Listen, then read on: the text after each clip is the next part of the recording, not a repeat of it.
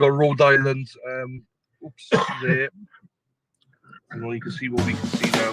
Call up a comfy seats, tea's about to get wild. We've got true crime tales and a mischievous smile. More life, chaos, the highs and the lows, laughing through the madness. Anything goes. It's talk time with Amy Boston and Kelly Farrell. Fun nights and stories we're telling. Everyone's welcome. Grab your drink, come run. We love true crime, real life and fun. So we're on the way, yeah, and free care and read y'all.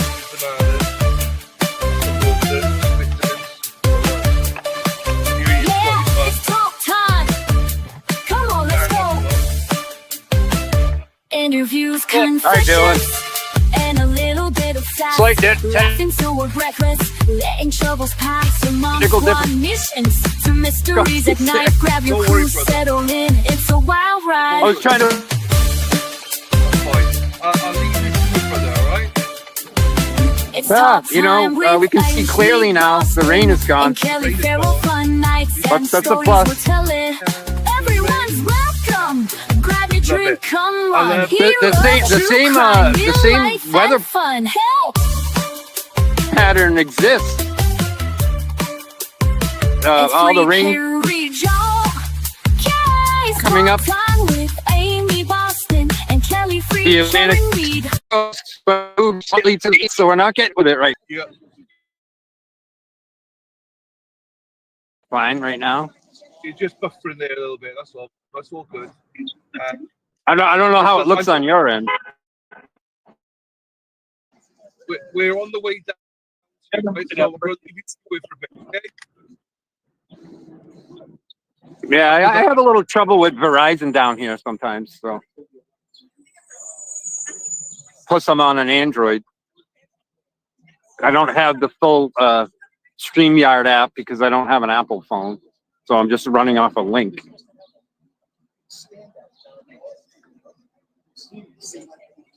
Trooper Harbin was here early. Now some of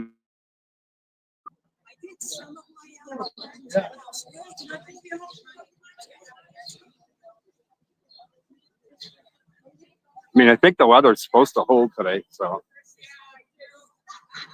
maybe a possibility of showers 1, 2 o'clock in the afternoon.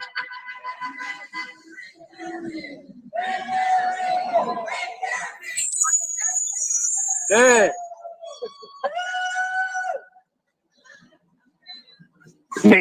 Same bus drives by every morning. Right around this time, so they see us free can read people out here.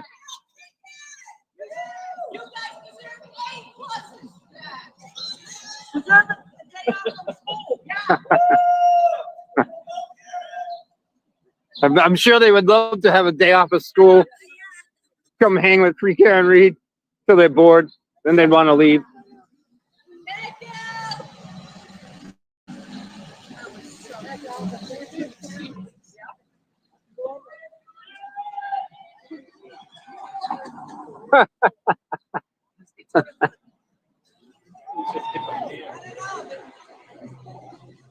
Yeah, no, they think they're on the news when they drive by all the news media. Yeah.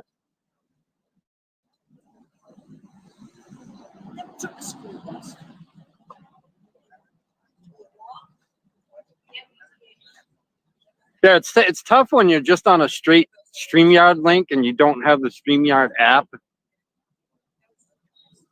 I can leave my view of my camera and go into the chat, but then I can't see what my camera's pointing at.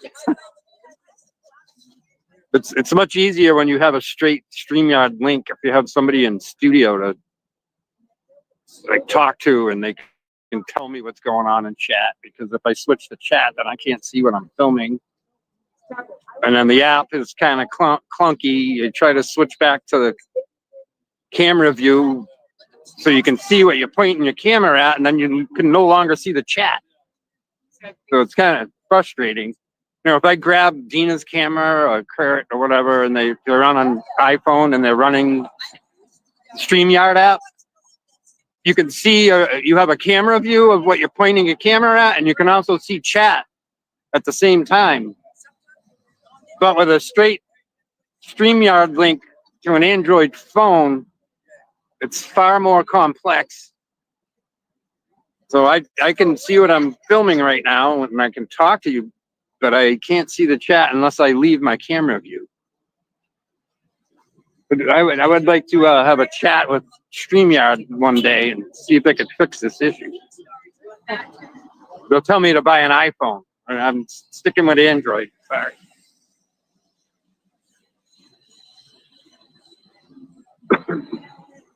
The bomb sniffing dog already went through. Typical normal morning routine. It's a good amount of media here. I've seen more, but there's news trucks around the corner. Good morning.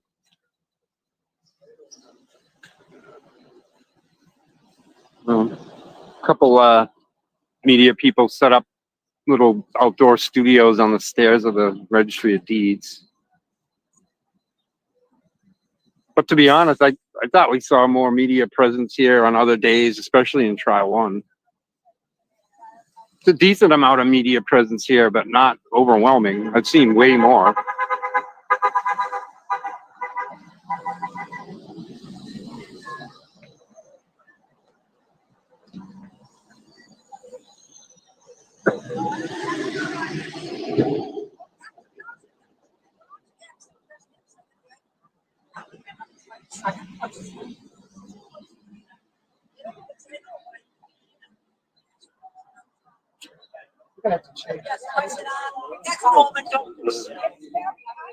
Yeah, they haven't redone the tape in a while. I don't know if it's in the budget.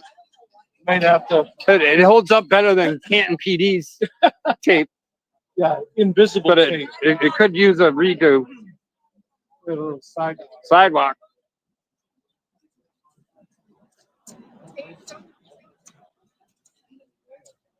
Yeah.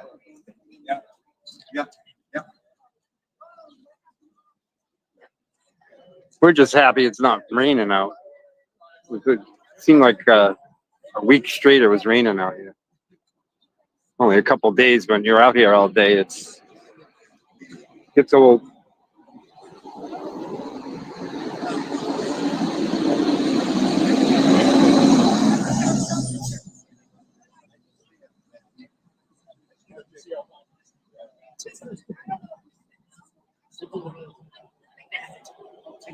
Also, warmer temperatures help too.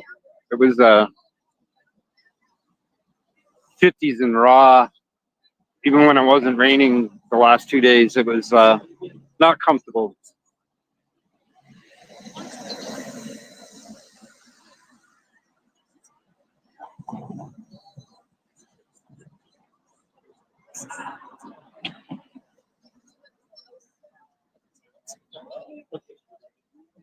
Wish I could see the chat. I know Bev ended the court day early yesterday because she didn't want to get into the next witness at 3:35. So she cut the day short. I don't know who the next witness was up for Brennan. And if they announced who that next witness was going to be, and then Bev ended the court day. I'm not sure. Come on, guys.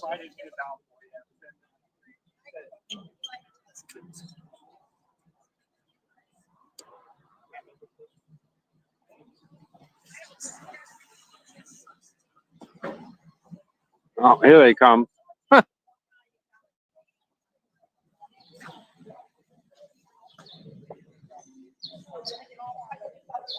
See Dennis, Brenda, and Dylan walking our way.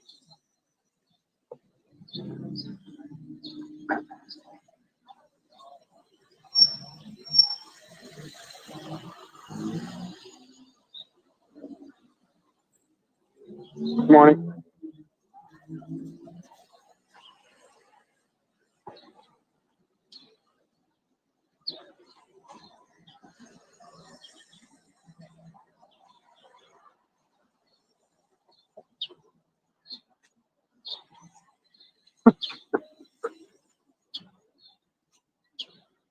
There they are.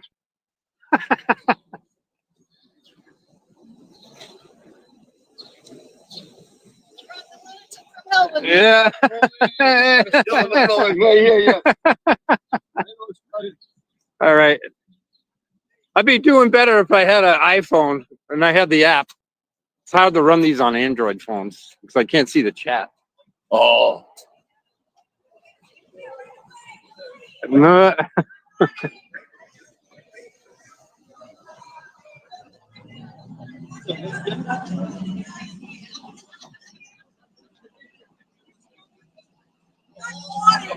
Morning, brother.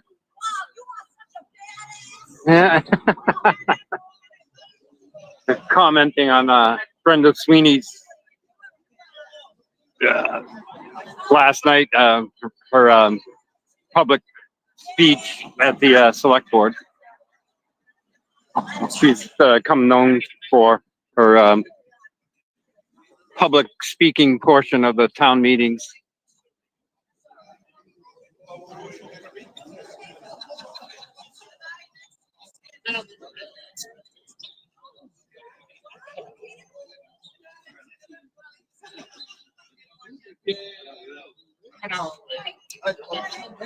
Wow. You're badass. That's your new nickname. Well, we just I know. I'm gonna highlight. I know. Yes.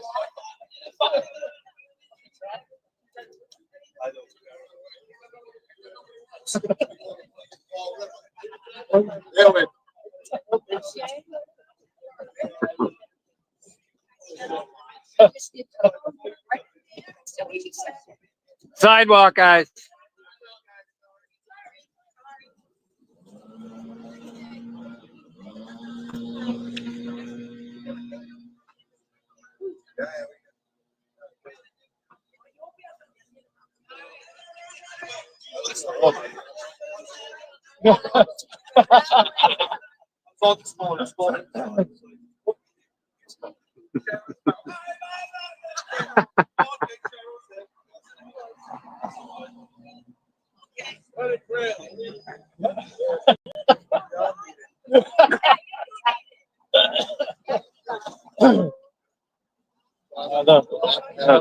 Hallowed be thy name.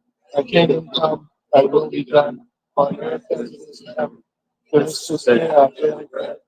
Forgive us our trespasses, as we forgive those who trespass against us. Lead us not into temptation, but deliver us from evil. Amen. Allegiance to the flag, United States of America, to the republic for which it stands, one nation, under God, indivisible, with liberty, justice for all. We.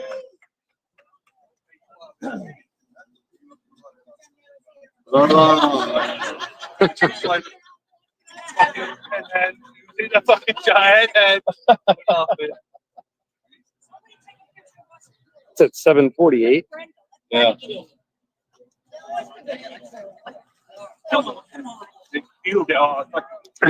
Timber, get in there with the hand.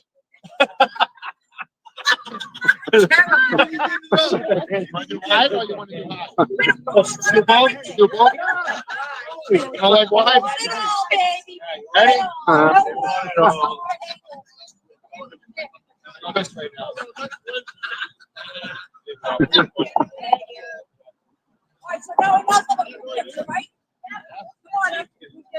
He's gonna have to do it. What?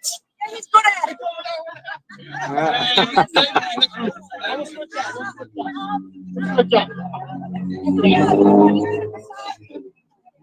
Oh, here we go. There we go.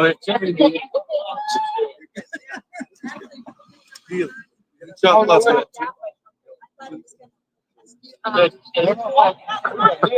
Crazy. Everybody touch shoulders.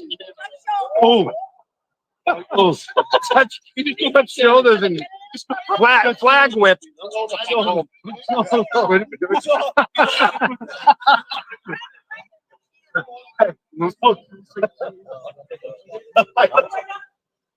Bring that up. One more.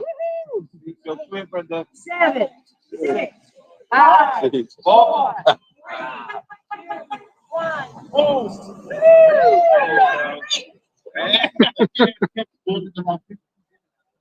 yeah. You never know. I know. I'm gonna get the picture. You're good. Are you gonna go live on the app? Or Do you want me to go live? Like, I can't. well, because all I have is a simple link. See the problem I have with the Android? Oh, I can't really see the chat or interact with the chat. That's one. Well, I can switch the chat, but then I lose the camera view, and then I try to go back to camera, then I lose the link. It's a pain.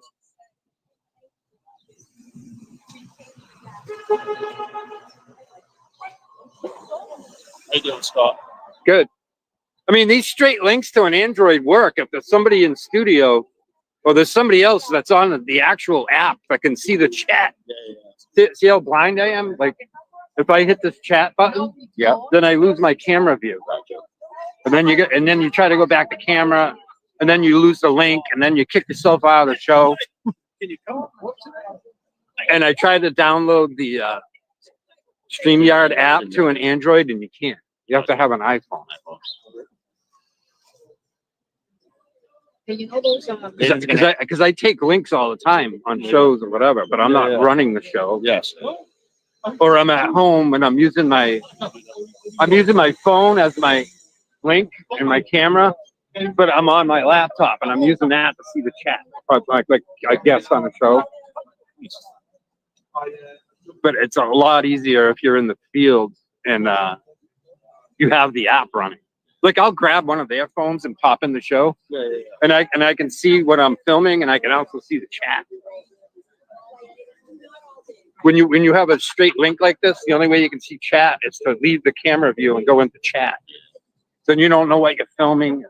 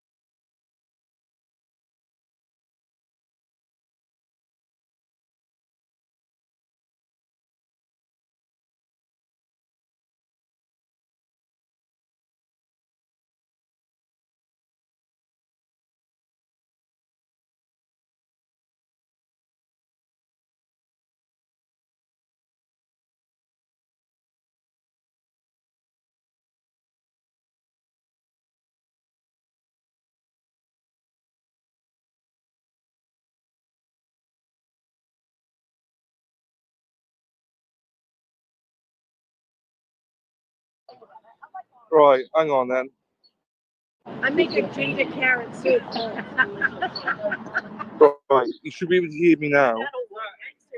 Yeah, I'm not in the. There you go, I'm here. I can't, what do you call it? I can't see the chat myself. I'm not in the studio, but I'll start again. We got Neil here, all the way from New Bedford. Over. There you go. Let's go, New Bay. So where you from, sucker? There you go. That's a song, by the way. That's a song. Yes, a friend made it, not me. He'd be happy to see the replay on this. There you go. Putting them out there. You know? That's good. We're marching. Okay, we'll march. We'll go down. We're marching down. We've got people here. Scotty's here as well. I'll give it to you in a little bit so I go up. Hey, look at the cow. Look at the cow with the pink. Yeah. Look at the cow with the pink flowers on there. Oh yeah, Poland. This is Stacey. Stacey's one of my favourite people. She's here every morning. I love it. I know. I love it. Hang on, let me. Oh, I can't even twist it. Deb's here as well. This is Dina's twin, Cheryl. How are we doing? Oh, we're going down, are we? It is to me. Of course it is. Do you know what? Didn't take it that well though. Hey Laura. Because I'm older. Joking. She's probably like, I'm not an old lady like you. Look at the group. Here we go. Marching down the street. We're marching to the Papa Zone. To the beat. Yeah, it would have been early, but Dylan fucked up the view. Yeah. Took the wrong exit. Go on the road, you get on this exit. We'll bring him down there. Yeah. Fuck, they head towards Rhode Island. I was like, where the fuck are you going? See what Island man is. I know.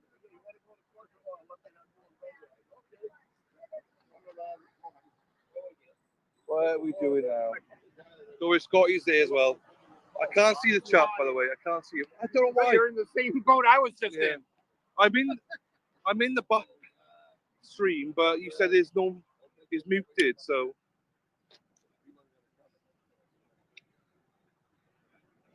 I can't even turn the frigging camera.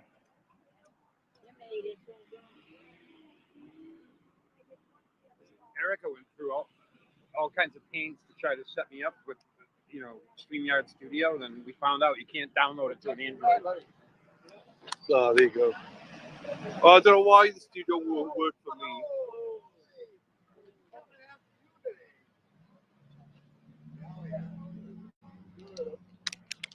That's why it helps if you have an in-studio host that can relay the chat to you. Yeah, that was me. When you're on a link. Yeah, that was me though. But it was like hard. It was in a car. Let's go find the First Amendment, boys. Yeah, we have to go outside with there's no speech Yeah. zone. So You have to find Free America once again.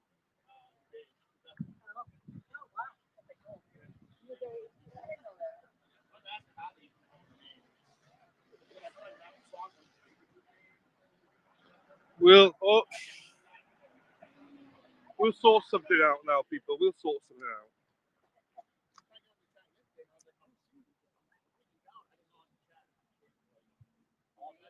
Our old stomping ground. Yeah, where the churches, where they used to stand. Traffic was bad today, but coming in here was alright. Enough parking spaces, everything.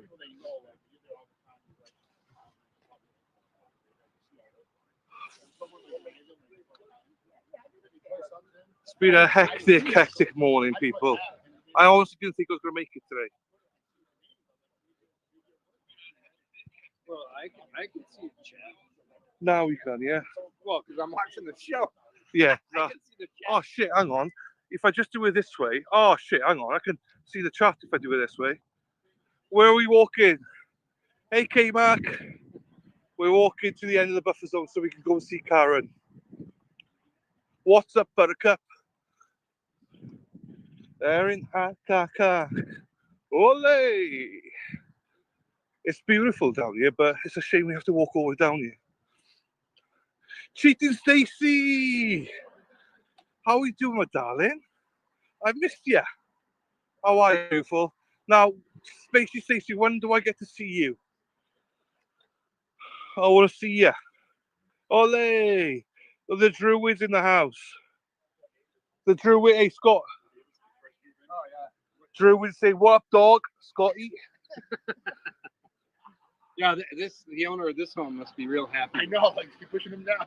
I know. The new name is Mr. Hook on a Trial. Yeah, I They're have gonna this be crowd in front of my house every every morning. morning, yeah, 3 months. What do you want to say to the chat? She's FKR. What do you want to say about the chat? Hey. Everyone loves Lauren. in the chat. All to the corner, look at her. Love it. Send Lauren some love, you see. Neil's here as well. Now, I always mixed up Scotty and Neil. When I first met you, I was like, I thought you were twins. I was like, and then I saw you both together one day. I was like, gee, but there's 2 of them. I honestly thought you were twins. I was like, A lot of people come up. mix you up. Hey, Scott, Yeah. how you doing? I honestly thought you were. I'm not Scott. I thought you were. Gee, I was like, whoa, what's going on? But then I got acquainted. It's fine. But yeah. What do you want to say? Neil came all the way up here. How long did it take you? Hour 15 minutes. There you go. Not bad. Hour 20. That's not too bad. Livable.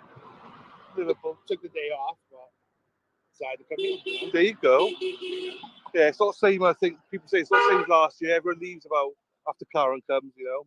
Well, Scotty doesn't. He stays here all day. He's a stalwart, proper stalwart. You know. Sometimes I'm down the other end, and sometimes I don't know. I saw the other day with the post office like cutting the grass in the rain. Aiden. Yeah, I saw that. It's like Aiden in the rain. Purpose. I skipped cutting the grass all week this week at work. The rain. Well, not last week. Oh, those are landscaping contractors. Sorry. They don't care if it's farm. Stacy's coming down tomorrow. Let's go, girl. Hey, Deb is like, go, girl, fucking Stacy, fuck off. Stacy, what the heck, man? I'm here today. I know. There's no love, Deb. Robin G, I love you. There's no love. There's no love towards you, Deb. You know, Stacy. She'll probably be somewhere else. She'll probably be cheating somewhere else. You know, no with Stacy, but you know. What's the guy from New Bedford's name? Neil T. Morning, Aaron. See you later. Safe driving, Herbie. Neil, were you in Yeah, I was on yesterday. were you in Let's go.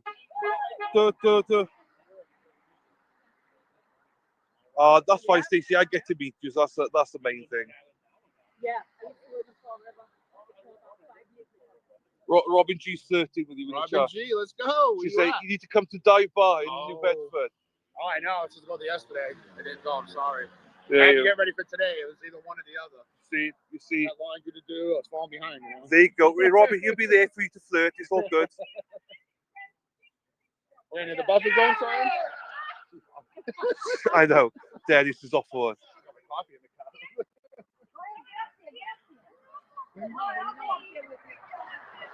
Go to Erica's restaurant for lunch today. I know. We were out yesterday. Are we supposed to be here? Morning, how are you? Head hen.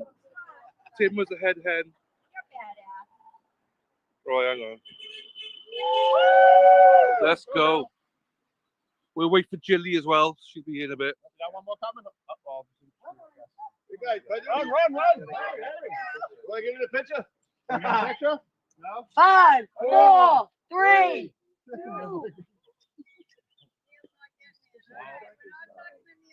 That's a goodie. Hi, Neil. Morning, Lulu Bell. How are you, sweetheart? Freedom.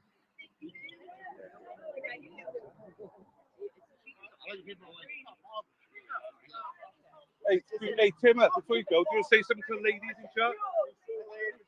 You know, he is a head hen. Make sure you come down and see Timmer, one of the funniest guys. Everyone was complimenting me last night on Resistance Silence. We're all like, Timmer's the unsung hero. He's awesome. We love him. I was telling everyone the story of when I came in and you were there. Balls, no teeth, big grin. Fucking loved it. I loved it. No, that's if you don't know, that's Timmer. He's a great dude. He's a great guy here in the movement. Good morning, JFK's girl. Hello, everybody. All right. Shall I try the studio again? Bear with me. I'm going to try the studio again. Hang on. All right, stand next to you so you can see the chat. Yeah.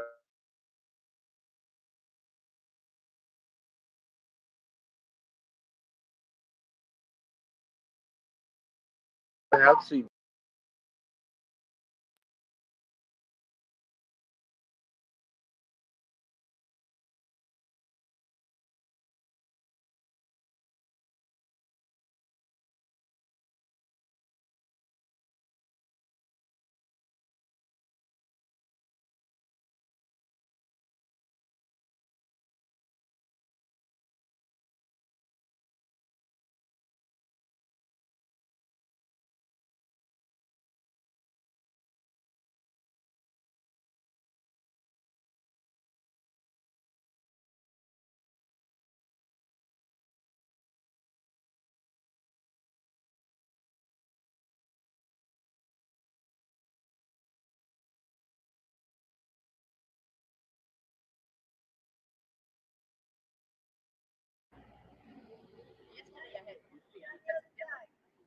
Root beer.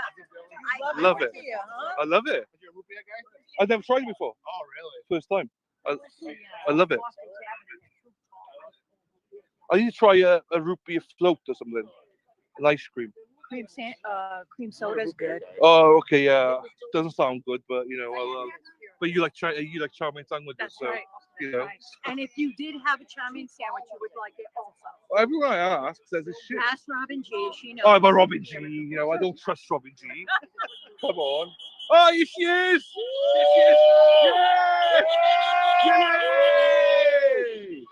Big duck in the front. I know, love it. That was Jilly this morning.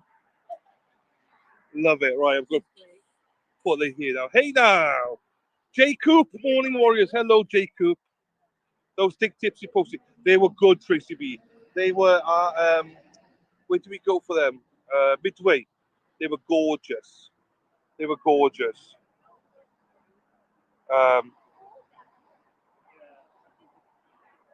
Yeah, not say without Dina. Well, unfortunately, Dina can only make Tuesdays, people. So there's gonna be different people on every morning. Don't like it? Find another stream. Dennis, do you want to say something to the chat? Let me say, I love you last night. Morning, chat. Sorry we're late this morning. Dylan taking after Dana. It's his fucking fault again. All my fault. Oh, it's his fault. He took the wrong turn this morning. I know. Wasn't up when I had to go get him a half hour later. Wasn't up out of bed yet. No. Let's not make you know. I'll tell a true story one day. Let's tell the truth now. What's the time? And Brenda was all mad at Dylan because he took the wrong turn. Up and down. I'm 5 hours ahead. Yeah. Let's go over here. Oh, I'm fine. We made it. We'll tell the truth one day, Dennis. What happened today? You know. Yeah, well, I'm not going to get into it more than that because you're gonna, No, it's good. last week I had my allergies. I blamed it on myself. The allergies are bad. But you took Jess off a walk. This morning? Yeah, this morning. Picked me up. Then we're here. Hide in the flesh. All Karen's fault. We'll blame it on Karen. Blame it on Karen.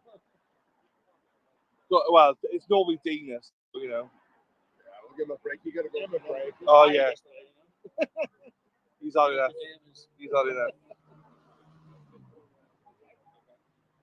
There's a good little crowd out there today. Good. See what happens tomorrow. Yeah. Well, tomorrow, should I come back? Absolutely. Yeah, I'm back. Yeah, so that sign me up. There you go. So Neil's coming down. Anyone? Stacey's coming down tomorrow. It'd be nice to me. I know who Stacey Spacey is. I know her on the chat all the No, time. she's always Nice to cheating meet her. on us, so I don't know who she is either. You know. Be nice to see you tomorrow morning. There you go. Deb's not happy. She's pissed. Yeah, Just bye. because Stacy's coming tomorrow. Oh, She's There's used some to it. people What the coming heck? tomorrow. do you know Stacey Spacey? Well, from the chat. Yeah, I'd she- like I- to meet her. I know it. Oh, I have to send you a postcard. Yeah. We'll have some chow mein sandwiches, you know, on the Deb, like, you know. So. I'm telling It ain't you, happening. I make the best charming sandwiches. You're from New Bedford. Never had it. Oh! Nice. It's literally just you and Robin G. Just you and Robin G, Deb. Hi, Bob. Ask my husband. He makes it. He knows I make a great. There you charming go. sandwich. Bring him a sandwich. What is You it, got to bring him one. chocolate I hate it. This guy eats nothing but grass. He's a little lamb. Yeah, that's why he likes lamb. Yeah, you won't eat lamb. You won't eat fish, you won't eat lamb.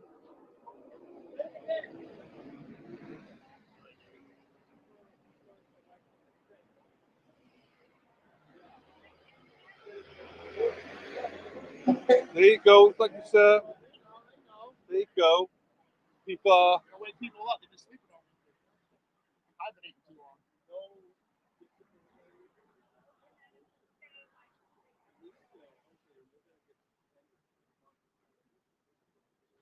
Keep an eye open. See if you see Hank come by. Somebody saw him yesterday. Hank's trying to come find us in the morning. Yeah, and it's cheap. He's got a cheap. I thought it was. Turn my head.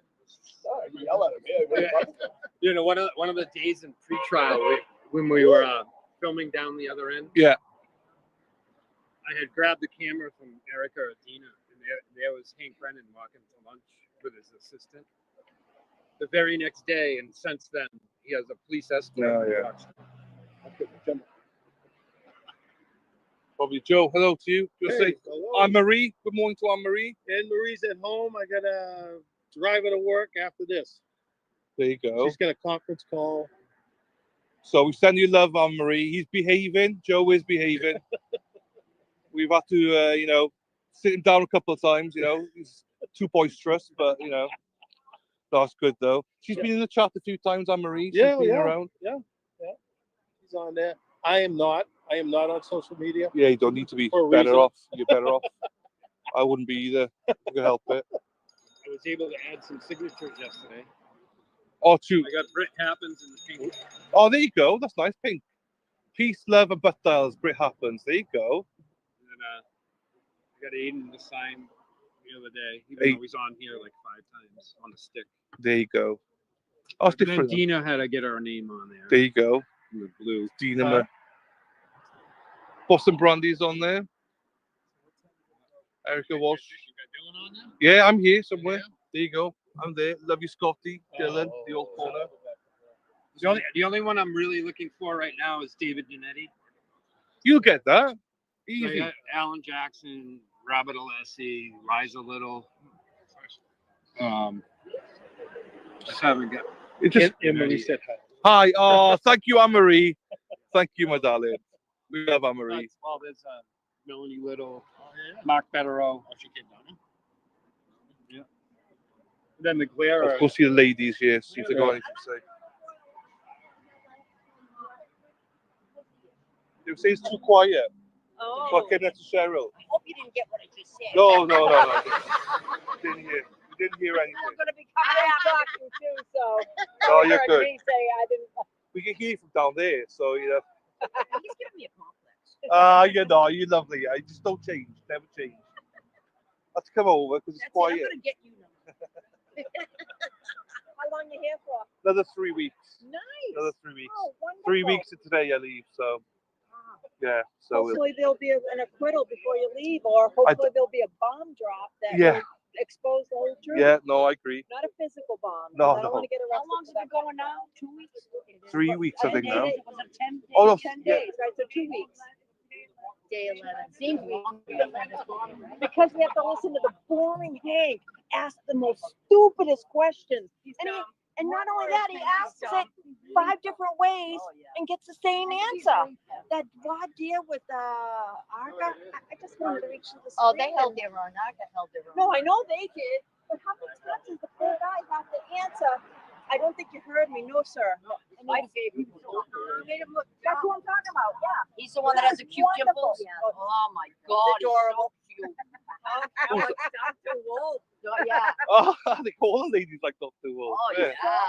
He's such a cutie Class pie. old lady. He did, yeah. He did not. You are in for big shit now, man. I said all the ladies. I said all the ladies. It was Cheese and rice. all the ladies. I said not all the old ladies. Oh, Cheese and rice still in. I know. What does that mean? It's my accent. Cheese and rice. Cheese and rice. Oh, yeah. You Say better God's say name cheese in and vain, so rice. change it to cheese and rice. I did think that was hysterical. I did When too. got that Yeah. shirt. I said I want one of those shirts, but I can't. It was a while ago when I started listening. Yeah. To him, and I'm like,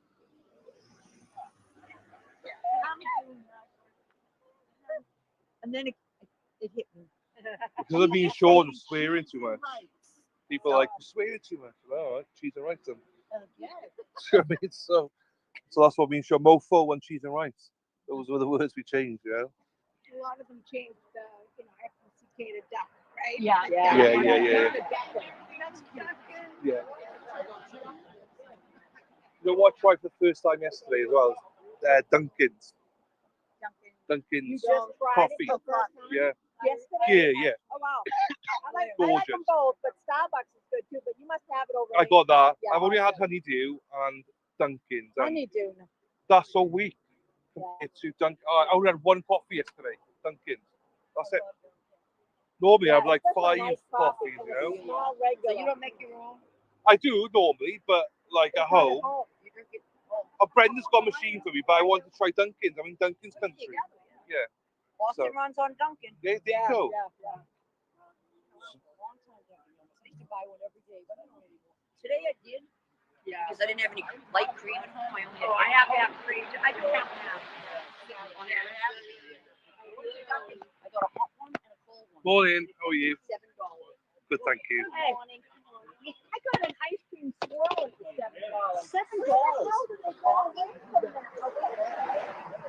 Bonus one, get the half and half.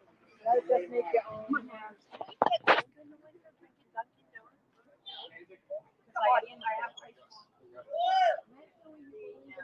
We'll go down a little bit here. Okay. Just say morning, Brenda. Morning. There you go. It's been a fun day. Yeah. We've not told them the full story yet.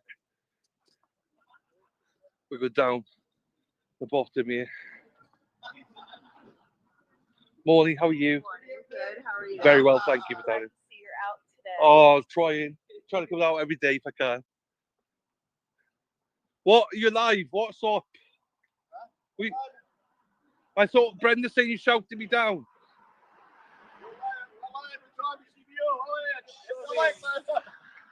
Watch the mic. It's a like button.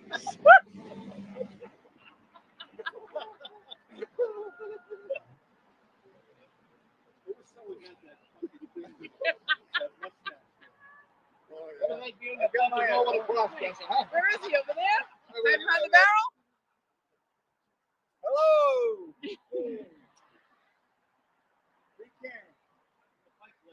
Jack going in today? Jack going in? Amy and Kelly are going live today too, I think. Oh yeah? Yeah. Check them out. You know that? He told me that. Amy and Kelly are going on this morning. Live. We should have a couple of screens.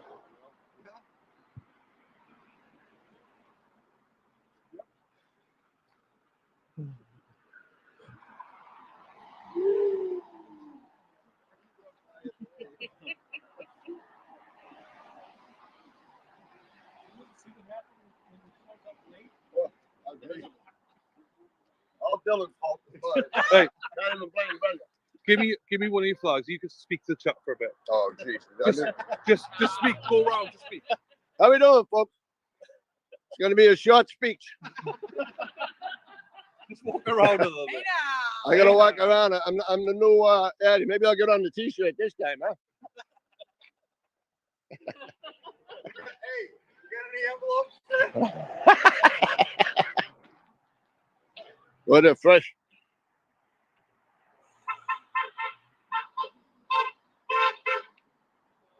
Can't see them. Hey, there's no chat.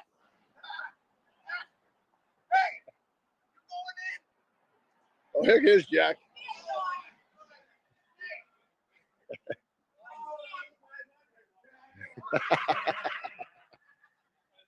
There's Action Jackson. What are you gonna do? Turn it this way to see the people? Look at you put in the crowd. There we go. There we go.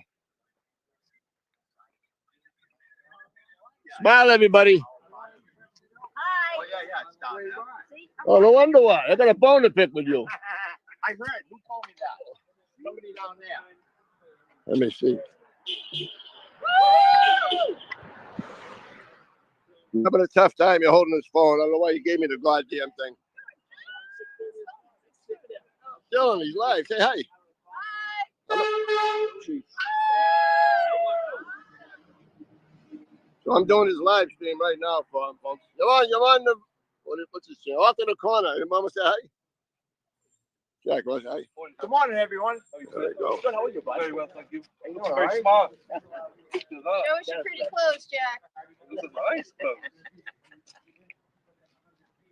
You're supposed to keep Oh. talking while you're on that, not even words. I don't get into this video shit. I don't know why you gave it to me. Gina, where are you?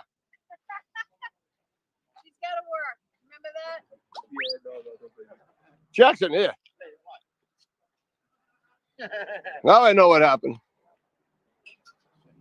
Here's the culprit. Gave me the big boot.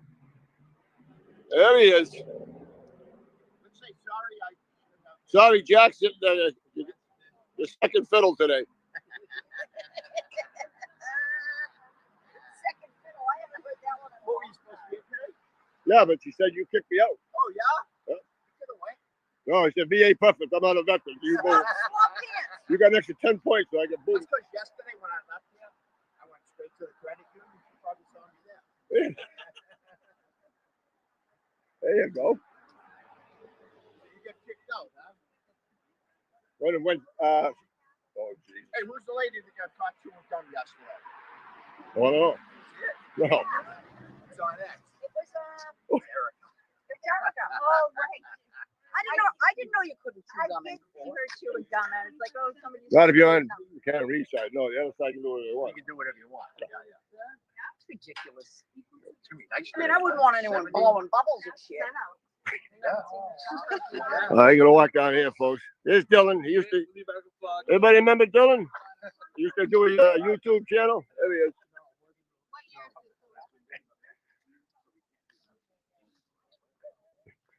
This guy's alive, Scotty. No, the Morning, Parker's you're alive. He screwed me. He gave me this phone to go walk around. I wouldn't have done it. but especially the courthouse, we need a person. Guys alive on Dylan's channel. Hey now. Working the camera. Look at Not for long. Not for long.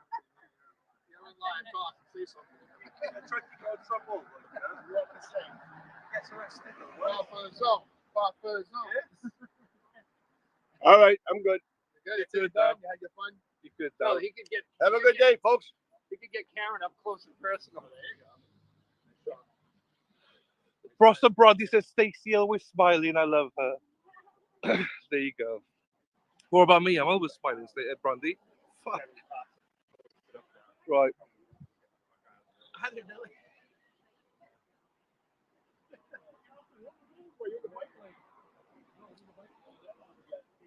What have you got to say, Deb? Anything? No? I wish Brandy was here. Yeah? She'll be down again. She'll be back again. She'll be here again. I might meet wants to see Brandy as well. I bet he does. He does, yeah. Saucy bugger, he is.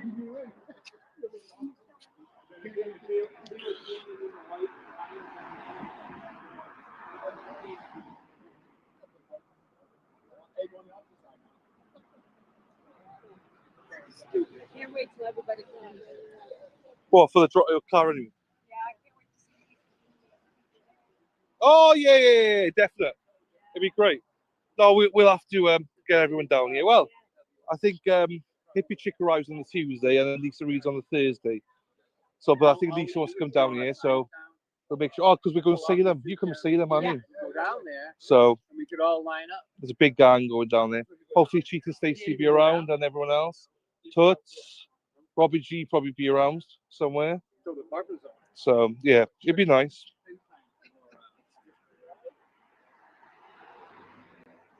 I think that's what I think what made it so popular last year. We have this whole area. It's a nice day though today, which is good. It's not too bad today.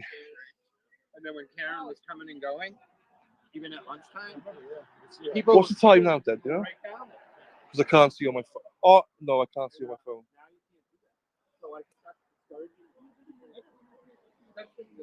Oh. 8:24. Okay, so there's a little bit of time. So that's what killed the numbers. Right, do you want to take over for a bit? Because I Sure. don't know. You want to No, hold we were just discussing the. No, I'm good. You sure? We were just discussing the Well, new it's buffer it's zone. When we had that previous 200-foot mark, we had this whole area where you see these cars on both sides of the street. They were all free Karen Reed cars. And that's where we all hung out. And during trial one, when Karen was coming and going, people would put their signs down, cover up their free Karen Reed gear, and everybody was allowed to physically walk down near the courthouse and be right near Karen Reed and her entourage as they came and went from court. Those parameters or dynamics have completely changed. We can't be down in the buffer zone at all with signs or gear removed.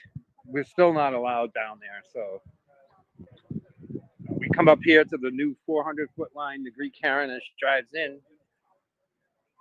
but we can't go down into the buffer zone to be closer to them. I guess it's a good thing in a way, security-wise, for Karen and her team. But as far as people coming down here to hope to get an up and close look at Karen coming and going from court like they could in trial one, that's a no-go. So after Karen drives by here at the 400-foot line, the stalwart boots on the ground, I cover up my sign with a trash bag, and we march 600 feet to the other 200-foot buffer zone line, and we hang out down there. But we're completely isolated from the buffer zone, so I think that's kind of hurt the numbers of people coming down here. We don't have our tourist, quote unquote, free Karen Reed people coming down here that they knew in trial one they could set up their lawn chairs, and then when Karen was coming and going from court, they just put their signs down, and they'd be able to run down there by the court and be really up close and personal with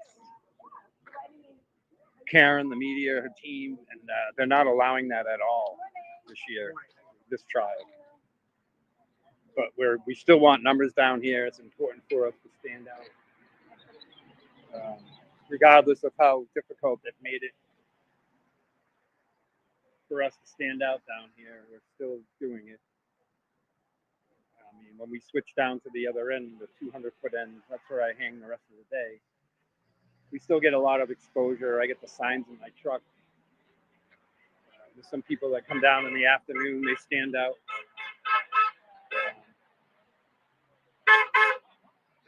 During lunch and then at the end of the court day at the 200-foot line, you can get a pretty close look at Karen and her team, but you really can't get close to her.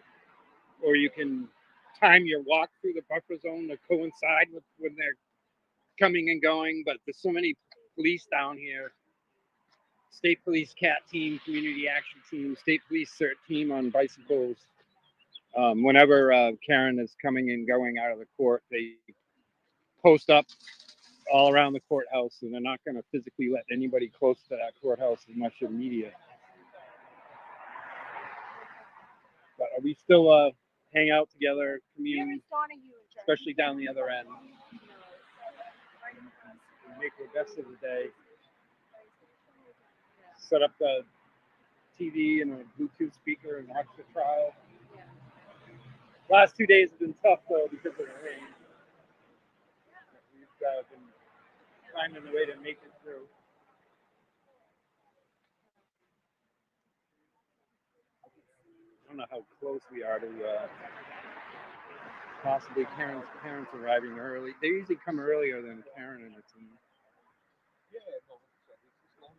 But I'd have to be able to flip Dylan's camera around.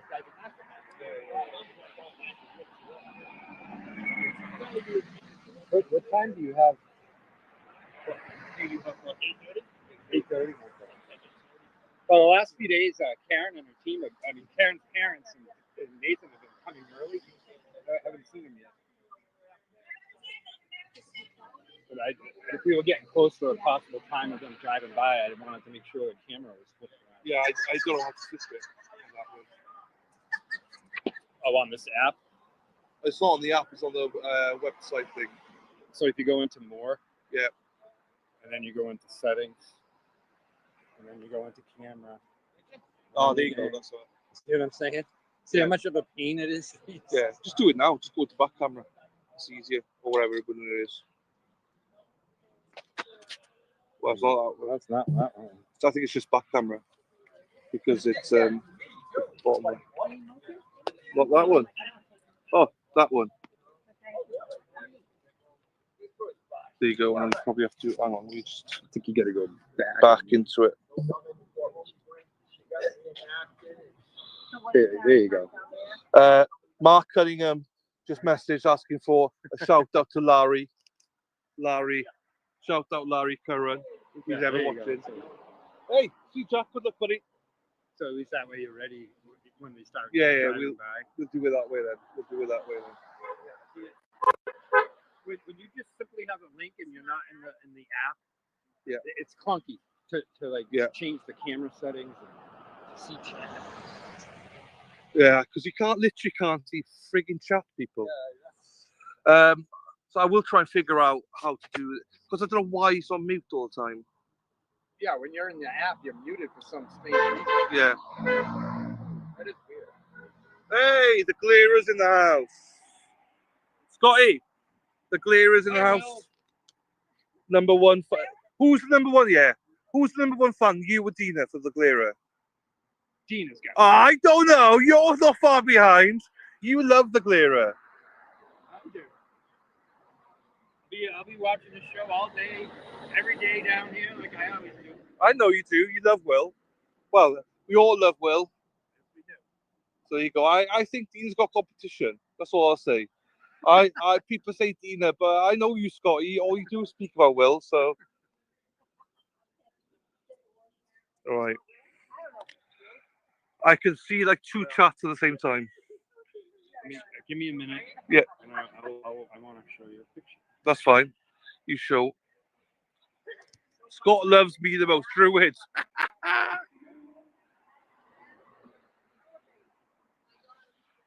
We'll twist it. We'll see if the Reeds come. Mr. and Mrs. Reed and Nathan. Scotty's got a picture here. It's a picture of. There you go. Hang on, people. Oh, you can't see it. There you go. Will kissing Scott. There you go. I told you. Will gets a little handsy when he's had a few. He gets handsy. With everybody. Hey, buddy. Hope you're doing well, Will. Right.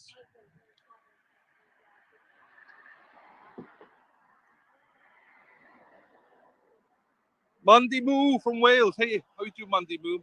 Right. Here comes another legend here now. Denny Sweeney. I got Channel 4 here as well. They're trying to, they're filming stuff as well. They were trying to film America yesterday. They're behaving now, Sweeney? Yes. Well, the police haven't told them to get No, out. well, Brenda's here, so they're doing to come down. Oh, there's Dedham now. There's the fucking daddy wagon. Right, yeah. That's Dennis going back. Dennis going back. He's going to behave now. The Dedham police doing this detail. The first thing they look for when they pull up is Dennis in the road. Yeah, he had his last warning of beat. He's on the street all the time and he's got his flags everywhere. So he's on the last warning. See the sign free can't read. They normally gone past by now, Mr. and Mrs. Reed. They were coming early the last 2 days. I'll keep it on this because Yeah, it's only 8:30. I know. Yesterday it felt like we were down here 2 hours. Clock wasn't out.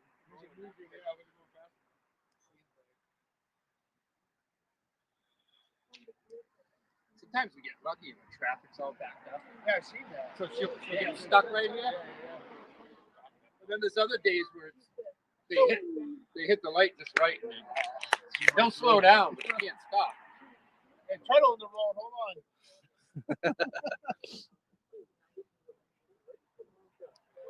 I got a good seat here. Do I have to do somewhere else? No, you're good. You sure? You're good there. I'm gonna block the view. I didn't come here to see you. No, you're good.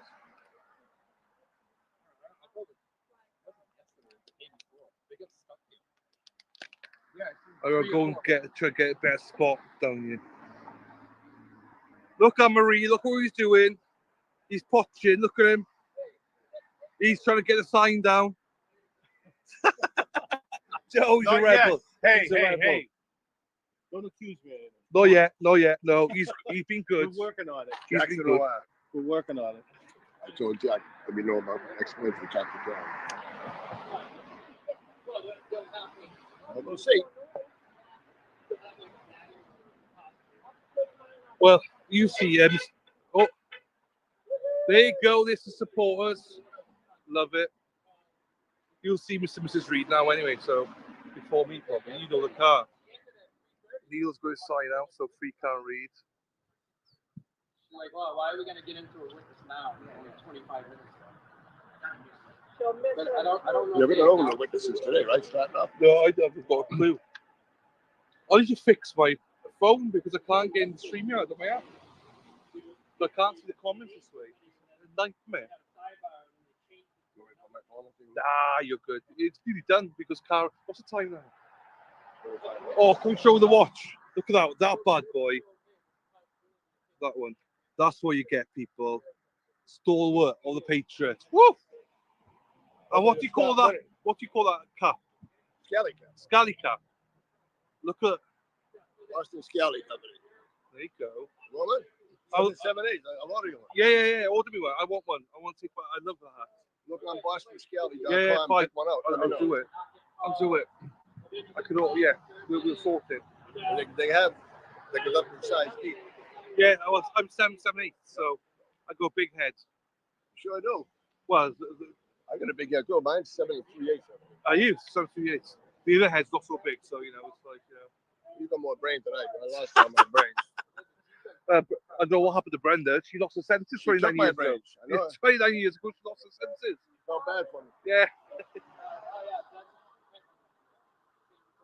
Right. The reeds should be coming. Well, I say they should be coming. They're normally here by now. They could have already gone another way too, depending on the traffic. Oh, yeah. Dun-dun-dun-dun. Hopefully you can all see stuff anyway. Even though we can't see the chat, hopefully you'll have a good time. Upper zone. No, not yet. Doing about 5 minutes, 5-10 minutes. Say hello to chat. Say hello DJ. to chat, DJ. Over here with Dylan. DJ, you're live. You're live. Hey, how's it going, mate? How are you? Very well, thank you, buddy. Just live with the stream. This is DJ from Calling All Beings, everybody. Love it. Hey, thank you for the shout out, man. Yeah, I got to get you on the show so we could, talk British and, just act a fool and talk about the case. There we go. Let's do it, DJ. Let's do it. Oh, there you go, back to you. My pleasure, sir. It was a pleasure to meet you, too. And you as well. Glad I got that opportunity. And you as well.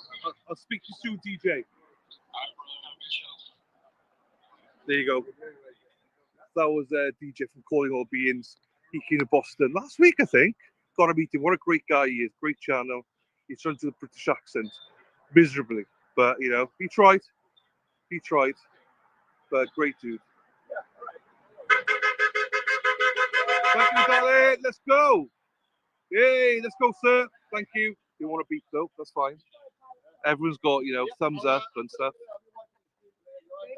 We don't have any constant salutes today. We've not had the old finger up. We've not had that today. All right, my friend. Bye-bye. Shout out Boston B as well, because she's always with DJ as well. I think Boozy Beauty as well. Is she on there? I'm not sure. Oh no, that's Cantic Chronicle. Sorry, it's Boston Brandy. That is on. I think Calling All Beings. I don't know. I get mixed up. No, just go support all the channels. Content Chronicle. Calling All Beings. All the channels. Just go support great local people. Great channels. There you go. Yeah, they may have come in another way. You're right. Because they're here by now. Yeah, the traffic as well. That's true. You might have gone the wrong way, like you. Well, I'll tell you a story. Here we go.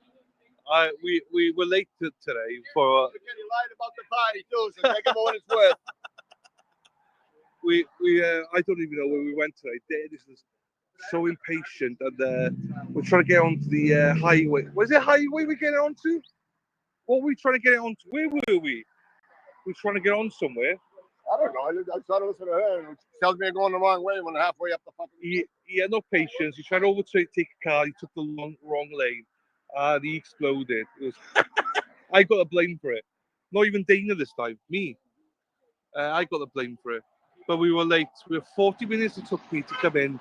Hey, from Canton today. Thank you, sir. 40 minutes from Canton today. But it is what it is. We got a spot. It was easy. It was fine. Shit. Don't even know how much batteries I got here left, you know. 37%. 37%. Okay. We might be struggling a bit, people. We'll have to get Scotty back on. Hopefully Mexi's here by then. Dennis speaking to the state trooper. State trooper. Oh, is it Dedham, is it? Those are good guys. Oh, they're good. Yeah. The Dedham police have been fantastic. They've always been very polite. Jessica Shadow is in Forte, so shout out to her. We'll be following her tweets today. Morning. Right.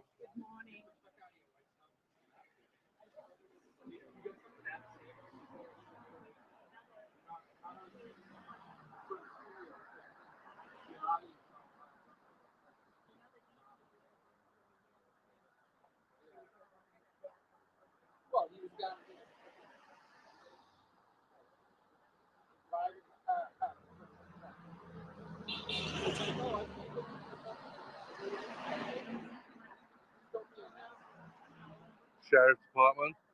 Got a picture of them working hard.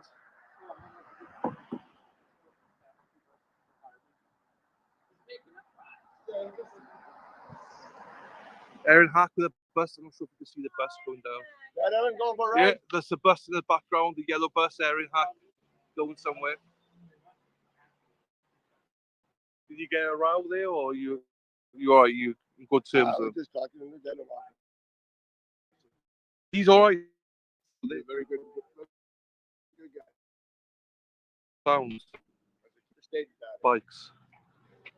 Yeah, I want to arrest everybody. Well, they're gonna try to do a proper investigation. Nice. Says cannon pod though. That's true. It's weird. This is rated, by the way, this camera. It's not Audi. This must be a Commonwealth camera. He's filming us. There you go, 2FFY, 280. Go say you film us. That's fine. I don't mind that. I prefer it when they beat the horn film, like you can wave.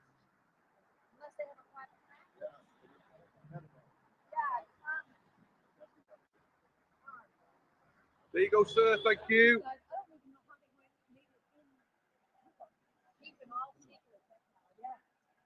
Ooh, she was nice. It's not Impala, is it? Is that a Chevy Impala? They sold their soul. Nope. They're soulless now.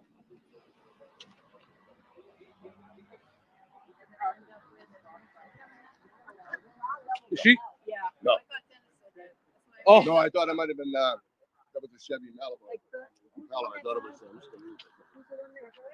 You gonna tell me he's the guy? No way. I don't believe it. Someone's got a lot of stuff. George Pickens is now gone from the Steelers. What they get for him? Draft choice? Yeah, draft picks and baby something. I don't know. He's gone to the Cowboys. Anyone interested? You got the Moody Blue down there. Brady, him on the bike. That's the one that gave me shit yesterday. Why would I get the van there today? Brenda's like, what? You didn't tell me this. I told me yesterday. Get mad. I said, we're in the bike lane. Let me use your bike in the bike lane, and you won't bother me. I'll be in the bike lane, your bike. You didn't like it today. When you're not here, Brenda, he gets into. He's a troublemaker.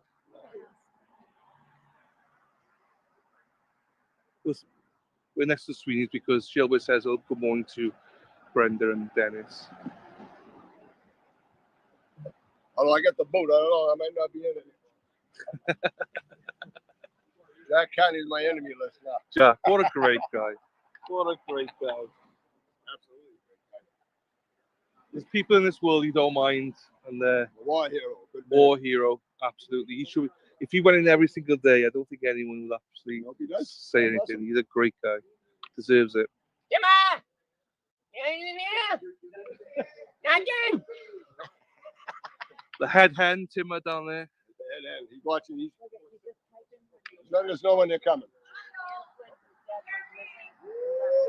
Hey, morning. You see, I love that. Record. I love that. I hate when they don't tell you and they just, film us. It's great. Let's crush my balls. Whatever. Just whatever you want. When Brenda wanted to focus on all the ladies, you said, "Timber, get in." He started going to the picture. So usually he clutched now. I was loving it. I was please, Timber, go in.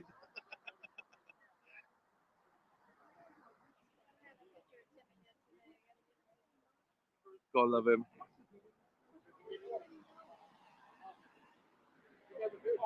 Have you photoshopped me? What is that? Photoshop?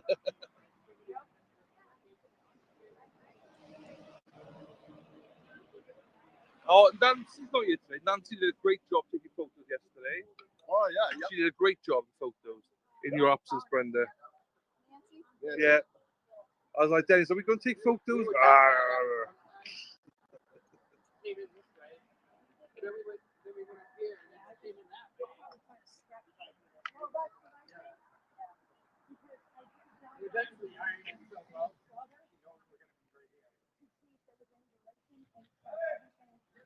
Oh, there's a word. Is that him?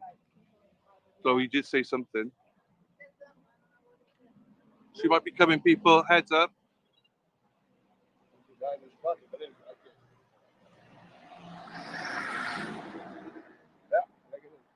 Oh, she's coming, people. She's coming. Stand next to Brenda because she loves Brenda. That boy, go slow. He's coming. I love it.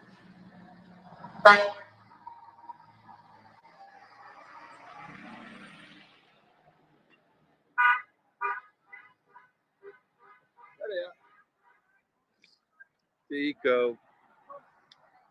Morning, guys. Morning. Morning. I did. Thank you. Wednesday. Thank you. There you go. Free car and read. Scotty, do you want to go in? I'll put you in on yours because I've down to like 20% batteries and I've got to go. So You don't let me put a condom on my sign. yeah, put your condom on. It's fine. Be safe. Well, bye, Stacey, my darling. Lovely to see you and you as well. See you tomorrow, my darling. All right? You do. See you. Take care, my darling. See you next week, Missy. Sunday. Yep. There you Or go. maybe if it's a nice day Friday, maybe I'll take. Oops, sorry, my darling. Hey, safe travels. Thank you, my darling. I hope we see you soon. Yeah, there you go. There, we'll see you later, my darling. We'll see you later. All right, take care. Enjoy your chow mein sandwiches. Neil, thank you, buddy. I hope we see you tomorrow. All right. And Scotty, I'll put you in when you're there. Right. One more picture. You got enough yet. I'm gonna make Brenda, I'll take it. You go into it. Here we go. I'll take a couple here. 2 seconds. There you go. Scott covered him, so that's all right. Right. I'll see you then.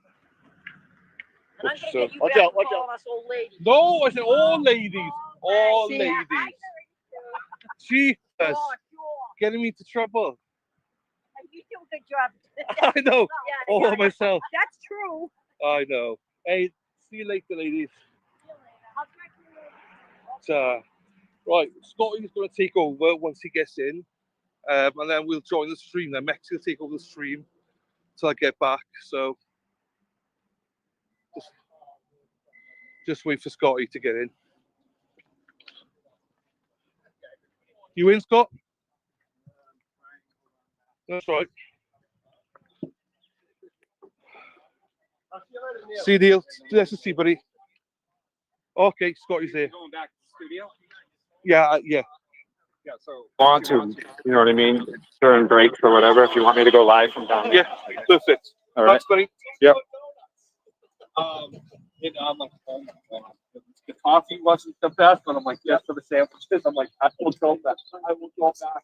Walking back 600 feet through the buffer zone to get to my 200-foot line.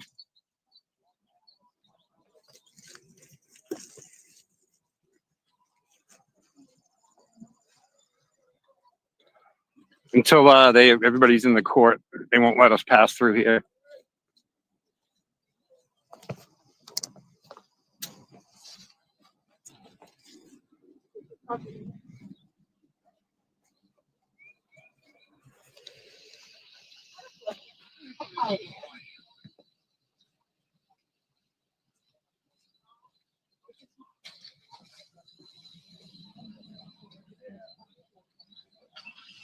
Like I was saying earlier, even with the previous trial 1 buffer zone, if you didn't have free can read signs or apparel, you could come down here and be really close to them coming and going. They're not allowing us in the buffer zone at all.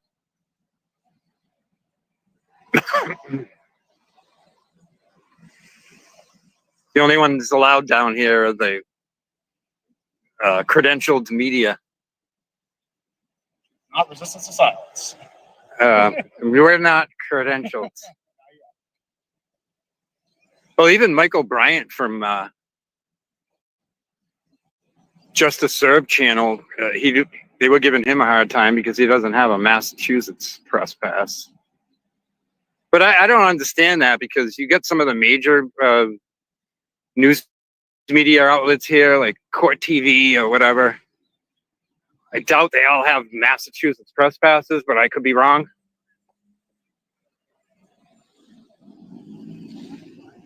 I did too many times because I had this.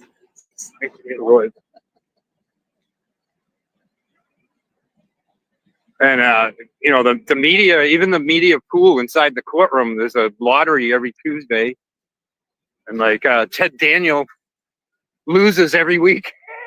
He never gets in. Speak of the devil. Ted, are you ever gonna win the lottery to get in there?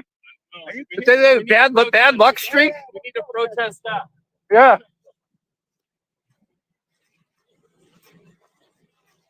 I know Aiden Carney, Turtle Boy, he didn't get in this week. But Aiden's had better luck than Ted Daniel. Aiden's won the lottery a couple times already. And Ted Daniel is 0 for, I don't know how many lottery picks. He's just having bad luck. I think it's kind of odd, because there's some media outlets that win the lottery and they're kind of like nobodies. And you got major Boston news channels that aren't winning the lottery and they can't be in the courthouse. Kind of crazy. You would think your major Boston news stations, 5, 25, BZ4, 10 would be automatic ins. And then the extra seats would be lottery seats for the other various media. But nope, they're all their names go in a hat, all equally. So if you don't get picked, you don't get picked.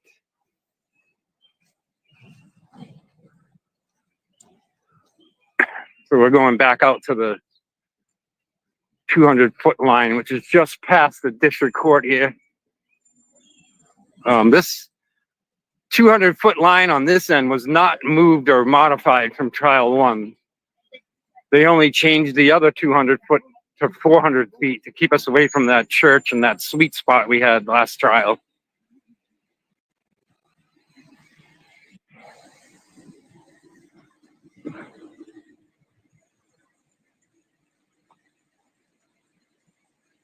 So if I'm here early enough, I grabbed the first spot at the buffer zone line.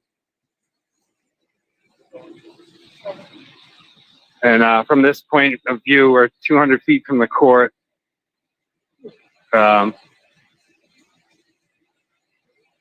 Karen's livery ride usually pulls around that corner.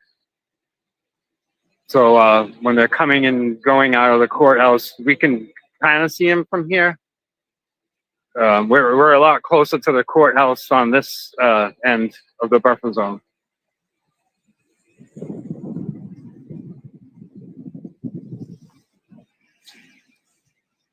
And of course, I have to bag my sign to walk that 600 feet to get back to this end of the buffer zone.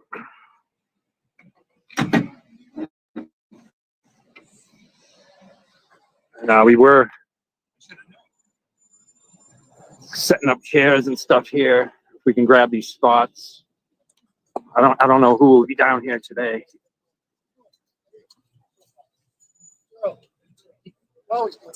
Some people were setting up chairs and stuff, and this business wasn't too happy about it. It used to be a church, and now it's a dance studio. So they, to keep freaking people off their property, they put up some more caution tape.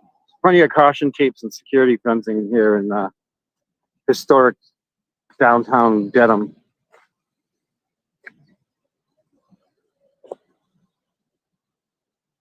That's Tim coming down here from Canton Community Television. His partner must be in the courtroom. What's going on, Tim? You're live. Did you win the lottery to get in this week? We're alternates, so we'll be in on that basis. So you're just hanging around in case?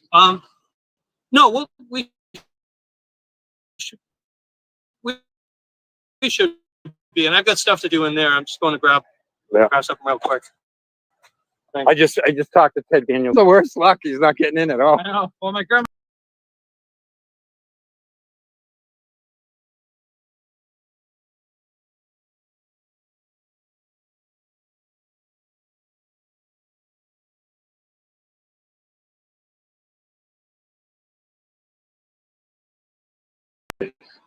Dylan on his phone, which I believe is an iPhone, he was getting chat.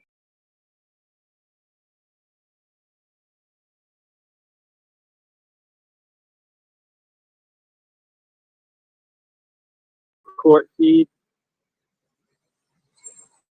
I think Dylan has to get back in studio to do that. I don't know if anybody else is on this channel right now to put up the court feed. So I guess I'm just feeling dead air right now.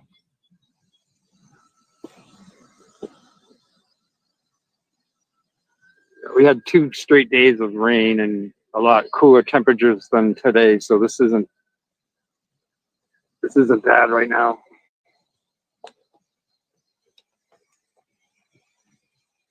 Flip the camera around.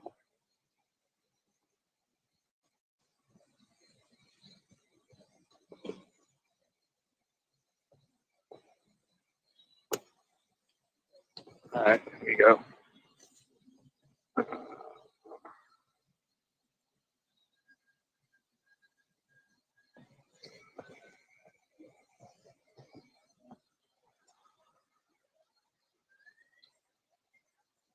See, there's a setting on here to go into chat. As soon as I hit the chat, I lose this view of my camera. And then when I try to go back to camera, then I lose my feed, and then I got to go back in on a link. It's an iPhone. But I'm waiting for Dylan to either put the court feed up. Because I don't know if Dana and Tracy are around to do it. I don't know. I don't know who the mods are right now. If they can put it up, managing mods. Kind of working in the dark here, not being able to see the chat.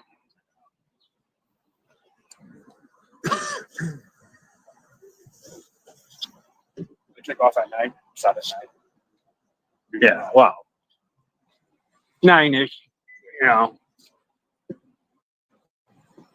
Sometimes it's a sidebar right off.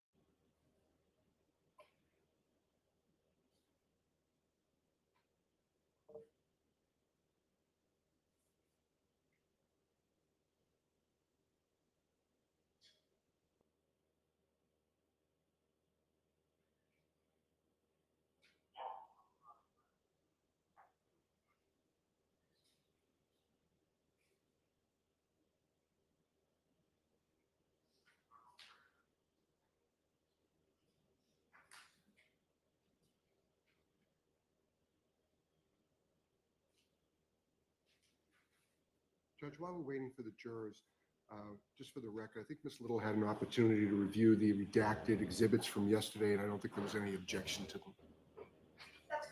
All right, thank you.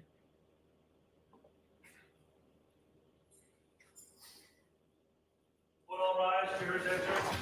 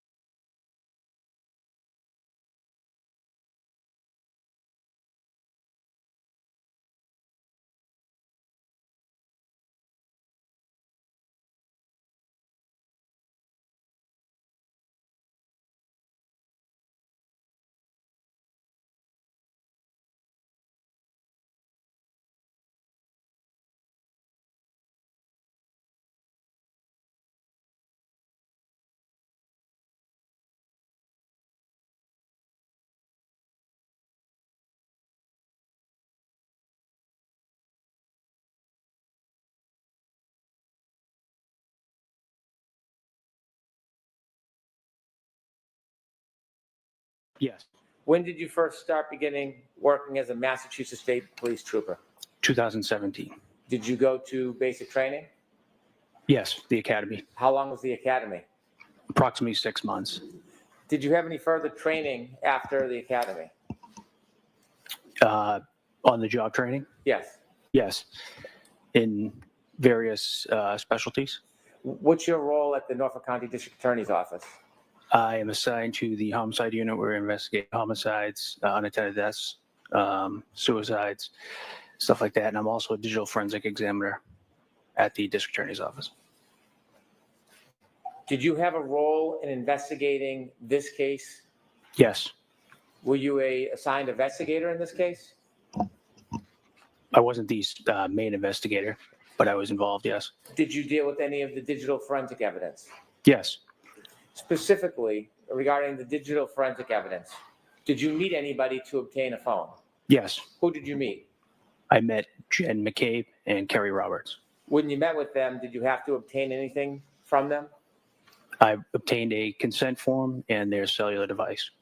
After you received their devices, where did you bring them? They were brought back to the forensics lab located at the Norfolk District Attorney's Office. And what, if anything, did you do with either or both phones?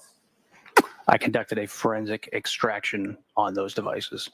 An extraction, is that a copying an image of the phone? Yes, Is that different than analyzing the phone? yes, Were you involved in analyzing Kerry Roberts' phone? no, Were you involved in analyzing Jennifer McCabe's phone? no, Was your role limited to attaching it to Gray Key and doing the extraction? that is correct. And did you do that?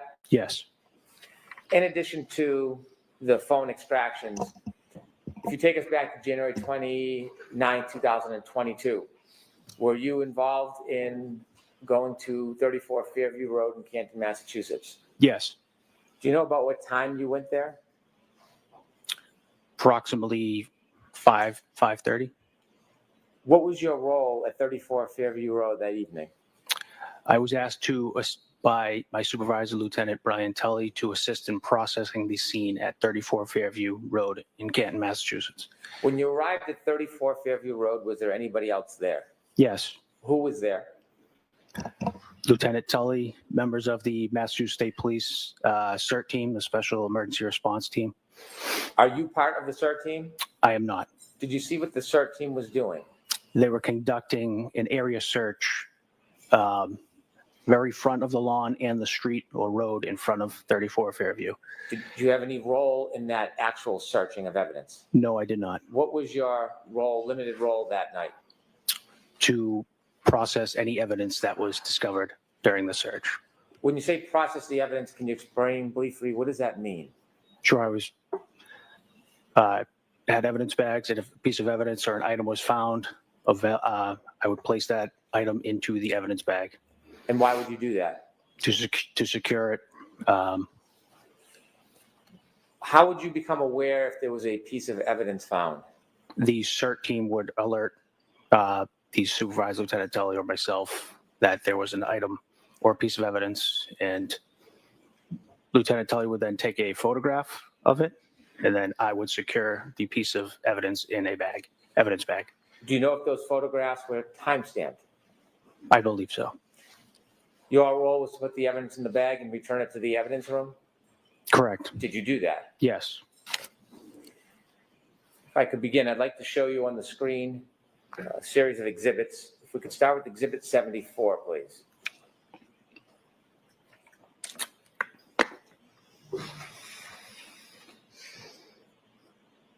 Trooper, do you recognize that item? Yes. What is it?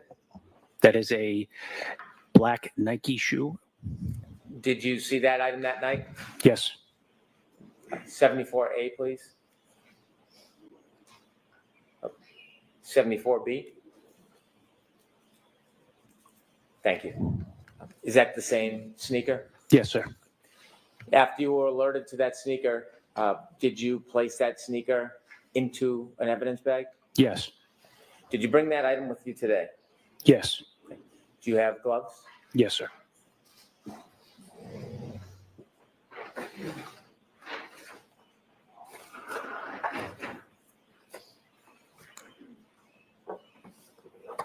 Do you want the lights on, Mr. Brennan? Please, thank you, Your Honor. And Ms. Gilman, you can take the photo down, please. With the court's permission, I'm going to move this piece of evidence, item into evidence. Okay.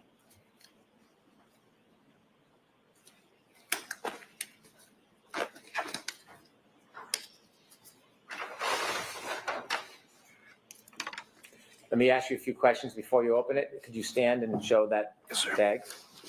There's red tape on it. What's that for? To secure the bag closed.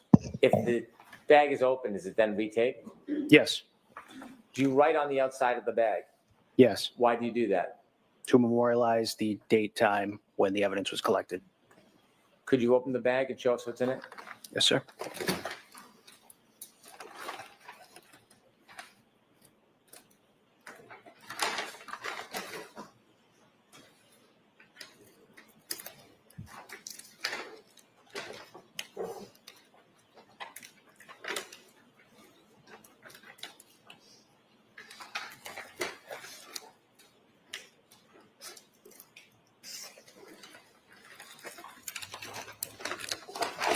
Sorry.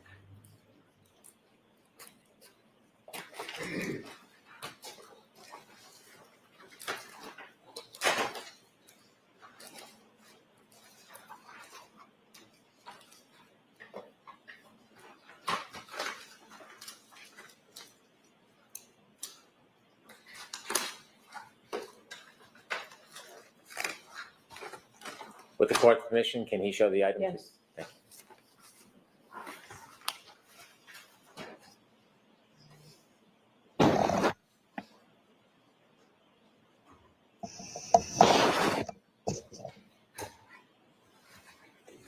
Trooper, is that the same item that you found that night? Yes, sir. If you could place it back in the bag, I'd ask this to be marked as an exhibit. All right, any objections, Team Eddie? There's no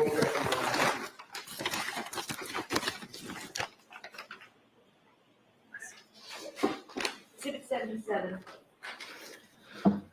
Sir, you mentioned there's writing on the outside of the bag. Yes. What type of information do you write on the bag? Date, time, location, who's collecting it. The time that you write in the bag, is that the specific time the item was found, or does that represent a different time? That could represent a different time. And why would that be? If you're processing multiple things at once, you're bagging things at different times, then when you seal the bag, that can be the time that is annotated on the bag. Can the item be found before the time on that bag? Yes. Would you ever write a time later than when the item was found? Yes. Like to move now to Exhibit 75, please.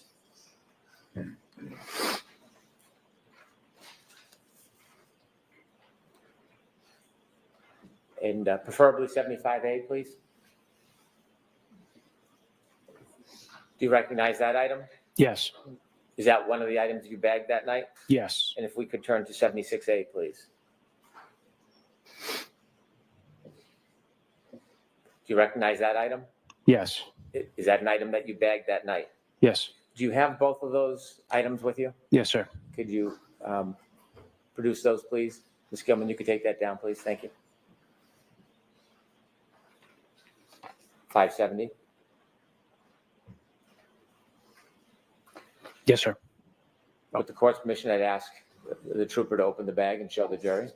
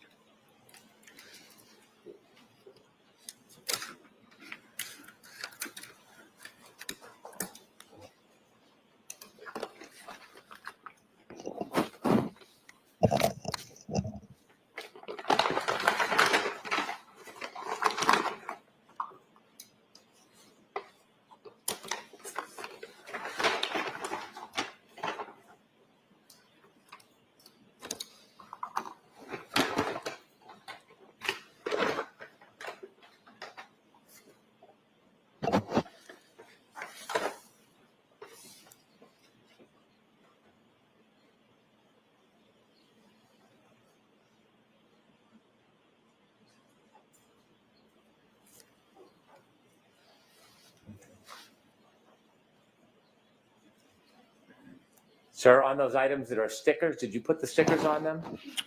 I did not. Do you know where the stickers come from? I do not. Do you know if these items are ever sent to anybody other than your evidence locker? Are they ever removed and given to lab personnel and technicians? Yes. Do you know if that was done in this case?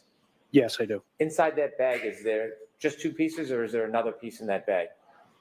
There was another piece in the bag. When you put the taillight pieces in that bag, how many pieces did you put in the bag? I put 2. Do you know if the other piece in the bag is a piece that broke off? Or do you know how that arrived there? I do not. Could you just pull out that other small piece and show the jury as well?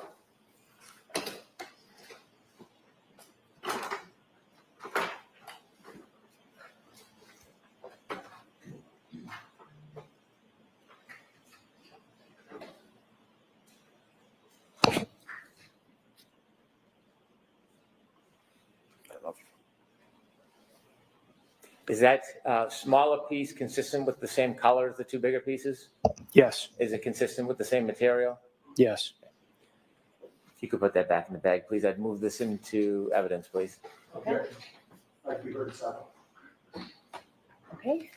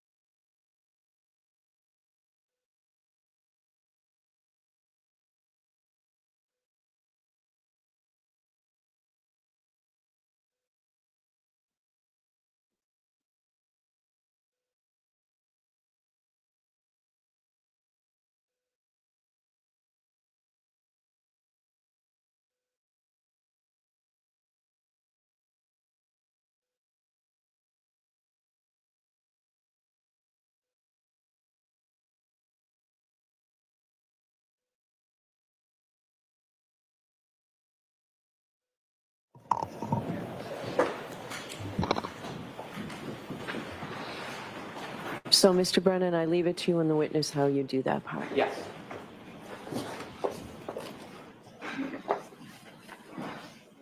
Sir, in the small chip piece, you don't know how it became chipped?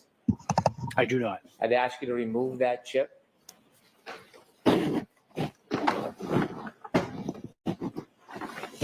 Like you to safely secure it, bring with you, and bag it when you leave. Yes, sir. And then I'd like to introduce that exhibit. 78. So we're going to mark the little chip. You Ms. would like to Giannetti mark it? asked to Okay. mark that. Yes. Then we're going to submit that for identification. So the small chip that I Madam asked you to Clerk. secure. Madam Court Reporter has an envelope for that. Thank you very much. Exhibit 78. Thank you.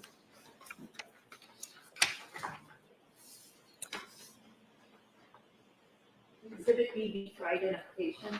Thank you. Trooper, we have one more bag of items to go through. Yes. Could I have exhibit 73, please?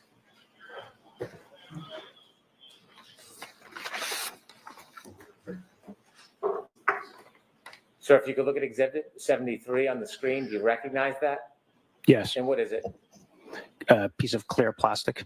Is that piece of clear plastic, when you saw it, was it at ground level? Yes, Did you bag that item? I did. When you bagged that item, was there another item along with it in the same bag? Yes. May I approach, Your Honor? Yes.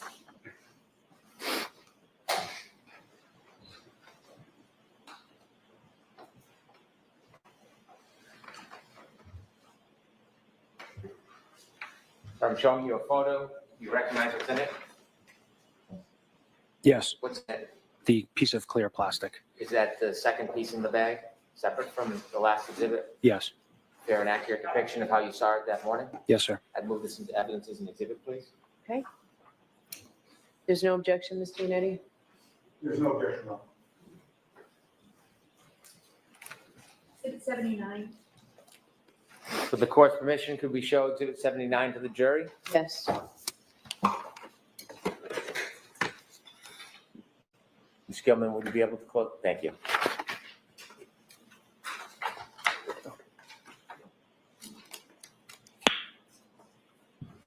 You recognize that item, sir? Yes. And did you bring those two items with you, the past exhibit and this exhibit? Yes. Could you produce those, please?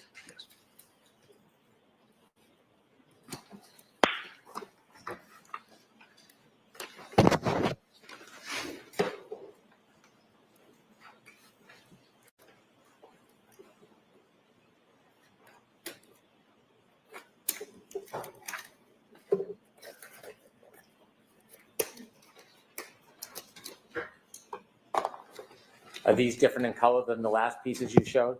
Yes. With the court's permission, could the trooper show these pieces? Yes.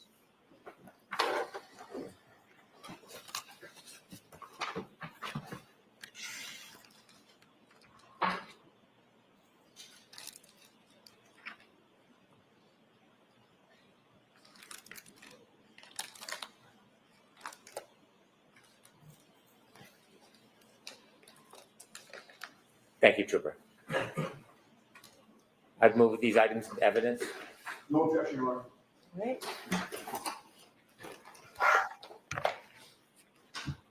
Exhibit 80. Thank you.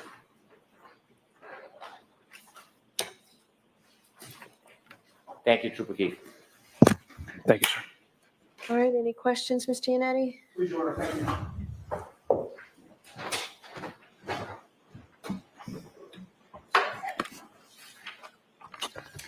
Good morning, sir. Good morning, sir.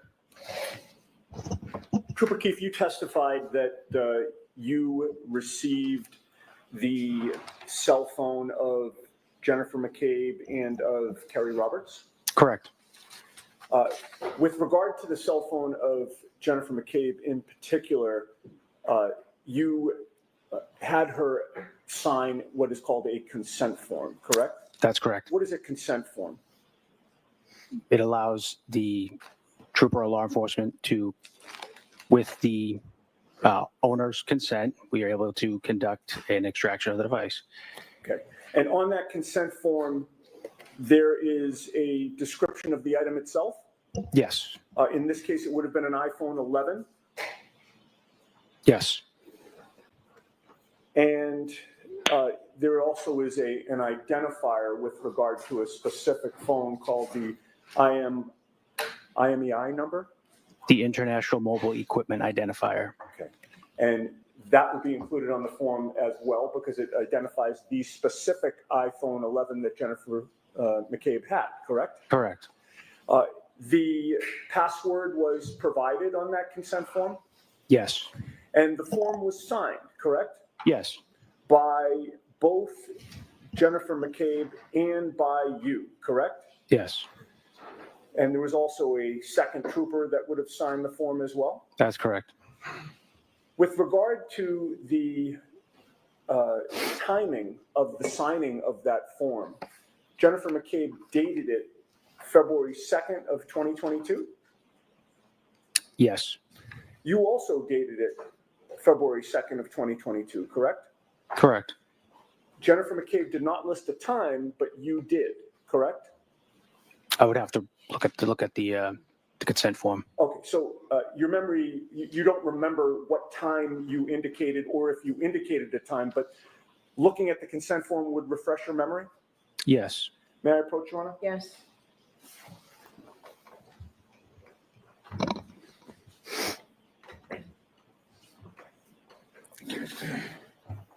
Now, I just ask you to read that silently and then look up at me when you're done, Trooper.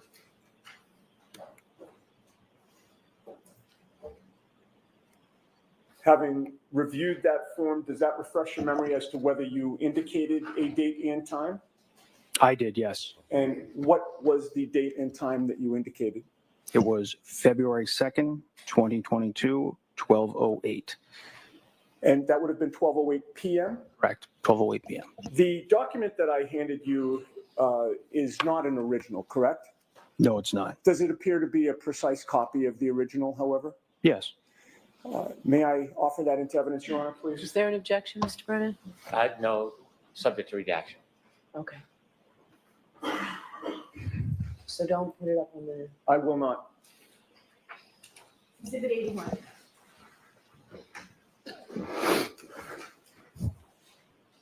Now, Trooper Keefe, as of January 29th of 2022, you were colleagues in the same state police unit as Michael Proctor, correct?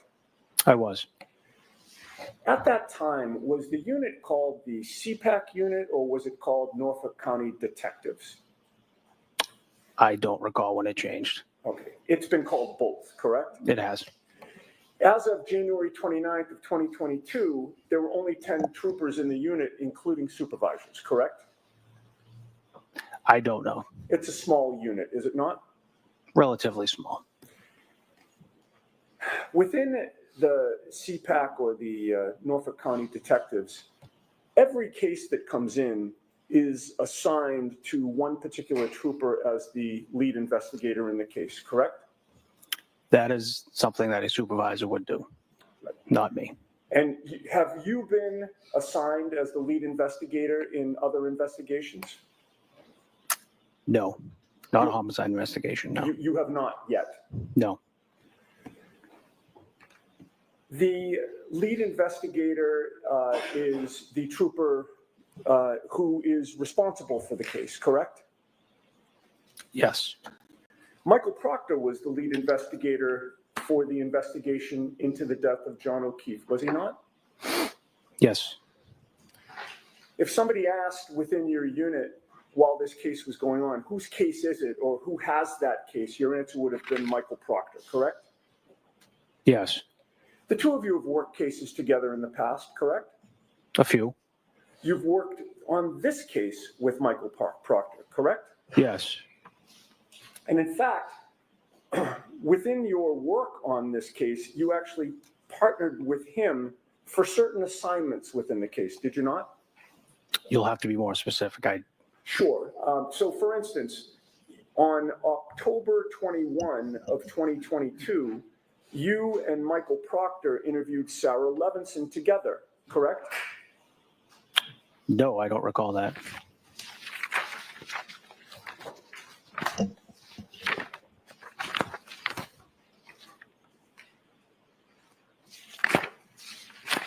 May I just have a moment, Your Honor? Okay.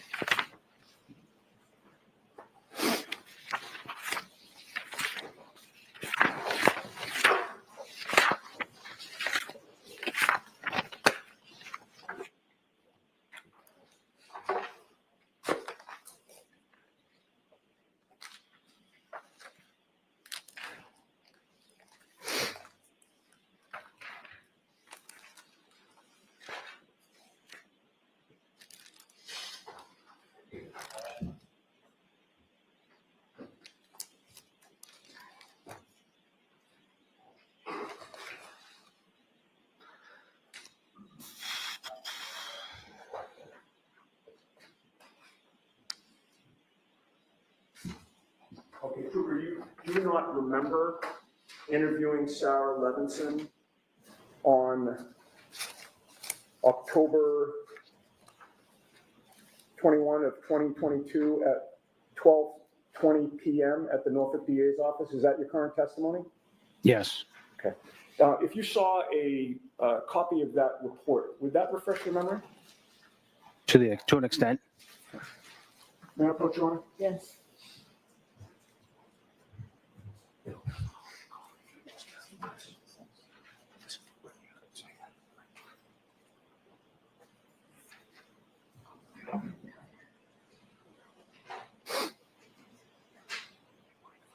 No, not at all.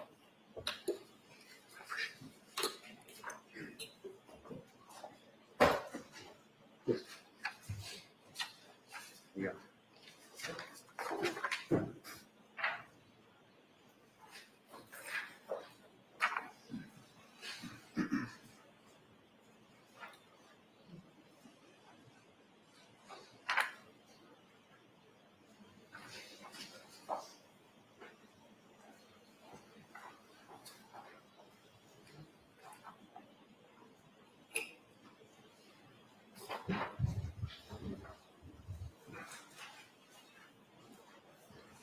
I've placed a document in front of you. I would just ask you to read that silently to yourself. Look up at me when you're done.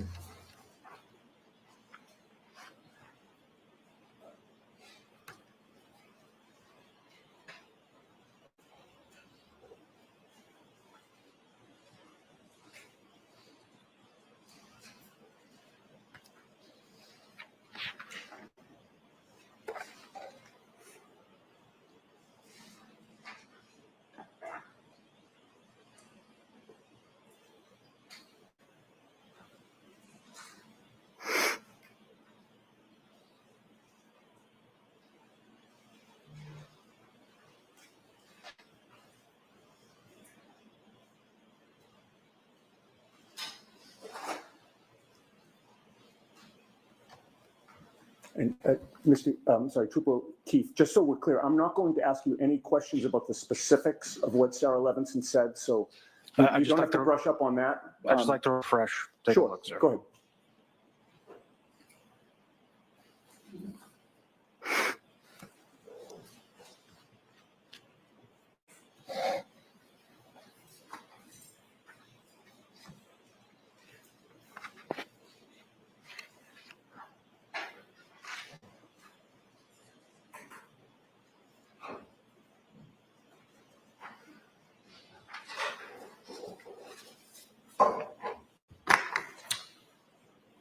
Having reviewed that report, does that refresh your memory as to whether or not you participated in an interview of Sarah Levinson with Michael Proctor on October 21st of 2022? Yes, I don't recall the specifics, but So when you say yes, is it your current testimony that your memory is refreshed that you were actually there? yes. Okay. And the two of you would have participated in that interview together, correct? Yes. But you did not write the report, correct? No, I did not. Michael Proctor wrote the report, correct? Yes, he did. He was the lead investigator writing the report, correct? Yes, he wrote this report. He chose the language to use in that report, correct? I did not have any input on how he wrote this report. Right. You had no input. You weren't standing over him while he was typing it, correct? Correct. Now, other examples of, and actually, let me take that back from you if you don't mind. I may approach Judge. Yes. Thank you. You're welcome.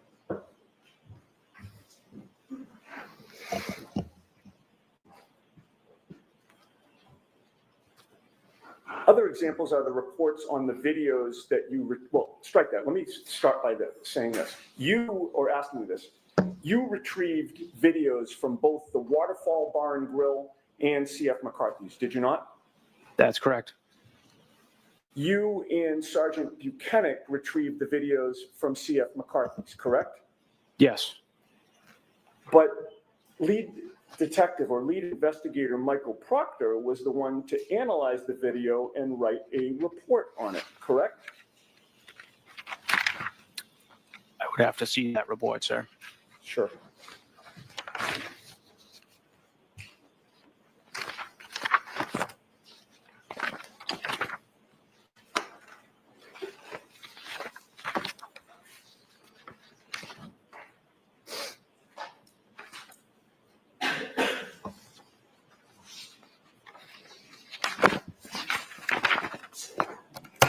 If I may approach? Okay.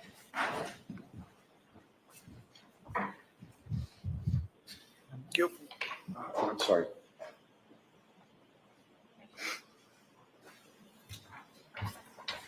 And again, if you read that silently to yourself and look up at me when you're done.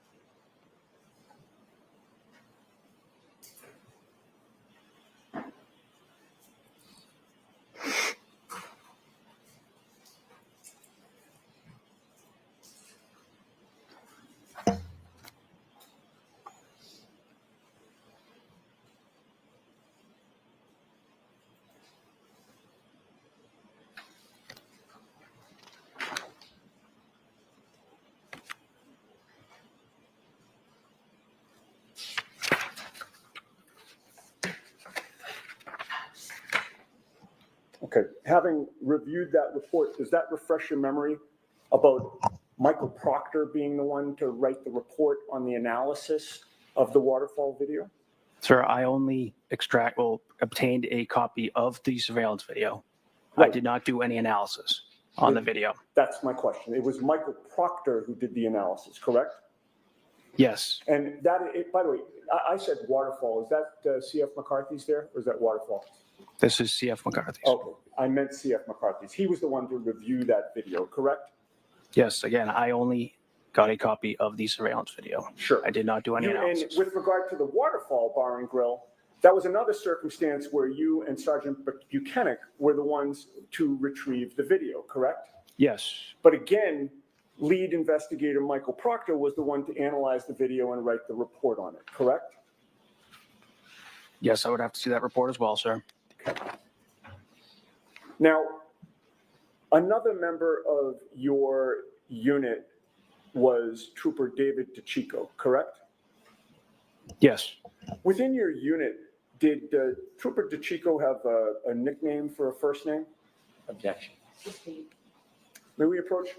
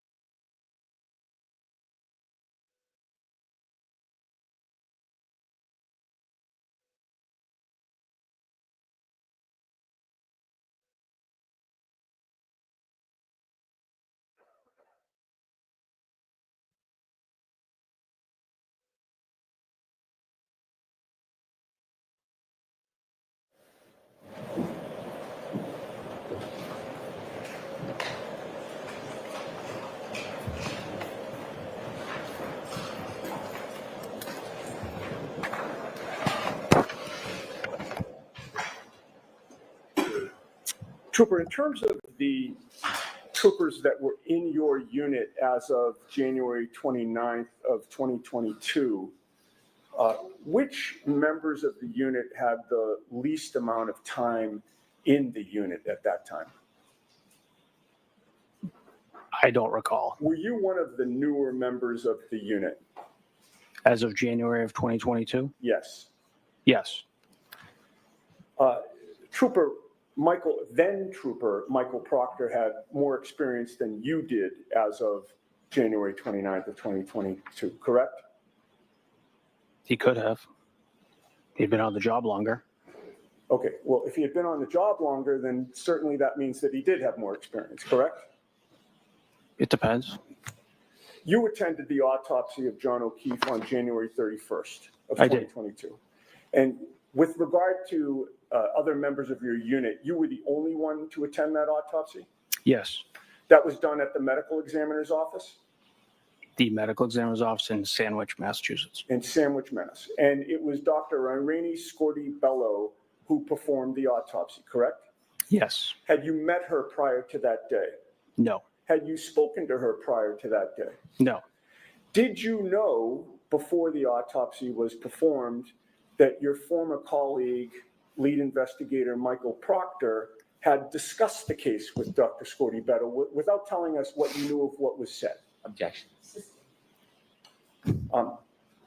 With regard to Dr. Scorti-Bello's knowledge of what the state police theory was of what happened, did you have to explain that, or was it your understanding she already knew what your theory was? Objection. Mrs. Stage, you can ask that differently. What, if any, conversations did you have with Dr. Scorti-Bello about what your unit's theory was about what happened to John O'Keefe? There was no theory. Okay. You did not provide any theory to her, correct? I did not provide a theory. You learned at the autopsy from your observations that John O'Keefe had 2 black eyes and a swollen right eye, correct? Yes. You also learned that there was a small cut above his right eye, correct? Yes. And there was a small abrasion on the left side of his nose, correct? I would have to reference the report for the exact words. Okay. If I may have a moment.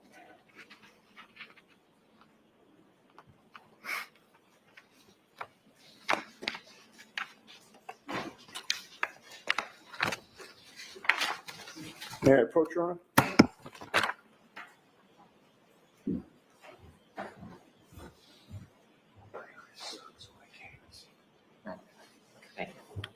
You want this one back? Oh, please, thank you. So I've placed another document in front of you. Just take a look, read it silently to yourself, and look up at me when you're done.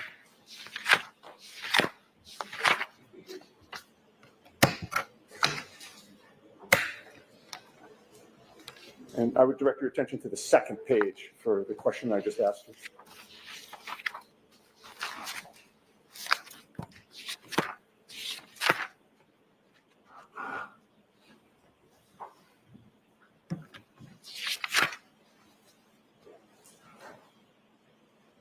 Having reviewed that report, Trooper, is your memory refreshed as to whether you observed a small abrasion on the left side of John O'Keefe's nose?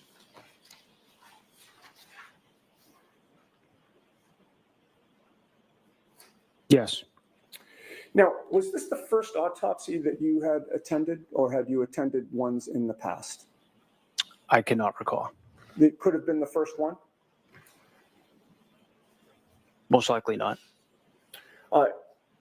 When you're attending an autopsy as a member of the CPAC unit or the Norfolk Detectives unit, you are expecting that the medical examiner is going to examine the body, correct? Yes. And you're there to witness that examination, correct? Yes. At the end of the examination, you are expecting that there will be a determination as to cause and manner of death, correct? Not. In this case, when the autopsy ended, you left the medical examiner's office, correct? Yes. When you left, your understanding was that the cause and manner of death was still undetermined, correct? Objection. You knew when you left that Dr. Scorti-Bello had seen the scratches or bites or injuries to John O'Keefe's arms, correct? Objection. You knew when you left that in your presence, Dr. Scorti-Bello had seen the injuries to John O'Keefe's arm. Object to the line of question. Sustained. May we approach? Okay. Jurors, feel free to stand up.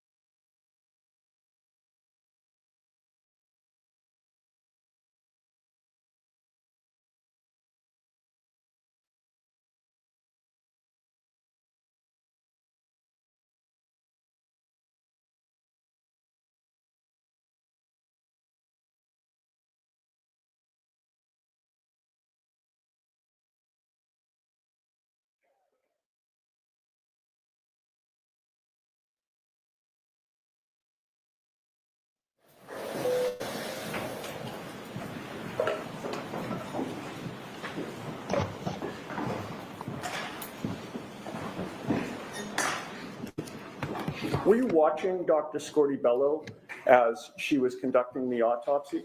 Yes. Did she appear to be looking at John O'Keefe's body? Objection.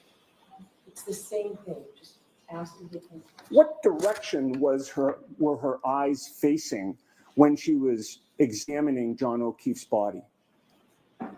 I don't recall. Okay.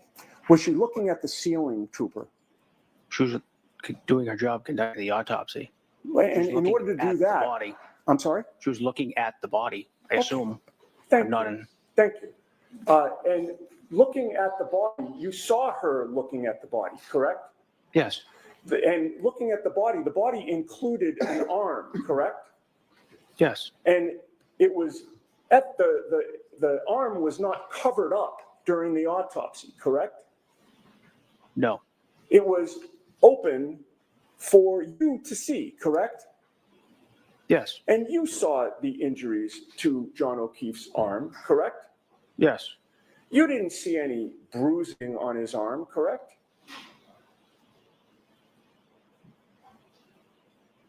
I don't recall. You didn't notice any obvious broken bones, did you? I'm not a medical expert.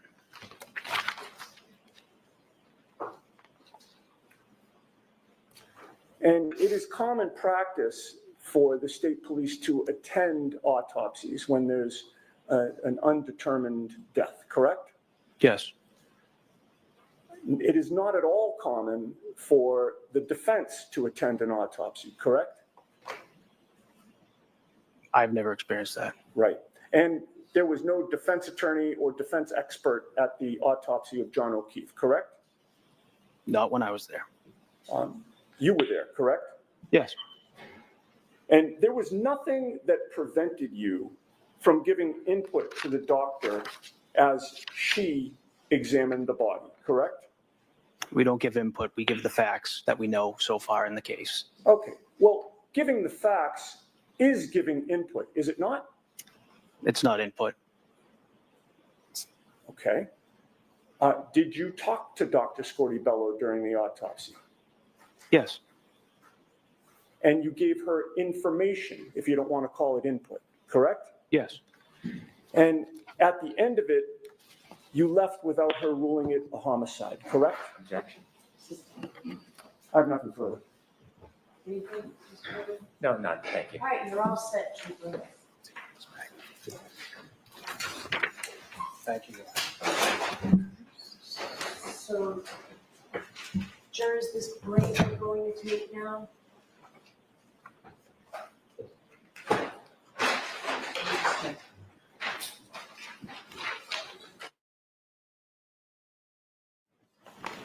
All right, we're going to take a break. The lawyers and I have some work that we have to do, so it's a little bit longer break than we normally take, and it's a little bit earlier, but we did get coffee for you, so we'll take a recess now for the next half hour, maybe a little bit. I want counsel to stay.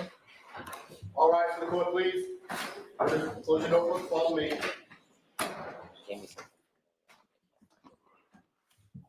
My argument.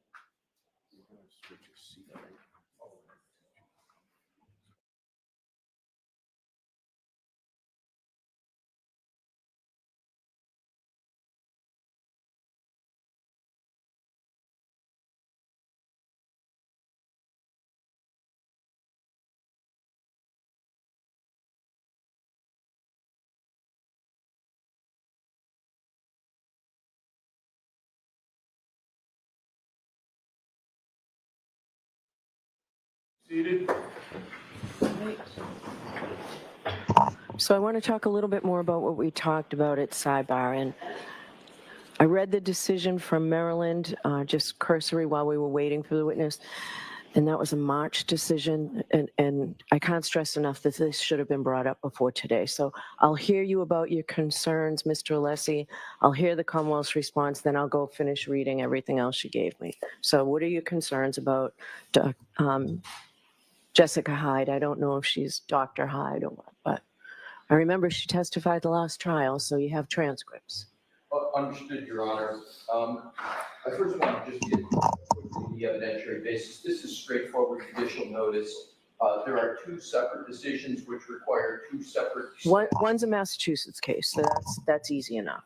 Okay, so and that's a shall. It's an SJC case, so yes. Yes. Okay. So now to the Maryland case. So that's governed by federal, Massachusetts Rule 39A, and that is records of courts of other states or of the United States. The Act provision is the records and judicial proceedings, and of course a court is a judicial proceedings, of a court of another state or of the United States shall be competent evidence in this Commonwealth if authenticated by the attestation of the clerk or other officer who has charge of the records of such court under its seal.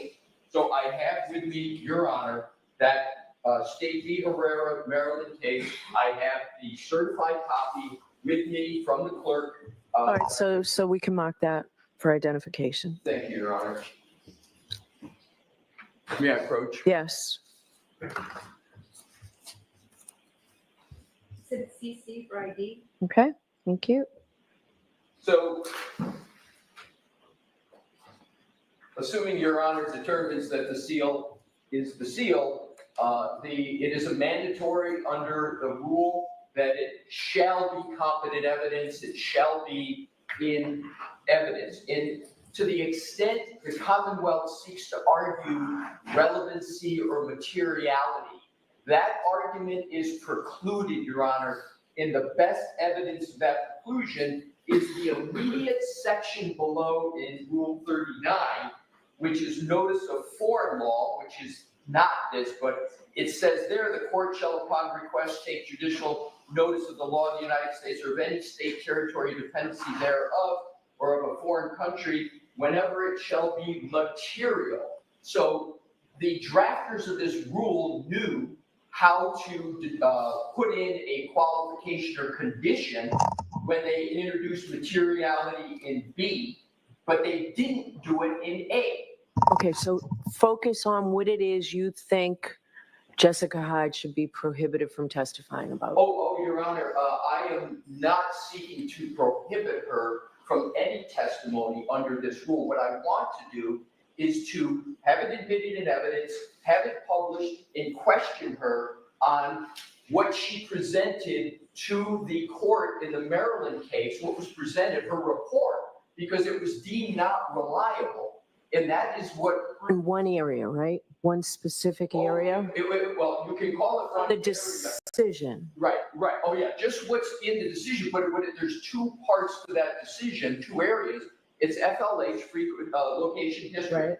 But what the court also got at was Apple source codes, that she didn't have the Apple source code. Nobody in the country has the Apple source codes, right? Point exactly, Your Honor. So what is it so you want to put in her report and question her about a proceeding in Maryland? I need to know exactly what you're asking me to allow. Give you the answer, Your Honor. I will explain it. It's a very short answer. Okay. What I want to do is with regard to her 227 timestamp and her anticipated testimony on that, where she uses a tool, Celebrite, to determine and come to a conclusion about that timestamp. She is not using Apple source code to find out where that's located specifically in the phone and what it means. She is using a surrogate to do that. And I want to cross-examine her on the topic using this decision to say, in Maryland, you tried to do the same thing with regard to FLH. You tried to use a surrogate approach and make an opinion about whether that is in fact what's in the phone. She can't do it, and that means her testimony on 227 is not reliable. I'm not looking to exclude it. I'm looking to cross her on her reliability for the conclusions I anticipate she's going to make on 227. So if she is not asked about that, then what? If she's not asked about the 227, and I want to think about it, but I'm 99% certain I am not going to pursue that at all. Okay, what do you say, Mr. Brennan? This is an attempt to try to malign a witness with something that's wholly unrelated and not relevant to what she's going to testify to or the basis for her opinion. It is not a law that is admissible. It's an opinion. It wasn't even about a specific case. It was about a peer review. And so in a Daubert hearing, the court did not allow testimony on significant location. That's not the case here. Try to conflate the argument saying it has something to do with Apple 227. There is absolutely no basis for that argument. They want to say that another court rejected something about you, therefore the jury should reject you. There is no relationship between what she is going to testify as a basis and that opinion. That opinion did not say she was wrong. It said that it was not admissible under Daubert, unrelated. Nobody has the Apple source code. No expert can testify about Apple source code. It's only owned by Apple. And so using the words like surrogate is a way to try to cheapen her testimony in front of the jury. This here, number one, what he said, I really can't follow him. I don't understand, other than he's trying to draw some type of relevance and materiality. There's none. There's none. This is not a denouncement. She hasn't been found incredible. There's nothing about her methodology that has been rejected by a court. This is on significant location, and although she looked at it, that's not part of this opinion whatsoever. And so because another court didn't allow something under a Daubert, has nothing to do with this case. Nothing. And what is it that you expect her to testify to, Mr. Brennan, regarding the 207 stamp? We did not have this issue with Mr. Whiffen, right? This was not raised with Mr. Whiffen. Oh, it was. The 227 timestamp. No, that was raised, but this. what was problematic in Maryland, the same thing that was problematic in Arrington. That's correct, Your Honor. It wasn't raised because Mr. Whiffen has not been advertised with regard to Apple source code. And if I could, Your Honor. Okay. Mr. Brennan has made a relevance argument. He keeps anticipating my cross, which he has incorrect, by saying it's not relevant. That doesn't go to the admissibility in my cross. I'm entitled to cross her on her reliability. And if I could, Your Honor, in the state Herrera decision, if Your Honor would look at page 3, please, at the bottom, the paragraph, it says, in assessing the reliability of an expert's methodology, I get to do that on cross. It's not limited to a Daubert hearing. Every expert can be crossed on their reliability of their methodology. And lastly, with regard to the Apple source code, if Your Honor would please turn to page 6, the last paragraph, it says the issue raised in this case stems from the fact that Apple's algorithms are proprietary and the expert did not have access. That's exactly the situation here and what I want to cross her on. So in conclusion, Your Honor, the fact that how she tried to get around the Apple source code, her methodology in the Herrera case, she got Daubertized on because it wasn't reliable. That's exactly what I want to cross her on, is her reliability, how she's trying to get around them. In this case, it's just basic cross-examination.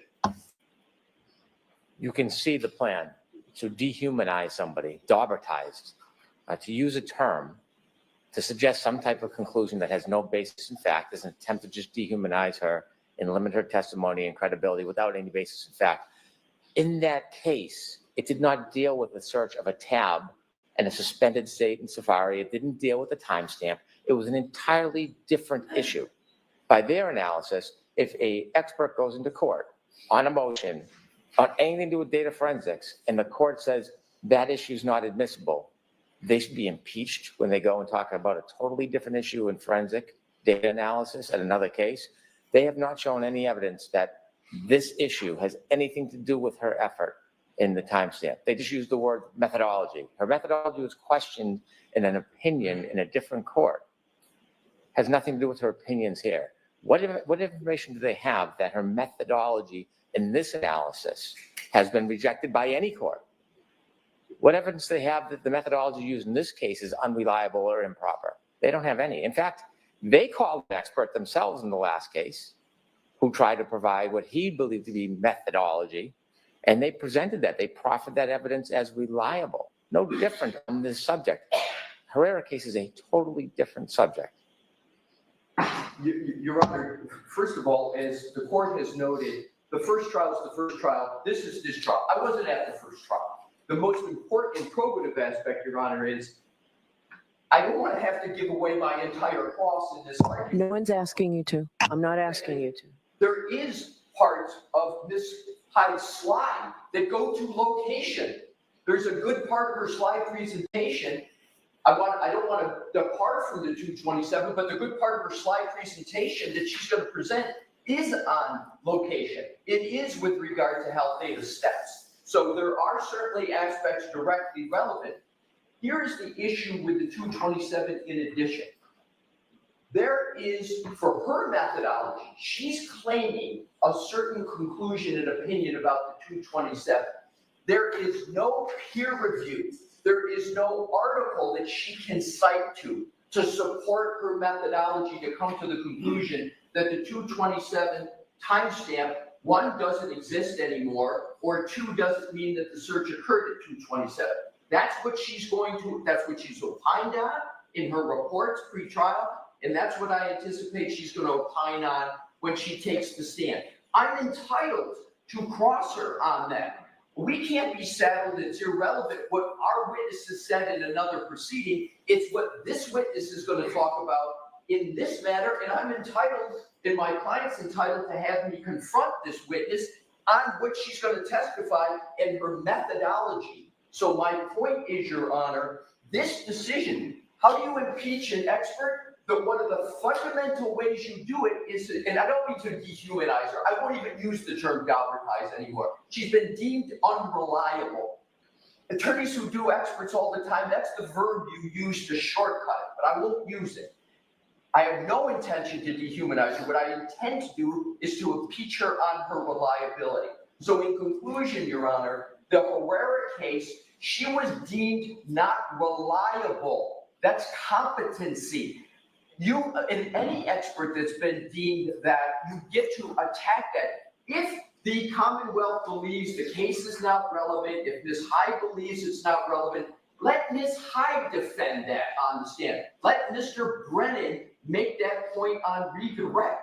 But I can't have my client's constitutional right to confront her on the very subject matter she's going to testify on by anticipating what I'm going to provide for cross. I've given it, and I respectfully submit, Your Honor, this is basic cross of an expert witness, particularly when their methodology on data forensics has been deemed not reliable by a court. And one part is the location she has in her PowerPoint she's going to testify. Do you intend to introduce that, Mr. Brennan? It's not significant locations. There are locations in the database that develop the opinion that the timestamp for 227 is not related to the search. They're conflating the issue. She has not been deemed unreliable. It is the issue of the significant locations by that court that they found insufficient.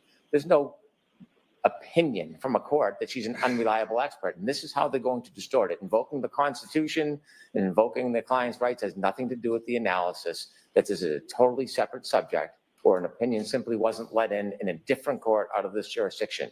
It wasn't this opinion, it wasn't this methodology for the opinions that she's going to offer in this case. And so if you look at the case, it is a totally different related report, different related item. It's as if a reconstruction expert went into a court and attempted to give an opinion about a medical diagnosis, and the court wouldn't allow that medical diagnosis in. In another court, in another jurisdiction, they would not be able to be cross-examined that in some court, there was an opinion they offered that was deemed inadmissible, unless they were talking about the very same methodology and the very same point. This has nothing to do with her opinion whatsoever. It's just an attempt to try to endorse the defense's attempt to suggest she's not credible by hiding behind the shield of a different judge and distorting the fact that it's two different methodologies, it's two different issues. One last word. Go ahead. Thank you, Your Honor. He just said credibility. This isn't a credibility issue. This is a reliability. This is the essence of what experts do. You have to show that your methodology is reliable. It's a red herring to bring up credibility. The court opinion. And this is the equivalent of a Superior Court opinion, right? It's not an appellate decision. It is, Your Honor. It is the equivalent. I respectfully don't think that the level of the court is at all relevant. Any court, unless you get it overturned on appeal, then this would be a different matter. But this is a valid case, and even if it wasn't, it shall be in evidence. So there's two issues here, and I think the Commonwealth is conflating that. The question first for the court is this admissible? Can it come into evidence? To me, that's a non-issue. Rule 39 says ipso facto, yes, as long as I've got a certified copy. So it is in evidence. I don't know why we're perseverating respectfully on whether I can question her on something that's going to be in evidence about her. Final point, Mr. Brennan incorrectly says that this wasn't about her. The final sentence, the decretal section on page 7 says, accordingly, defendant's motion to exclude expert testimony regarding the significant location data obtained from the forensic cell extraction is granted. She's the only expert, and her name is mentioned throughout this opinion. It's all about Ms. Hyde. And I'll conclude my last point, Your Honor, where I started, and that is Ms. Hyde's methodology with regard to her PowerPoint. You heard Mr. Brennan's answer. He is going to include, he has included in her PowerPoint locations, steps, etc. It's exactly what was at issue here. The 227 timestamp, she has no, and this will be developed further on cross, She has no peer-reviewed article to say that how she is determining that that 227 timestamp should not be in the data. She has nothing to support that, just like she had nothing in this case with regard to data forensics. Final point is, if the Commonwealth believes that this is irrelevant to what Ms. Hyde did, let them come back on redirect on that. I shouldn't anticipatory have my cross-examination struck before I even get to pursue that with the witness. And I believe once I pursue it with the witness, it will become eminently clear that it's a proper basis for cross-examination. Right, and Mr. Lessie, have you thought about if the Commonwealth does not get into the 227 timestamp, whether you think you're still entitled to do this? Your answer, or Your Honor, my answer is I would be entitled, but I would say this: if they don't get into 227, I won't go after it. I won't pursue it. I won't pursue use of this opinion. We necessarily would have to on some basis, because in order for the witness to explain to the jury her opinion that Ms. McCabe did not delete any Safari browser searches, she would have to identify the search, where it is in the databases, and how she can tell, how she knows that it wasn't deleted by a user. The same with the second part of the phone calls, but if I could avoid talking about 227, I would, but it is necessary for the basis of her opinion. There's just no way around it. And again, this is something that after a defendant expert may or may not testify, could be addressed at that point. There is no burden on the defendant. I'm not being presumptuous, although there was a offer of proof earlier on similar evidence, but not knowing the court's wisdom on whether I'll be entitled to rebuttal, I do not want to lose the opportunity to address points that were made in the opening that have absolutely no basis in fact and have not been proven in any way to this point in the case. So I asked earlier whether the defense intended to call Mr. Green, and you believe that you do, right? Your Honor, we have not made a decision on what data forensics expert we're going to call, but if I could just 10 seconds. Okay, but then answer my question after your 10 seconds. But I will. Mr. Brennan can't have it both ways. He can't say, yes, I need to address the 227 timestamp, and then deny me the ability to cross-examine fully on this expert's methodology and to impeach her and to get at her reliability and her competence, which is a key issue of crossing an expert. Her competence has been determined in this decision, and it is her, because it was her report that was the basis for the court to not allow her to testify. They can't have it both ways. You can't say, I need to do it in direct, but no, I want to handcuff the defense on cross-examination. Now to answer your question, Your Honor, we are going to have a witness that is going to address the 227 issue. Okay. Whether it's Mr. Green or somebody else, we haven't determined. My point on that, Your Honor, is we shouldn't be limited in our cross-examination of the Commonwealth. No, I'm just thinking it in terms of whether this might be appropriate for rebuttal. That's. Yeah. And Your Honor, my point would be that's obviously going to be Your Honor's decision ultimately. But again, the Commonwealth can't have it both ways. They're the ones who are triggering this issue, and I say triggering in a legal sense. They are putting at issue the 227 timestamp with this issue, with this witness. If they weren't doing that, I wouldn't be having this discussion at all. But they're putting it at issue. I have the right, respectfully, to cross-examine on the issue that they're putting in issue, and they shouldn't get rewarded with sort of having a pre-authorization of rebuttal to deal with it. They should have to meet their burden of rebuttal depending upon when the evidence comes. But I don't believe just because we may call a witness, that should dilute my ability to cross-examine this witness on an issue they're raising. I'm not raising it. You can see why I wish I had more notice on this, right? Your Honor, I have no good answer for that. So I will do what I can in the next half hour. I might need more time on this, frankly, but we'll see. She's here? Your Honor, may I ask one quick? May I, Mr. President? I just want to know, is she here? Yes, Your Honor. Can she stay another day if need be? I think she'll do what the court directs her to do. She would have to leave by Friday. She cannot be here. Well, may I approach? Yeah, why don't you come up?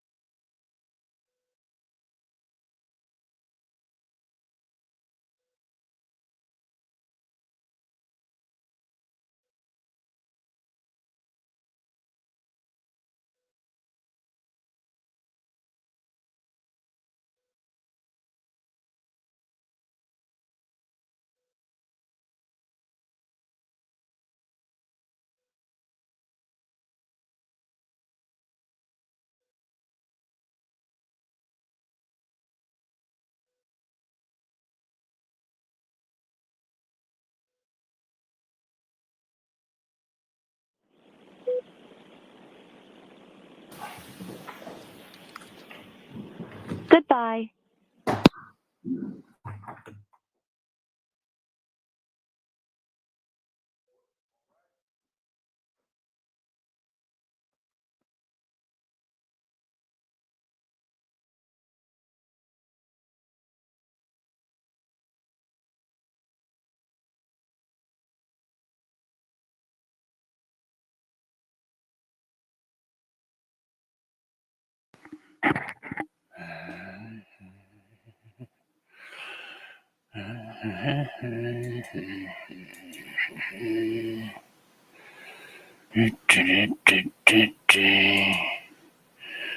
What the fuck is going on here?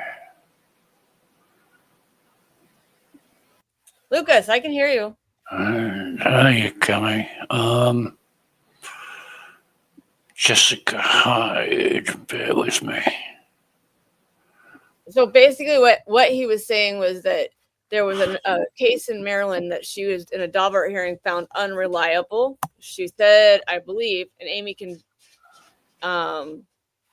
let me know if I'm right, but she said that she had the Apple thing that nobody has, the Apple code, whatever thing. Source code. Yeah. And she had that, and that it was unfound. She was found unreliable. So they're trying to push her to. He wants her to testify, but they want to confront her with it. Oh yeah, he wants to confront her to let the jury know that she is an unreliable witness because she's disingenuous with her operations and the fact that she didn't have. Oh, sorry, go ahead, Lucas. I'm all fired up. I love it when you're fired up. I'm all fired up. I can't believe this. I'm shocked. No, you girls carry on. I'm just reading some shit. I'll be back in a minute. Okay. You guys, the link is in the chat. Yeah, if come anyone up, else wants to come everybody, anybody, we love you. You don't have to come on with your camera. I'm not dressed today. I'm still in my pajamas. Essentially, Leslie must have found. Hold on one second. Sorry.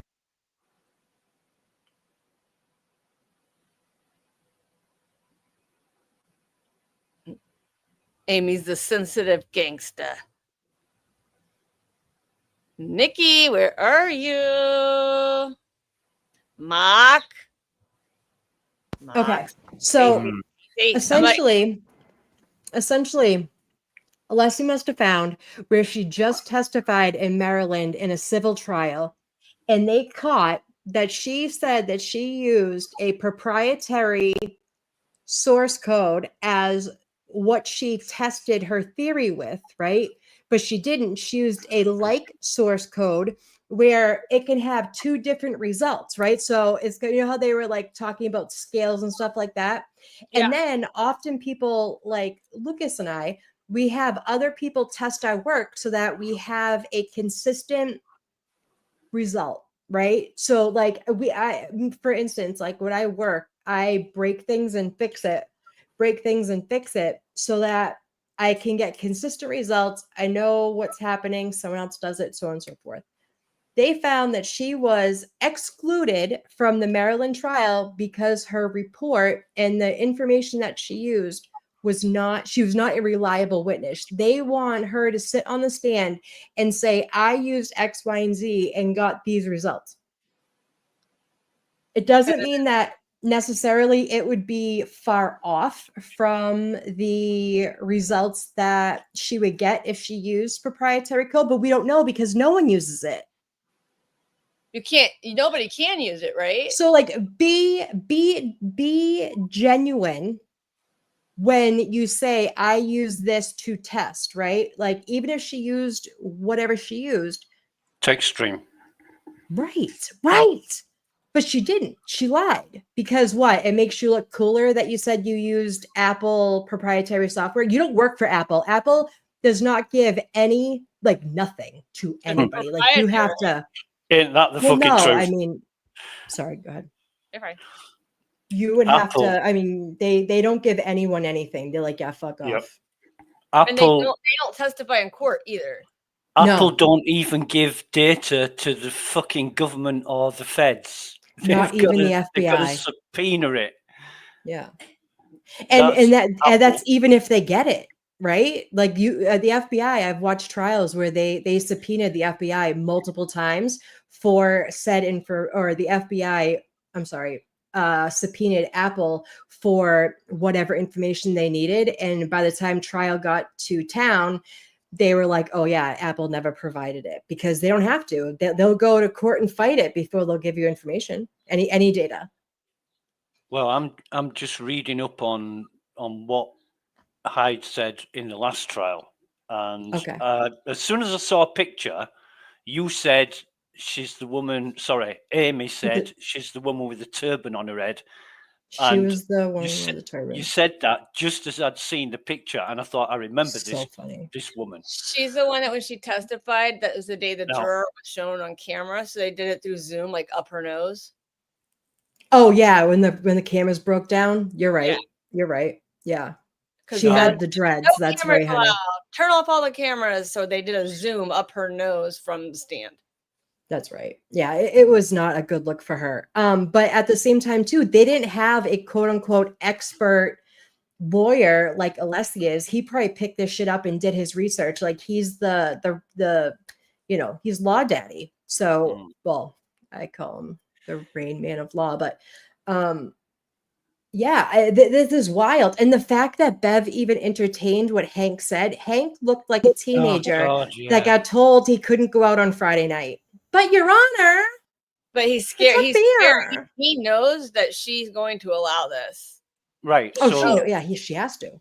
help me out here. Help me out here Sure. because I'm coming in. I'm coming in halfway through, and all this business about Jessica Hyde. Basically, CW want Jessica Hyde to testify about defense, 227. Right. Which last time she testified about this, it was complete bullshit. It was wild. I mean, even somebody who wasn't technically minded could work out that she was just making it up. So CW want her in, defense don't want her in, but defense are using her testimony in another trial as a reason why she shouldn't be let in because she's not reliable. Am I right so far? Yes. She was discredited in the state of Maryland for a trial that she was an expert in March of 2025. They would let her in because her work was unreliable. She And was this is lying on why her they report. She got didn't it. say what her work was, what her actual work was. Like, if you have an expert for a reason. They are an expert, and this is the thing. As you guys can tell, IT people really love to talk about their tech shit. Okay. I love when you and Lucas start going off on tech stuff because I don't understand a damn word of it. Right. So, I mean, people they like to hear themselves talk. They're so it's kind of like the weatherman from yesterday. You could tell he was real proud of what he did for a job, but it didn't fucking matter one way or another. This is kind of what they're putting her up on the stand to Well, say X, Y, and Z, but that wasn't even her work. That's not even what she let's used. She let's bullshitted her entire. let's get Is a my voir dire going, Amy. Right. Let's So, have but let's they brought Arca up there, a whole day of Arca, and put Wolf Daddy in the corner. Nobody puts well Wolf Daddy in the corner. And he's well he's trying to dehumanize her. What did you do to Wolf Daddy, Dr. Daddy? no What did you do to him? let's be sensible about this, right? You've got Marie Russell, who's got more experience than anybody on the planet about dog bites, right? Yeah. You've got the ARCA guys who've got so much skill, knowledge, and experience to get hired by the government and the FBI, right? Right. And they were both put through voir dires until they were blue in the face. Look how Hank acted to him. They are double doctorates apiece. So now they want Jessica Hyde to come along, who's an expert in the sound of her own voice, Right. and Right. not much else. And Misinformation. Judge Bev is not having grave concerns, and she wants to allow it. I mean, come on. Well, so Leslie wants her to allow it because he wants to discredit her in front of the jury. Right. He wants her up So the end. So is wait, Bev- so let me add some information to this. So it's only going to come in if they bring up the 227 Google search, because she was an expert to refute the 227 Google search. That happened, people. That Google search happened. She was going to be up there to say it didn't happen. Well, Alessi's like, if he doesn't bring up the 227 Google search, then I won't bring it up, and we'll just bring it up with our experts when it's our turn, right? Then Hank turns around and says, "Oh, no. So I want to bring it up, but they can't. Right. I don't want them to discredit her, but I want her to talk about the 227 Google search. Make that make sense." So the lawyer, He just- said, I don't understand why the defense would preclude from crossing on this issue of reliability, methodology, and credibility with an That's expert based literally on their job. and rulings of other courts or cases. He said, am I missing something? Preclusion is far too severe to remember for late notice in a case like this.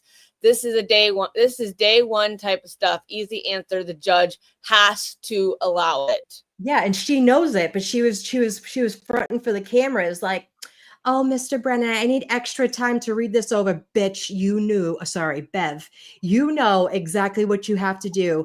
And it is literally the opposing, I was going to say team. It's the opposing team's job to pick apart an expert's work. That's what an expert is. That's why these ARCA people, when they came in, they had an evidentiary hearing because Hank didn't get to see what they were going to say, because there was extra information added, because they were hired on by Karen's team and they did extra testing. So he got to go up there and say, "This is what I'm going to test to." They have every right to pick her work apart. That's why when you're an expert and they're like, "Well, why didn't she have peer-reviewed work?" Because she knew if there was any other IT professional of her level that she handed her work to, they would be like, "Ma'am, take this back and correct it.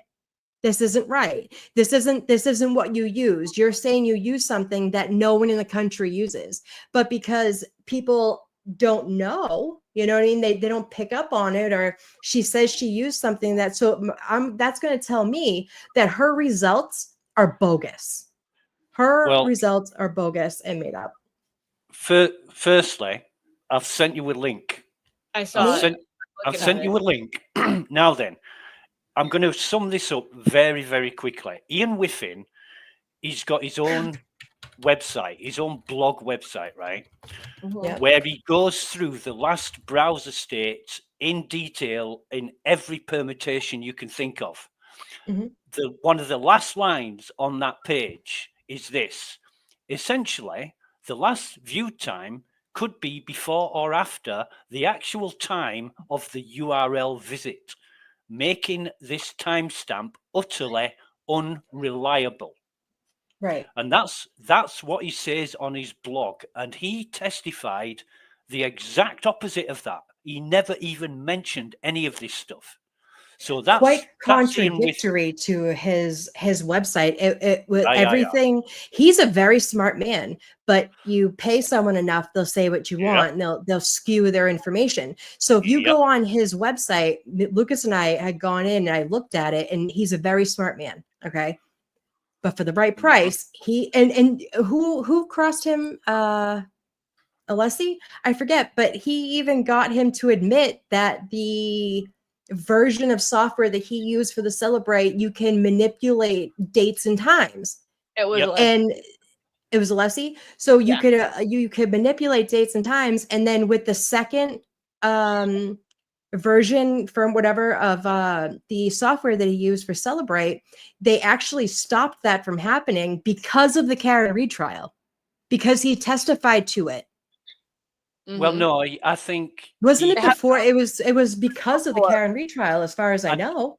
I think he did that, not Celebrate, right? I don't think Oh, Celebrate. okay. It was his tools. Okay, my bad. Yeah. However Well, the case may be, but I'm guessing, but that's what I would do. Well, and they You know? lied. They said he was a Celebrate expert as to the jury. That's what they portrayed him to. But the actual system that he used to show that example was his own tool, his own software, which his own tool. anybody who But writes those, that was misinformation, because they said that he's a Celebrate expert, but he didn't use Celebrate software. Remember, I was saying this when he was up there. I'm like, he didn't use Celebrate. He's an independent contractor up there. They need to say what his company is, and say he uses his own tools, and explain how if he created those tools. Listen, like I said, the man is he's really smart. Like he's way smarter than I am.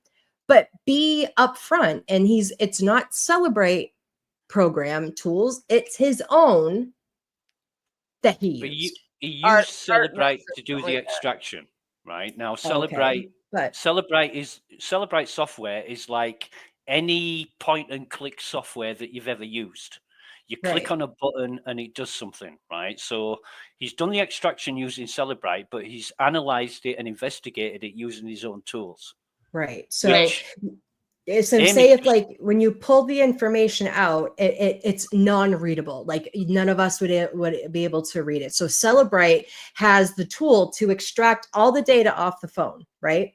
And then Ian, bright guy, makes his own tools, and that it's not easy. I'm sure that it's a great tool, but he can make it do whatever he wants it to do, because he's the one that made it. There's no authority that says that there's a standard for your own tool. So they told the jury already that he's a Celebrate expert. They left out the fact that it wasn't Celebrate tool that extracted all that data that made it make it sense. It separates it and everything, and it makes it readable. What So he showed to the pulled court. everything off. He did. Sorry, Amy. Oh no, go ahead, honey. I'm talking a lot. What he showed to the court was specialized and customized and specific to what he wanted people to see. There were His tabs missing, demonstration. there was data missing, there was Mhm. explanations missing, there was things ignored, there were things that were skipped over, and there were things that were just not mentioned because it doesn't support the narrative. Right. But There's if you so go on to much. his company that he hires himself out as an independent contractor, his work is brilliant. He knows what he's talking about. He just got paid enough to warp his spiel about what Hank wanted and the Commonwealth wanted. Well, you're talking about what they call parsing, right? You get a shitload of information. It can be anything, to keep it easy, let's say a web page, HTML, right? And you want to parse details from that HTML page. How many times a word is mentioned, how many paragraphs it's got, how many tags are in the web page, and you can pass all that information into a spreadsheet, right? Mhm. That's exactly what he's doing. It's not rocket science for somebody like you say who knows what they're talking about, and it can be manipulated to the nth degree. Yeah, it So can, especially if it's his. Especially if yeah, it's his. He's the yeah. one that I mean, created the thing that's doing it. I mean, you know, the software that I create, I could miss out so much so that it wouldn't work in the way that it's supposed to work, but it works the way that I want it to work. And that is no Right. different from what Ian Whiffin's doing. Jessica Amen, Hyde, honey. Amen. And Jessica Jessica Hyde's Hyde much the same. coming along and saying whatever she said, and I only know about the software that she said she used, which I'm going to explain in a minute, but what she said about the 227 search did not add up. It just, you know, No. it's like some Hollywood movie script, and you watch it and you think, yeah, right, come on. I mean, I remember us in the chat last trial. Me and you were on fire. Like, what is she talking about? I'm sure she's another one that's extra smart, and I hate saying smart. She's really good at what she does. I guarantee you that she is well educated in her field. But you can pay anyone to say anything that you want, especially when the majority of the room has no idea what you're talking about. Exactly. So it's essentially Well, the same thing, right? Ian Whiffen presented to the jury as one thing when in actuality he was hired as his own person with his own tool. Jessica Hyde went to Maryland and said, hey, I used Apple source code. No, you didn't, bitch, because no one can. You used your own and you can manipulate that, and you didn't have your Well, work to prove it. I'm not sure exactly what she said. I haven't read up on that yet. But if it's anything like that, then no, Unless it's he not read it possible. out loud. From the paper. Yeah. It's Unless not possible, because if that even Bev kind was of like, no one uses it. software, Even she knew.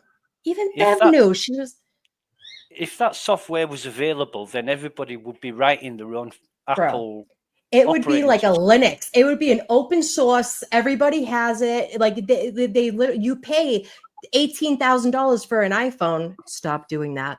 $18,000 for an iPhone because they're the only ones that have that tech, right? You pay for the product. And nobody has access to what they write and their developers and everything. No one does. And so this whole thing is wild to me. And the fact that like Bev is even entertaining this, it wasn't like, Hank, take all the seats. You knew, like, did Hank know this? Because he sounded like he knew it. He knew that this happened in Maryland in March. They just got it in March. So they've just got all the paperwork from those courts. You could tell he he brought it out of the envelope from that clerk of court. Unless he Right. did. So I believe the trial was actually right. Bill Gates does. Right. Bill Gates knows. That's it. I believe the trial that she was, booted from was actually in March of 2025. So they didn't get the paperwork then. The trial that she was excluded from, actually, the proceedings were March of 2025. Yeah. So it's recent then. It's very recent. Very recent. Very Yeah, recent. okay. And I don't do computer forensic work anymore, but I do know it. I don't write my own tools or anything. I'm not in that, but I know enough that I know that she is a fucking liar. Okay. Oh, God. She's a liar, and Whiffen is no better. And here's my thing. Bev was intently listening to Alessi and then asking questions. And I've never seen her that intently listening to somebody. So she knows. And she didn't tell him to chop. She wanted to hear everything he said. And he was so loud. I was like, get her. Yeah. All right, Lucas, I gotta hop down. You take over, honey. Thank you. Sorry. You talk all the tech stuff. I'll be in the chat. Right. He's like, you're Bye. leaving me with her. Hey, Nikki, can you come up? Oh, by the way, I know. Lucas like when I talk tech to him. It turns him on. It does. I do have to leave at 1:20:25 because I have to pick up Declan. It's his early day, and his normal person who picks him up on Wednesdays is not in town. So I'll be back. I mean, I'll just keep it running. I'll just have, what I'll do is I'll send the link in the chat and make sure whoever, you guys are all able to do it.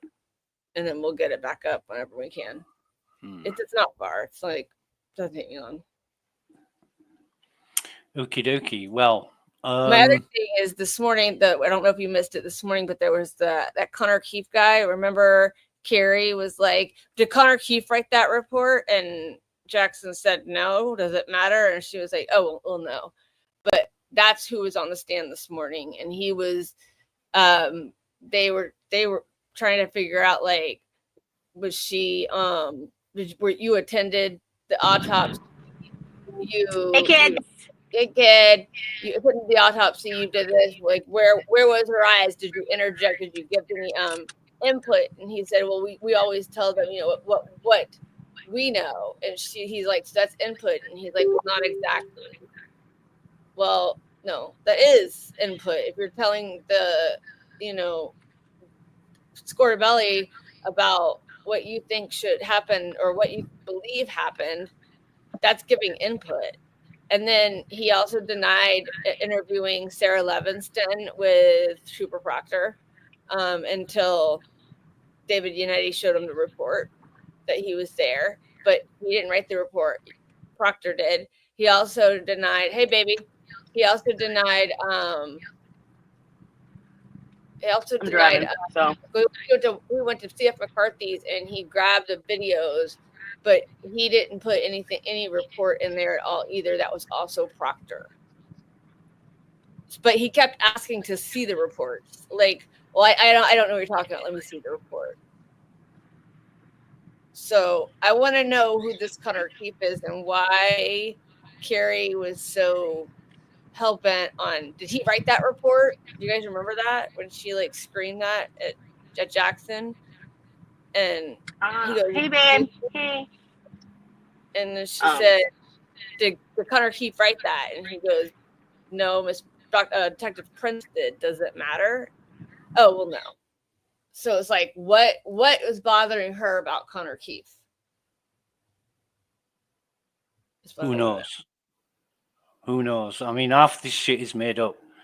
They're just saying whatever suits the story they need to tell. I was gonna go on about the text stream application that Jessica Hyde used to diagnose the vehicle data. Okay. Now, I'm not an auto mechanic, but I do know auto mechanics who use a lot of software. You've seen the machines when you take your car into a garage and they plug it into a computer, and the computer tells them everything about the car. We have one. So the TIS text stream software is produced by Toyota. Now, my understanding is that if you're going to use this text stream software on a 2021 Lexus, you need a special cable to plug the computer into the vehicle in order to diagnose it properly. Now, this is what I've read. I'm not an expert, so this is from Toyota as well. This is from the technical side of Toyota that I read it from. And if you plug the wrong cable into a Lexus, you risk damaging the onboard computer of the car. Right, So like I short don't know. circuits. Yeah, I don't know, but I don't know how Jessica Hyde has been able to utilize this software in order to opine or testify on the diagnostics of a Lexus without actually plugging in the computer into the vehicle. Hence why and when doing you it have that way. like specific cars like that, like a Lexus or any high-end vehicles, you usually always have to go to the dealership to get it done, so they can read the computers. Yeah, they've got all the right gear. They know what they're doing. They make the cars, so somebody who's a paid mouth who's paid to come into court and say whatever they're told to say, I wouldn't trust that. And I didn't, after Jessica Hyde testified last year, I didn't trust her one bit. She's very vague and, oh yeah, it happened this way because I say it did, and no evidence, no examples, no explanation. It's just Trooper Paul. It just did. It just. I was just gonna say. I was just gonna say it just did. Yeah. Yeah. mean, the data But- talks to her. So. Yeah, I'm really miffed now because I had to go out for an appointment for a I know we spirometry missed you test. this morning. Everybody was asking where you were. And oh my God, Nikki, the nurse What? was so fit. In Was fact, I said to she? the, I said, can I call you? Her name was Gemma, right? And I said, can I call you Nikki because you are hotter than you know? No, I didn't say that. I'm joking. But yeah, I'm really miffed because I've come in halfway through this and it's really, really good information. That Yeah, I mean, I it's been a hopped good on. morning, I'm not gonna lie. I hopped on real quick once they were going over to Defense Diaries, and Allison and Bob were both like, "Are you kidding me? The fact that they even have to say this, like, this is just a standard defense strategy. That is how you impeach, oh God, perjure like a witness, like impeach a witness. You know, to get, this is what you do. This is what your job is." And I mean, No. Allie was like, I don't know about all the mob trials that Hag was in. Obviously, there weren't a lot of Dauber hearings, but this is standard practice. Mm-hmm. Melanie, answer to your question is people from Lexus do not testify as well.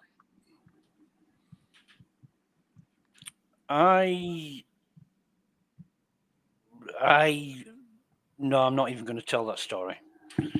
But yeah, basically, when it comes to Lexus, if you're going to ask Lexus any question that relates to a court case or anything that could jeopardize somebody's chances of a fair trial or anything, they will not tell you fucking anything. They won't even tell you the size of the tires on the car. No. And I'm not going to explain how I know that, but yeah, I know that. You just do. Right. You can have an independent contractor that has a Lexus expert. But yeah, so and Lexus are made by Toyota, by the way. Sorry, I'm not gonna lie. I'm sorry. It's been a whirlwind in the morning. I'm not gonna lie. We're just the two that they've had. So who came up first then? Connor Keefe. Right. And then I'm gonna catch up on this. But yeah, it's. I could have my husband come on one night, like in the evening, and kind of explain stuff about cars because he's been a mechanic since. I mean, he redid and rebuilt his own car, in high school, and then for his first car, and then he also rebuilt an entire DeLorean and then sold it back to DeLorean. So when this thing hits 88 miles an hour, you're going to see some serious shit. Mm-hmm.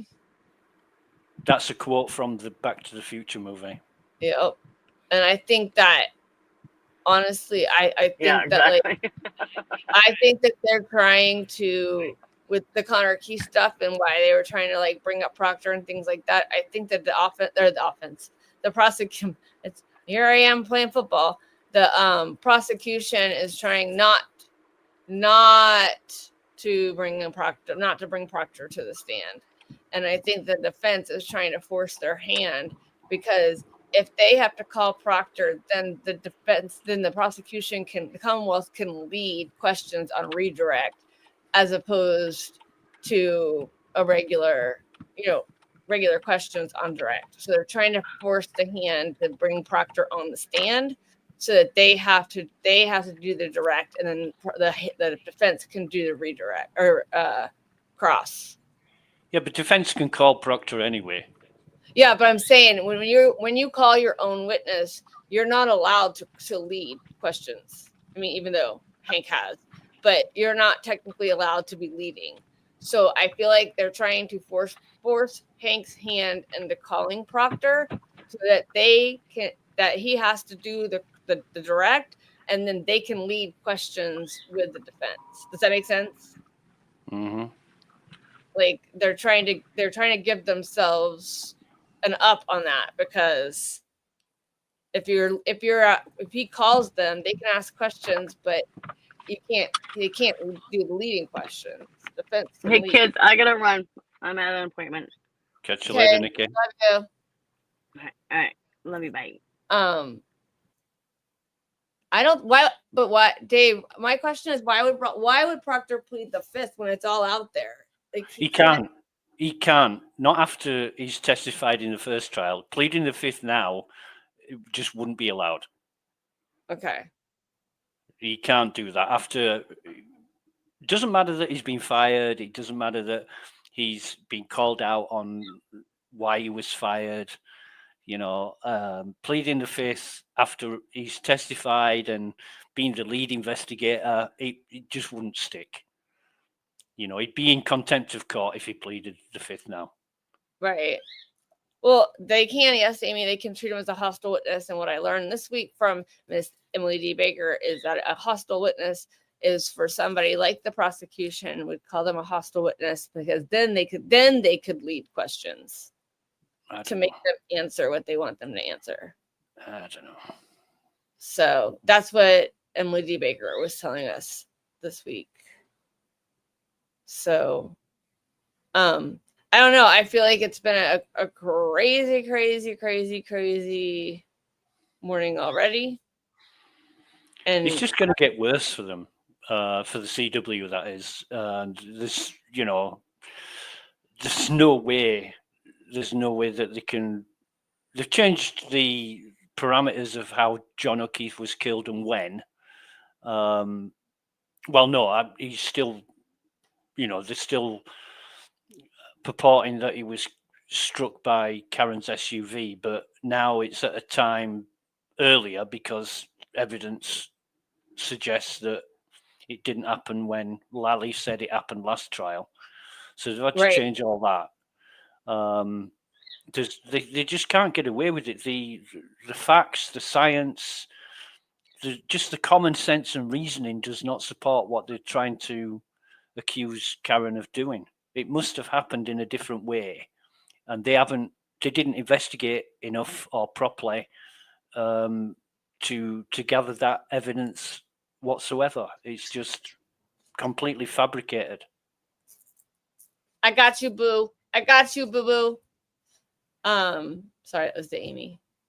Yeah, I mean, I personally do not believe this trial is benefiting the Commonwealth at all. At all. Amy, why do you love the way I say CW? CW. What the hell's wrong with that? CW. How do you say CW, Kelly? CW. CW. Kevin says out. Boston's here. I don't know why. It's like battery. But I love that. When you say battery, it's so. It's so not sexy. battery. There's no D in battery. Yeah, but when you say it, it's sexy. Say it again. Battery. Okay. Oh my God, battery. Stop it! My husband will get mad at me. Stop it. Well, especially if there's a puddle underneath you, Will. I don't. Other than what I've seen, and that's not much. I've seen Brennan doing the usual, and I've seen Alessi giving the judge some damn good reasons, and it just doesn't seem to be getting anywhere. Natalie, per favore mi dir un gelato. Come stai? Natalie, what are you doing on us? So today, a lot of people on X have been posting about Karen's voicemails. Well, I don't know if I can have. I don't think my husband can do that. I And if asked I Nat- did ask him to do that, he would know why, because he hears Lucas's voice when he comes home from work. So I asked Natalie to give me an ice cream.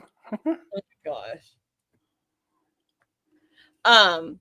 Yeah, so people were talking about her voicemails today on X and how, I mean, anti-Karen Reed. How dare she? She was so pissed. She wanted to back over him and stuff like that. And I went and I found the link, YouTube video link to Scott Pearson saying, "Hey, babe," or "Hey, beautiful.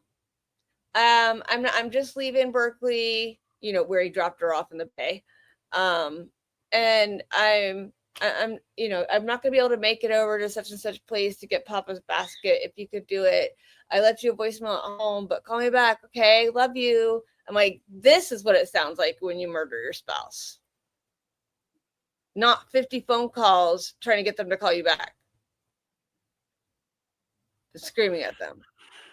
Everybody reacts differently, and I know from personal experience when something's urgent, you don't leave people alone until you can get where you want to be. And if that, if it's your kids or your partner, yeah, I can believe somebody does that. But on the flip side, Jen McCabe trying to distance herself from everyone involved in the situation, it raises questions. It raises serious questions, and okay. No, we should stick to English. Come on, I mean, it's just Amen, amen, Amy, amen. yeah. I don't know. My favorite Italian food is anything that's gonna sustain you. I love it. I love all food. I can't get enough of food. So when the whole Scott So Pearson case thing happened, when Lacey went missing, I was actually in Modesto, California, where they lived. My in-laws lived there. We were there at Christmas for Christmas. It was Christmas Eve. She went missing. And as we were there, we were watching the signs go up, like pictures and photos and all that stuff going up all over the sign of poles and stores and all that stuff. And I lived in Sacramento, an hour away, so it still affected all of us up there. And it was that, I will tell you, that was a weird time to live in. Weird time to live in when she was missing. And just honestly, like I remember being nervous, like, because we were in Modesto and we didn't know that her husband did it. You know what I mean? They just knew this lady was missing. And so like my heart was just so broken. I remember telling my ex-husband, I was like, I don't know.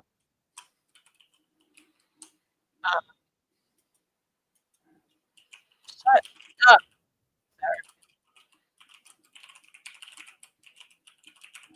I'm trying to get Mr. Jesse his stupidity talking before he's doing a commercial for Morgan and Morgan for the people, which I hate. Morgan and Morgan. They live here. They started here. Now they're all over the country. where is Sacramento? Sacramento is the capital of California. It is just northeast of San Francisco, about an hour and a half. Oh, my geography sucks. So like Lake Tahoe and all that stuff together is probably about an hour surrounding. Like we could get to Reno in an hour and a half, Reno, Nevada, where we lived. But yeah, it's up in, I'd say northern, but it's really more like northern central. Okay. but San Francisco is my favorite city in the entire world. So I I've been trying to talk and I've been muted. Can someone take me out back? Scott Peterson, he's been trying to get a second trial and he is a monster. But in my opinion, not that like one's worse than the other, but Chris Watts really got to me. well, it's Really even bad. worse He was in because Colorado, right? Chris Watts was in Utah, right? Utah. Yeah. That was who's on the stand. They are bringing up the turban lady from last year. What was her name? Jessica Hyde. Jessica Hyde. Thank you. I shouldn't call her the turban what lady. That's also very gets not politically correct. It's They're more like a bringing her. bandana. It is like a Lucas, bandana. She has dreads, I think. I have a question, Lucas. How come, and I'm a woman, so I don't understand this, but what do you think? Oh, Chris Watts was Colorado. What do you think, or why do you believe women that are at home, like, go after men that are in prison for murdering their families and their wives, and like they want to be with them? Like, why? That's actually a mental illness. I asked John Matthias one time on Hidden True Crime. That's like a real like mental illness. it's weird, like, because Chris Watts gets, and some of them are anti-Karen Reed people. Dude, so does Brian Kohlberger, and look at him. Or who's like that Ted Bundy did too. Women are they're like attracted to bad boys and they think like they're bad, but they'll be good for me. They won't do that to me. Well, he's locked up and Dude, he's they're on like death Hannibal row. Where Lecter. you're going to get? What are you going to get from them? I think too, it's a lot of insecure women. No, I don't know the real name for it, but it's like insecure women who want to know where their man is every night. And what better than to have a guy in prison for the rest of his life, right? Well, like Wade Wilson, he's got his, they call Wade wives. They raised like $10,000. That's gross. He is gross. Yeah. And look what he did to all those women. They're like, oh, wait. I mean, he admitted Or the guy, the Luigi guy too. He had like $1 million raised, didn't he? I don't know how much he had, but That was a lot of money. Wade Wilson literally admitted to running over Diane so many times that her brain looked like spaghetti. Yeah. Like, yeah. What? That's what you're going, and then people like these women, they let their kids talk to him on the phone and send pictures of their kids to him. And it was a cold day in hell. I don't even bring any men around my kid, let alone talking to some dude that I don't know that murdered a bunch of women on death row. What the fuck? Like, you have to be mentally ill for that. Like, that shit's not normal. Ladies, if you have pen pals in prison that you don't know personally and they are on death row and they're serial killers and you think that you're going to marry them and give them commissary money, you should seek mental health in my opinion. I mean, even with the Menendez I'm brothers, no doctor. They're both married to women that they met while in prison, and I believe that they should be released. I mean, but like, there's something wrong with that too. I don't know. In their heads, and be like, why did you marry a man that was in prison for life? You had no idea if he was gonna get out. Like we're back. Oh, and we're back. Thank God we can stop this topic. Okay, bye guys.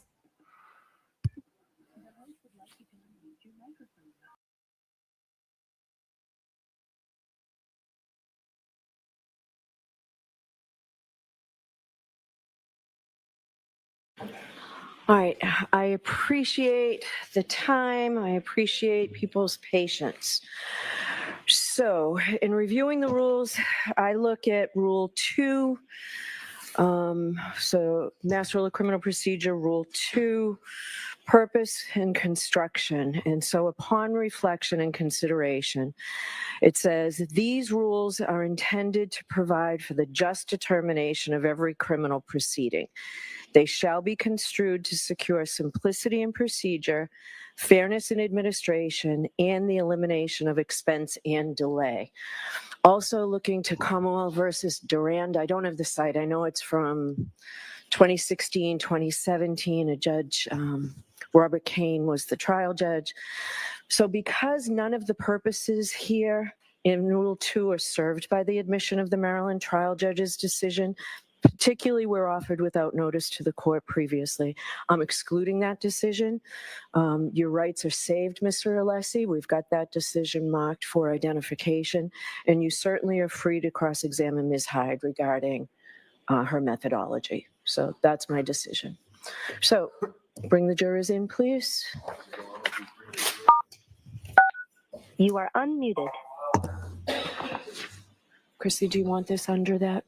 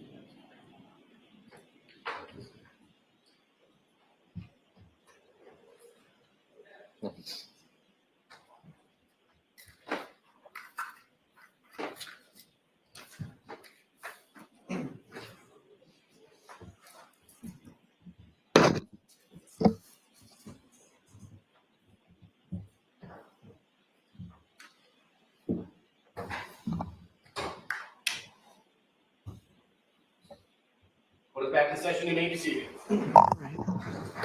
Jurors, I appreciate your patience. So your next witness, Mr. Brennan? The Commonwealth calls Jessica Hyde.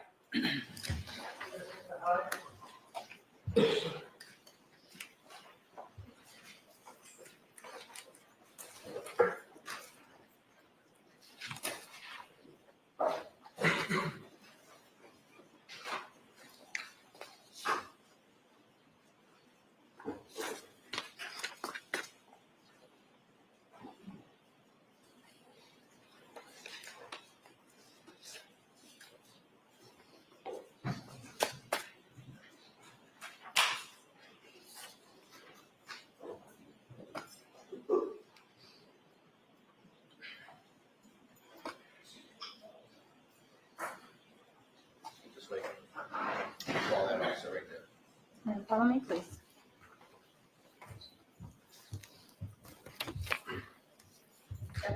Take the card and raise your right hand, please. You solemnly swear the evidence given to the court and jury in the case now and here the truth, the whole truth, and nothing but the truth, so help you God. Yes, I do. Good morning. Good morning. Good morning, Your Honor. All right, Mr. Brennan, whenever you're ready. Thank you. Good afternoon. Good afternoon. Could you please introduce yourself to the jury and spell your last name for the record? My name is Jessica Hyde, Jessica, space HYDE. What do you do for a living?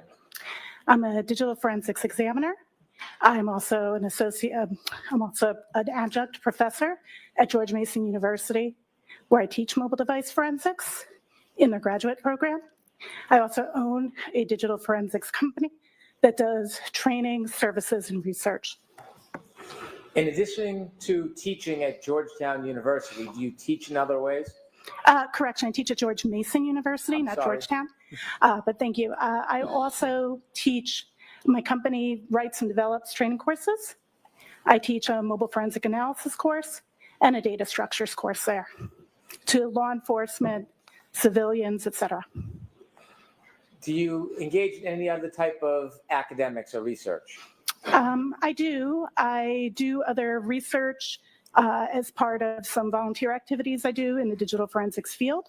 So I'm the chair of DFIR Review, which is a body that reviews practitioner-created research so that it can go through peer review. I often do reviews as a member of a reviewer for Forensic Science International Digital Investigations Journal, which I was a previous associate editor of. What does peer Oh, I'm so sorry. What does peer review mean? Peer review means that when a study is done or a research paper is done on a topic, that an assessment is done of it. There are 3 types of assessments that can be done. One is a methodological assessment, where you read through the methodology of the academic or practitioner-created paper and state if it is acceptable or not. The second is you conduct your own testing using the same methodology to conduct a peer review with your own generated data sets. And the third is if the original author has shared their data sets, reviewing their data sets and checking that against their work. Has any of your work been peer reviewed in the past? I've had 2 peer-reviewed journals. I've had an article that was peer-reviewed and published in Forensic Science International Digital Investigations regarding the standardization of file classification of recovered items. The layman's term of that would be talking about what deleted means. And then I have another paper that's been accepted that I was a co-author on in terms of timelines and correlations of forensic evidence. You mentioned you work in forensic data analysis. Generally, what does that mean? It means that I look at evidence of digital forensics devices, be them mobile phones, computers, Internet of Things devices, and do analysis to provide meaning and context to the data that's recovered from them, as well as performing data recovery of those same computer-related devices. Did you have any specific education or training to learn about forensic data? Absolutely. I have professional training both from courses I've taken, as well as I have a master's in digital forensics from George Mason University. A master's degree in that. I've taken multiple courses, advanced mobile analysis, iOS forensics courses from SANS, computer forensics courses from SANS. I have multiple certifications. I hold the GIAC GCFE, which is the GIAC Certified Forensics Examiner. I also hold the NWC 3CFE, which is a Certified Forensics Examiner. Do you, through your company, teach other forensic examiners how to study forensic data? Correct. I teach government agencies, both federal and state and local, how to do digital forensic analysis, as well as private sector digital forensics examiners. How do you teach private digital forensic examiners? What's the method? I've developed an online virtual course. We teach virtual live, so I'm always there when I'm teaching, but I also have a team of instructors. So for example, the mobile forensic analysis course that I developed right now this week is being taught to a police department in Texas right this moment. Forensic data analysis seems like a broad field. Is there certain parts that you focus in? I personally specialize in mobile phones and Internet of Things devices. I want you to just give us some very basic, very general and brief background. When you're looking at a forensic device and you're analyzing it, do you rely on any tools? That is a really interesting question. Reliance on tools is not precisely what we do. We utilize tools to extract data from a device, and then we utilize a variety of tools to attempt to parse results from those devices. But the forensics examiner has to take the additional step to both understand, validate, and provide meaning to those results. Is there any shortcomings or dangers in simply relying on a forensic tool for a result or an opinion? There is absolutely a danger in just relying on parsed results. When an algorithm is used to determine what data is stored as, it doesn't tell you what that data means, and that's where you need a forensics examiner. Tools don't necessarily understand how the data got there and what causes the data to exist, and that takes deeper and further human analysis, as well as, you know, if you think about it, if on your phone you can go to the Google Play Store or the App Store and you can actually download millions of apps. There's like 6 million apps between the two stores. Digital forensics tools maybe support generously 1,000 applications.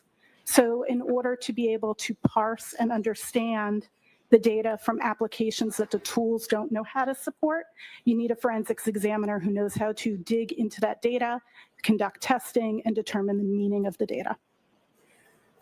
Were you asked by the Norfolk County District Attorney's Office to look at and analyze a phone that was related to a person by the name of Jennifer McCabe? Yes, with a very, very specific scope to a specific date range.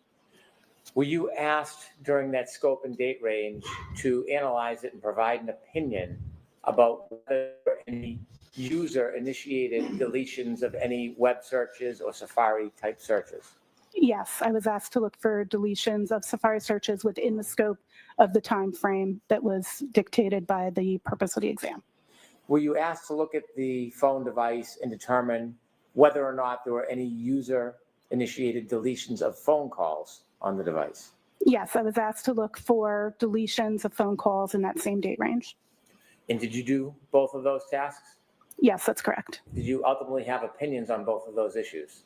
I do have opinions on both of those issues. That's correct. And in engaging in the efforts to answer those two questions, did you necessarily have to review and analyze a web history that included searches on January 29th, 2022 at 2:27 a.m.? I did analyze web searches that occurred at 2:29 a.m. on time here in Norfolk on January 29th, 2022 from the device I was provided. Yes, not the device, the forensic image, for clarity.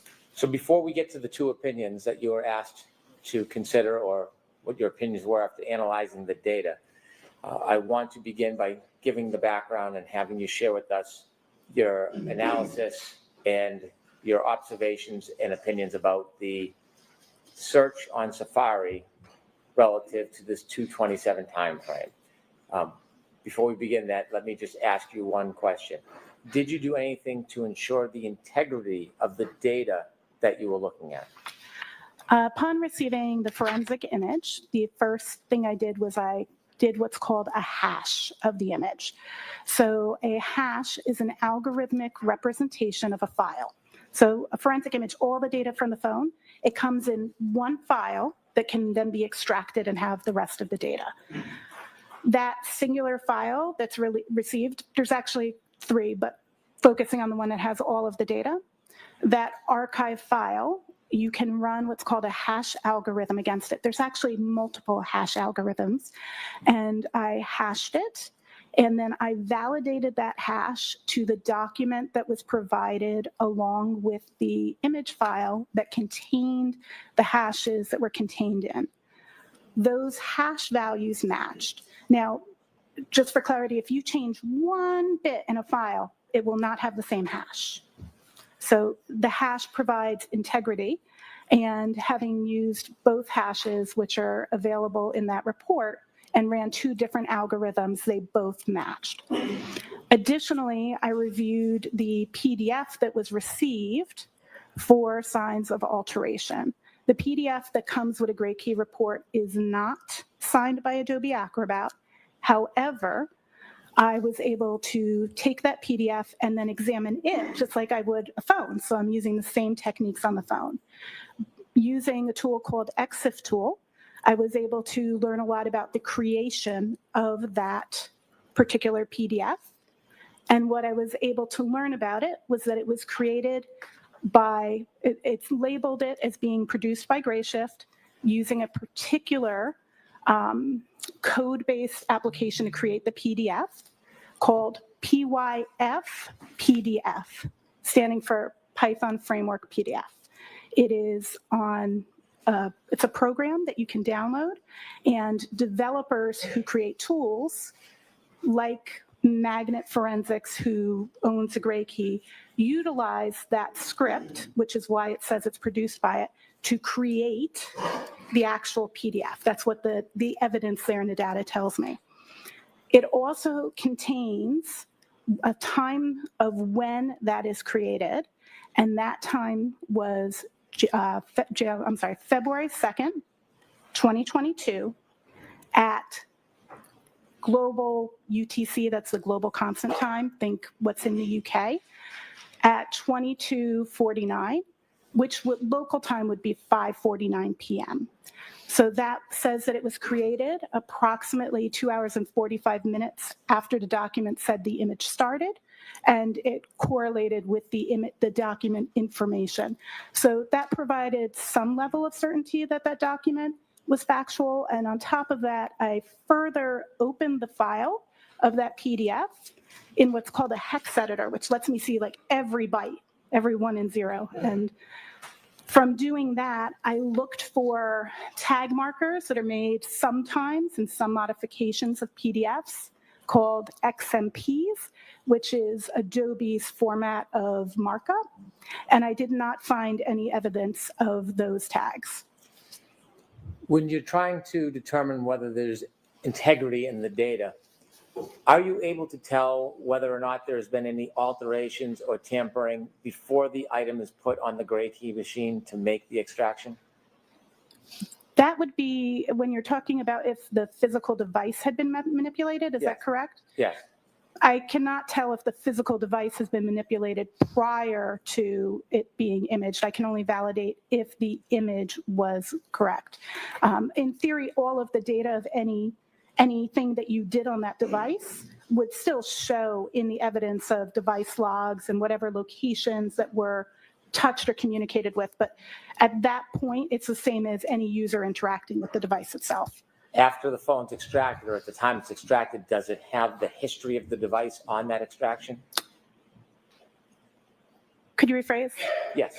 At the time the phone is extracted and the copy is made in the PDF and the digital copy, does the digital copy and the PDF contain the history of searches and calls and other items on that phone? The forensic image itself contains a variety of different artifacts or traces that are left behind by activities that a user does on a phone. Yes. When you use the term artifact, what does that mean in a basic sense? An artifact is any type of evidence that is left behind on your phone of an action. So, for example, if you receive a call, there are multiple places in the phone that show that a call was received. That can be in the call log, that could be in a notification, that could be in a unified log that tracks the activity that the phone's doing. There's multiple locations, and each one of those residue of the fact that the call came in, that's what I would refer to as an artifact. So you could have an artifact not just about a call, about a web search, about taking a photo. Any action you take on your phone may create an artifact. Before we get into those two questions about any alleged deletions from Safari, a Google search or an internet search, and any alleged deletions of phone calls, I want to start with your explanation or your sharing how the timestamp works relative to that search beginning at 2:27 a.m. on January 29th, 2022. So for clarity, there's more than one search that happens actually at 2:27. There is some activity that's looking at, and I don't want to mispronounce the name of the town, I'll try Hockomock Sports, looking at activities for the sporting events at that school system, I assume, or county location. There is a timestamp for the search Haas Long to Die in Cold. However, that timestamp isn't about active searches. It's about the time that a tab was either opened or moved to the background. So Haas Long to Die in Cold is the most current search in the tab that you opened at that was opened at 2:27. So if you're using your phone and you go to your browser, you have some choices. You can just open an existing tab or you can open a new tab. A new tab was opened at 2:27 a.m., and that search was done there. Another tab, actually at 2:27, was moved to the background, and its last search at the time it was moved to the background was for, I believe it's Raining Men, the YouTube video. So those two searches both exist as what's called browser state searches. But that browser state isn't about the time that it was searched. It's about the time that the browser tab that you opened either went to the background, or if it's never been moved to the background, the current search. So the time in the instance of the It's Raining Men video is the time that that video was moved to the background and the new tab took over as the tab that's active. And that tab, the last search done in that tab is How's Long to Die in the Cold, because that database holds the current search. It constantly gets updated, and the time that the tab was either opened if it's the first time it's opened, or moved to the background if it's an existing tab. Did you put together an exhibit that would help explain some of I the different did. I databases? did put it together an exhibit that would show that. May I approach? Yes.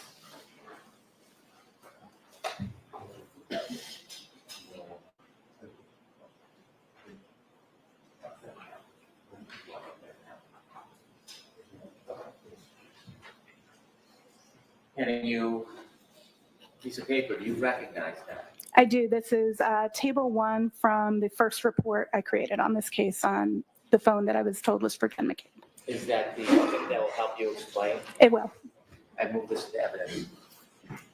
We approach that. Or not that good, Jack, if you want. Go now.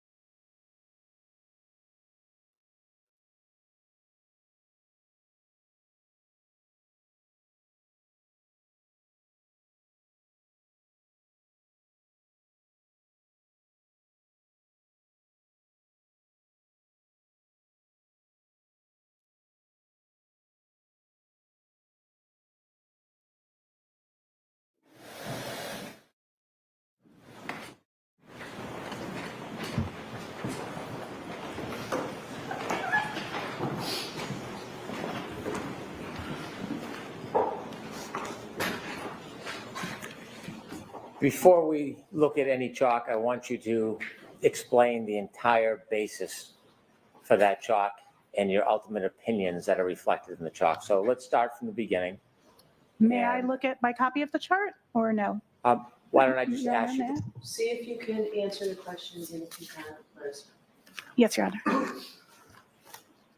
When you looked at the phone to analyze it, were you trying to determine when a particular search was made, specifically the search, "How's long to die in cold"? Correct. I was looking for two searches, both how long to die in CIKD and how long to die in cold. So as a forensic examiner, how do you begin the process to try to identify and determine when that search is actually made? So the first thing we would want to identify is what application was being used at the time to make the search. So looking at that date time stamped, it was able to, on that date, be able to determine that Safari was the application that was being used as the Google browser. And then you would begin looking at the artifacts for Safari, both those that are parsed by the forensics tools, but then further looking into the data structures that hold that data itself, and then ultimately conducting testing to determine why a certain artifact exists. So you mentioned the beginning step is the forensic tool or tools. Did you use forensic tools to get information or parse any data regarding this potential search at 227? Yes, I use multiple forensics tools. Can you share with us the multiple forensic tools that you used? Absolutely. I used Celebrate Physical Analyzer. I used Magnet Axiom. I used just the tools I used at first. I used iLeap. There are further tools I used later, but those were the three that I started with. What tools did you use later? Later, I used specifically, I've used Sanderson's Forensics Toolkit, the forensics browser in Sanderson's Forensics Toolkit, which helps exploit SQLite databases. And then I further reviewed in a tool called Rabbit Hole. To begin with, Celebrate, is that a tool that you're familiar with? Yes. Is it a commonly used tool in the industry? Yes, commonly used mobile forensics tool. Is it reputable? Highly reputable. Why did you use Celebrate? I use Celebrate because on any mobile exam, I'm going to validate what is captured by Celebrate and Magnet Axiom because they have the most robust parsing of what is in my tool arsenal.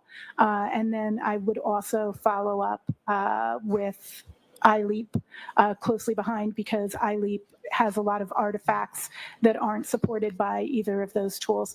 Using a variety of tools is going to give you different coverage, and each tool has a different perspective on how they view and display data. You said you also use Magnet Axiom? That is correct. Is that a leading forensic tool as well? Yes, that is also a leading forensics tool. Are you familiar with that company? I'm very familiar with Magnet Forensics. I was actually their director of forensics for 5 years, then continued to consult for them for an additional 2 years under my company Hexordia, and my company continues to be a reseller of Magnet's products. You mentioned different tools may present information a different way. Do those tools change the underlying data at all? That's a great question. So when we're talking about the results that a tool shows, the tools maintain the integrity of that original forensic image. And that's actually something we verify as we continue through our exams to make sure that the underlying data hasn't been changed. There are some tools, I did use some other tools, I apologize. I also used Artex and Mushy. But Artex is capital A, lowercase RT, capital E, lowercase x, and then Mushy is MUSHY. You're welcome. I'm sorry, can you repeat the question? I got this, the spelling threw me off.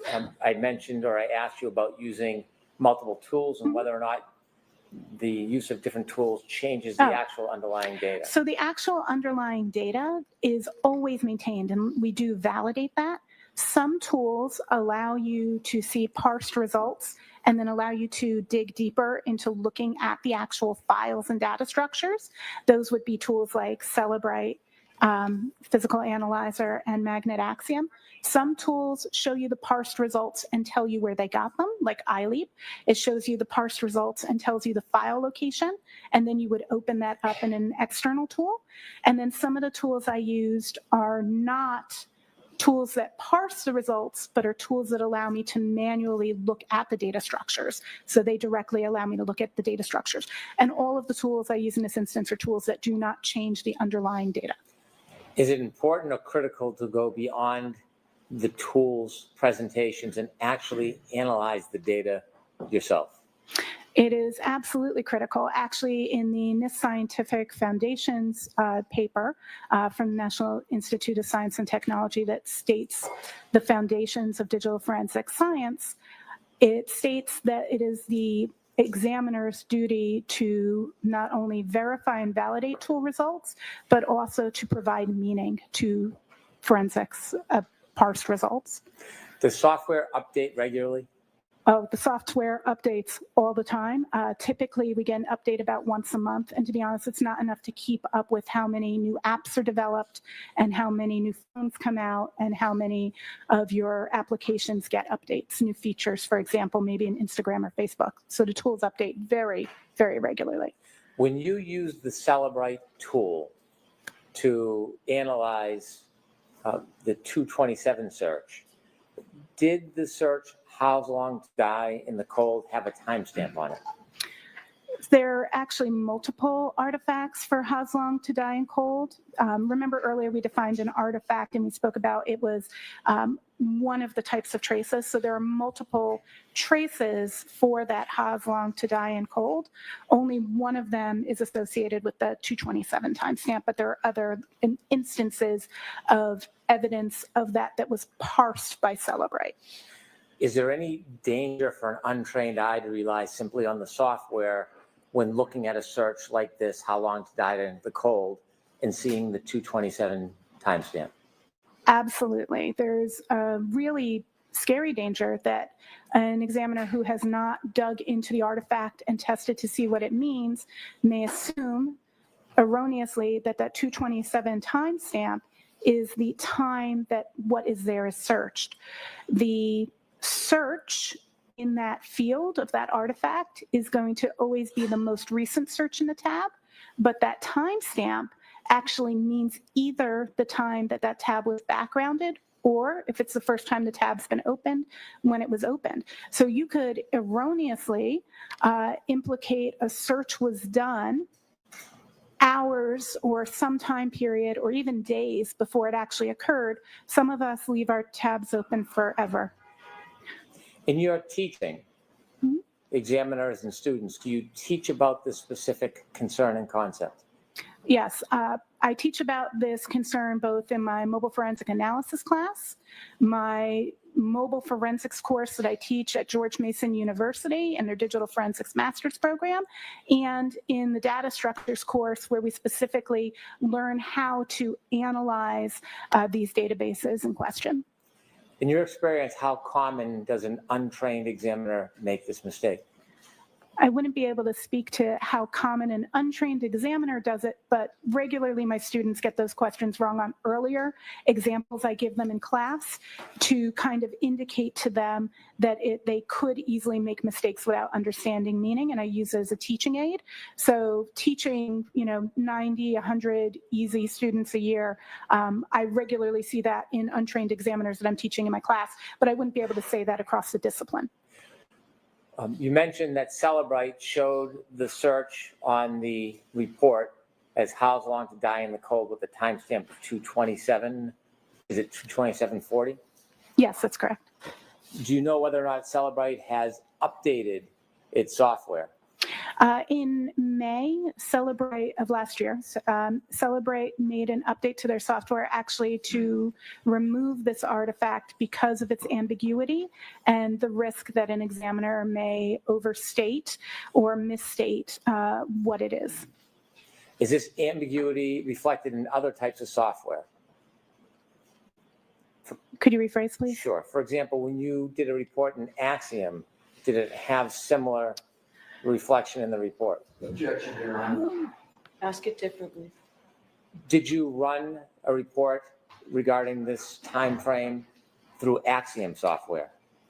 I did process the image through Axiom, yes. When you did that, was it the same or a different result? Axiom and Celebrate really show their data very, very differently. So Celebrate takes a perspective of alerting people to possible deletions by annotating either a question mark or a red X next to artifacts that come from different areas. Magnet instead marks if the artifact was parsed or carved. I feel like now I need to explain to you parsed or carved.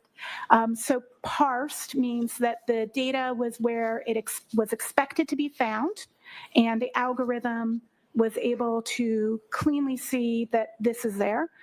Carve means that it had to run that algorithm against the data structure as a whole and found it as a partial result. So it carved it out and went and found it instead of it just sitting there exactly where it was expected to be, and shows you both the results. So it'll show all of the results of, in this instance, the sessions, tab sessions, but the data browser DB, the tab state, it's going to, instead of telling you this has a red X, it'll instead say it was carved. So it's a different presentation of the same data.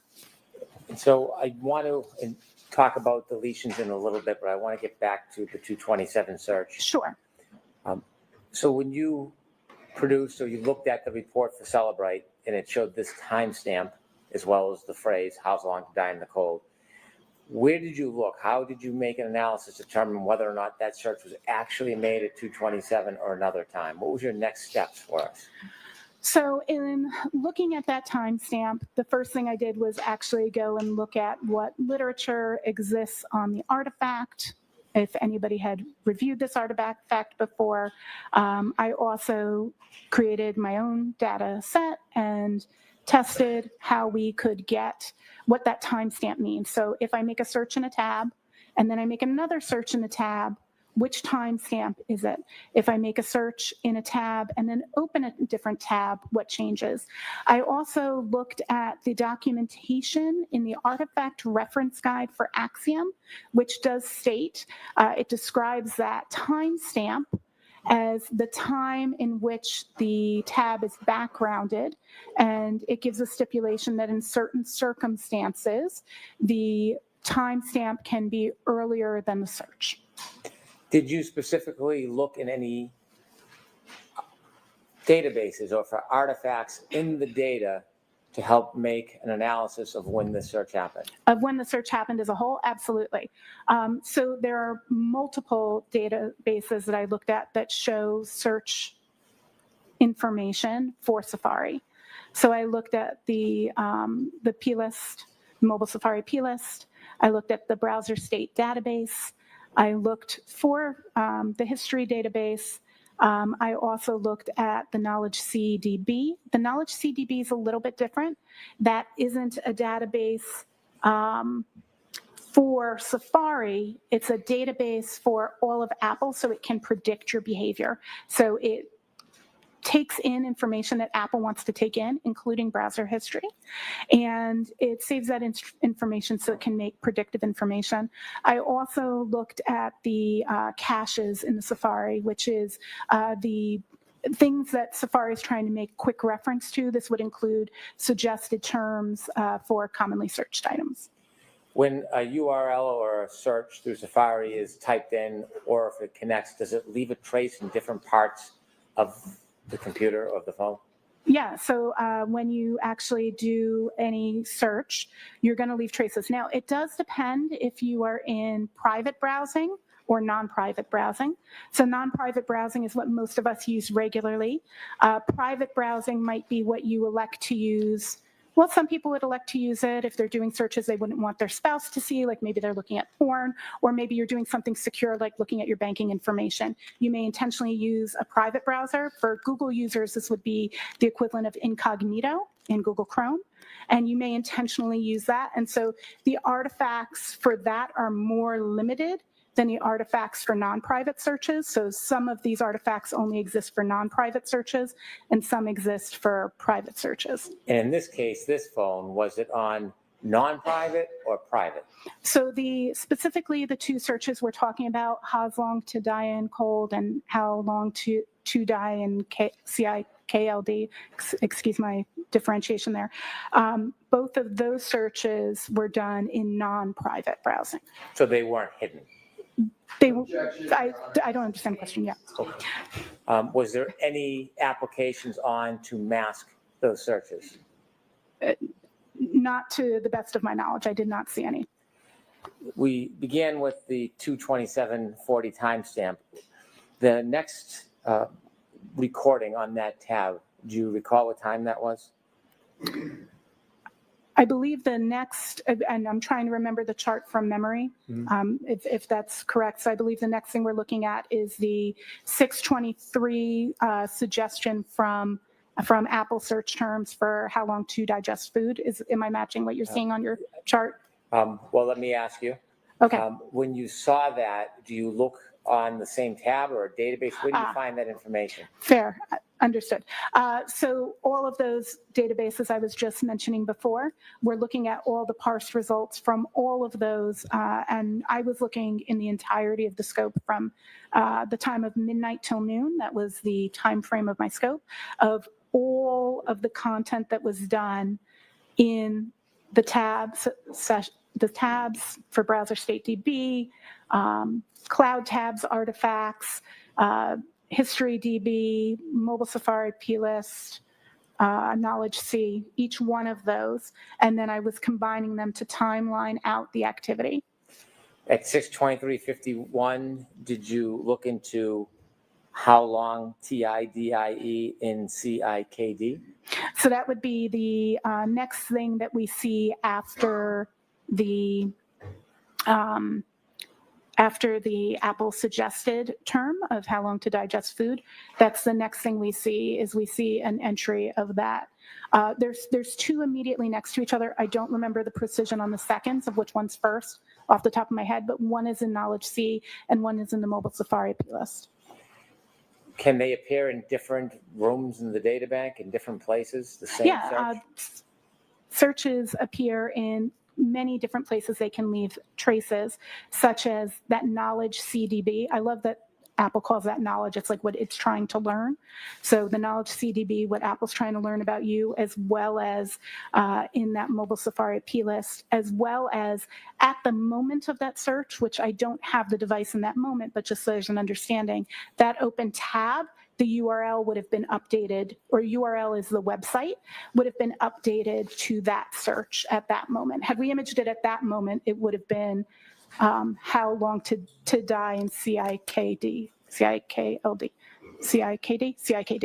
And finally, at 62447, did you identify any artifacts with that search that appears with the timestamp of 22740? Did you find the same? Correct. At 624, we have two timestamps in the same two locations for Hoslong to die in cold, the Knowledge C and the mobile Safari plist. So based on your analysis in that issue, did you come to an opinion whether or not the phrase "how long to die in cold" was actually searched at 2:27 a.m. on January 29, 2022? There are no artifacts. So the answer is yes or no. Can you repeat the question, please? And so based on your analysis of the phone and the data using all of those softwares, did you come to an opinion whether or not the phrase "how long to die in cold" was searched at that timestamp tab of 22740? Yes, I came to an opinion. And what is your opinion? Objection, Your Honor. Rephrase the question as to the opinion. I'm sorry? I'll see you at sidewalks for Mr. Leslie. Thank you, Your Honor.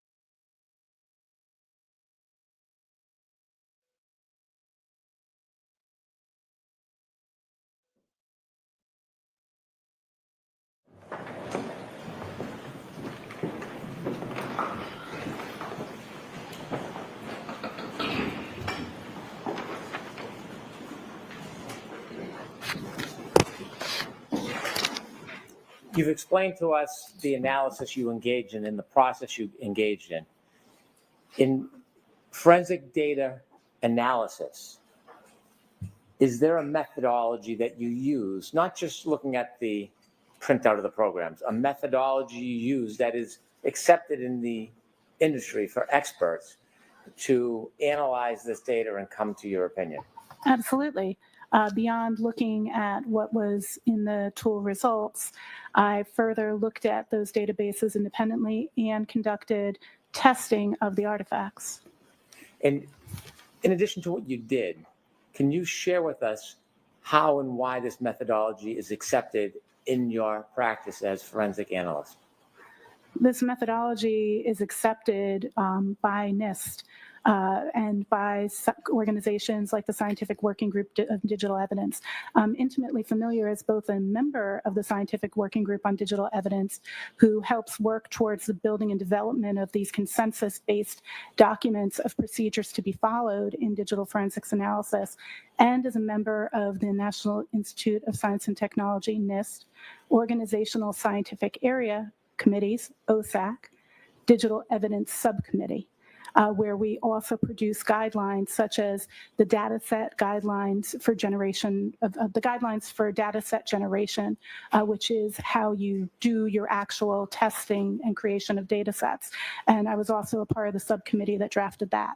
So I'm intimately familiar with the accepted policies and procedures because I am also a member of the groups that help author these, as well as review them and look and use them. Are there articles and guidance in the industry about this particular practice of analysis? For analysis, just for clarification, you're talking about for analysis of Safari artifacts, of mobile forensics, of browser state DB, just for clarity on the question. Let's work our way through it. How about through Safari? For Safari, there are multiple different blogs that talk about Safari, as well as I have analysis of Safari through classes I took, such as SANS 4508, which is 518, SANS 4518, which is the Mac and iOS analysis course, which I took. How about the specific guidance regarding searching the different databases for artifacts? In terms of methodology for digging into databases, Yes. Is that correct? There are multiple, I've taken courses throughout my master's program, courses on how to analyze digital forensics artifacts, including mobile device forensics, throughout my GIAC certifications. I've taken multiple instructor-led courses on how to do these, as well specifically that cover mobile Safari history in mobile forensics at GMU in his master's program as part of the SANS 4518 class. And in terms of data structures, I've taken study on how to analyze databases like SQLite and PLIS are covered in those courses. There are books on study on this methodology? There are multiple books on digital forensics, many of which I've read, and including books specifically on analysis of SQLite databases, such as Sanderson's SQLite Forensics, which is probably the most authoritative because not only was it written by Sanderson, who makes a tool, it was tech edited by 3 renowned forensics examiners, as well as Dr. Richard Hipp, who created SQLite itself. The methodology, the technique you use to look past the reports and actually look at the data to make your determination and arrive at your opinions, is that methodology regularly accepted within the forensic data community? Absolutely. Again, using the methodology from the consensus-based documents from the community, from the Scientific Working Group Digital Evidence on best practices for analysis, as well as specifically for the SQLite databases I was looking at. I do that deeply verifying and in accordance with the understandings from Sanderson's book. Now, you share with us that you had an opinion regarding the timestamp and whether that it was applicable to the search term "How's long to die in cold?" That is correct. Now, I want to ask you, to a reasonable degree of forensic data scientific certainty, what is your opinion about whether the phrase "how's long to die in cold" was made at the time of the timestamp 22740? It's the last time, Mr. Bessie, on this issue, okay?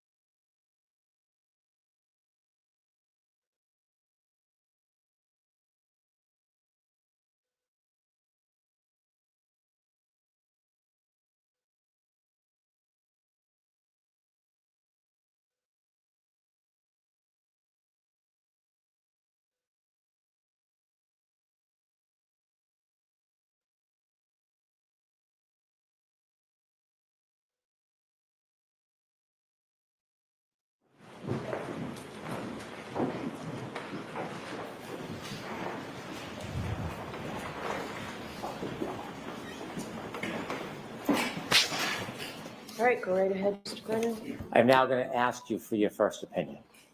So you shared that you have an opinion about whether that timestamp 22740 was whether or not that was the time the search "How long to die in the cold" occurred. Can you tell us to a reasonable degree of scientific certainty your opinion about whether that search, "How long to die in the cold," occurred at 2:27:40 a.m. on January 29th, 2022? Same objection, Your Honor. Okay, the objection is overruled.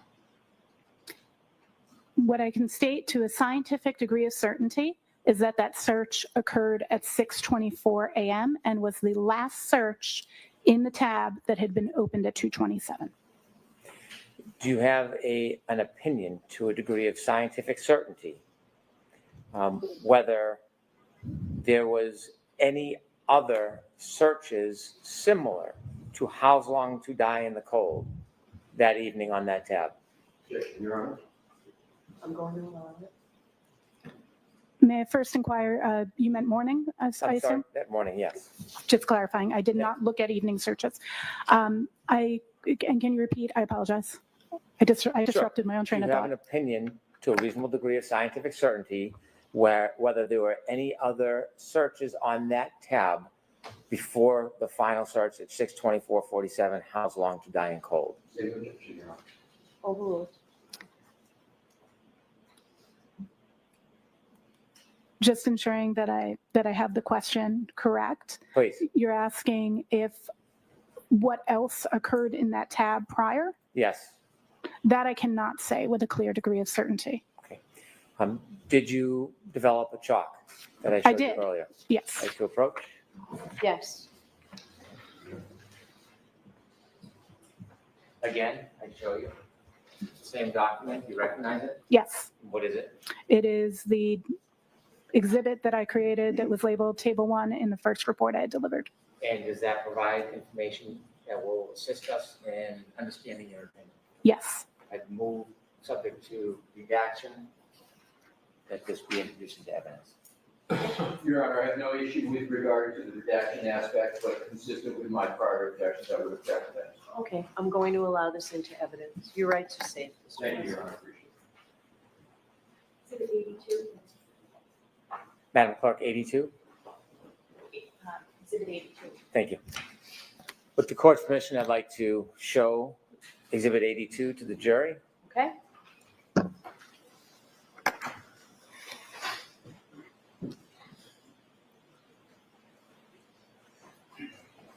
Could we enlarge the first two?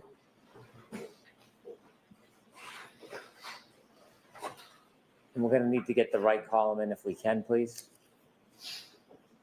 Thank you. Ms. High, can you see it from there? I can. Thank you.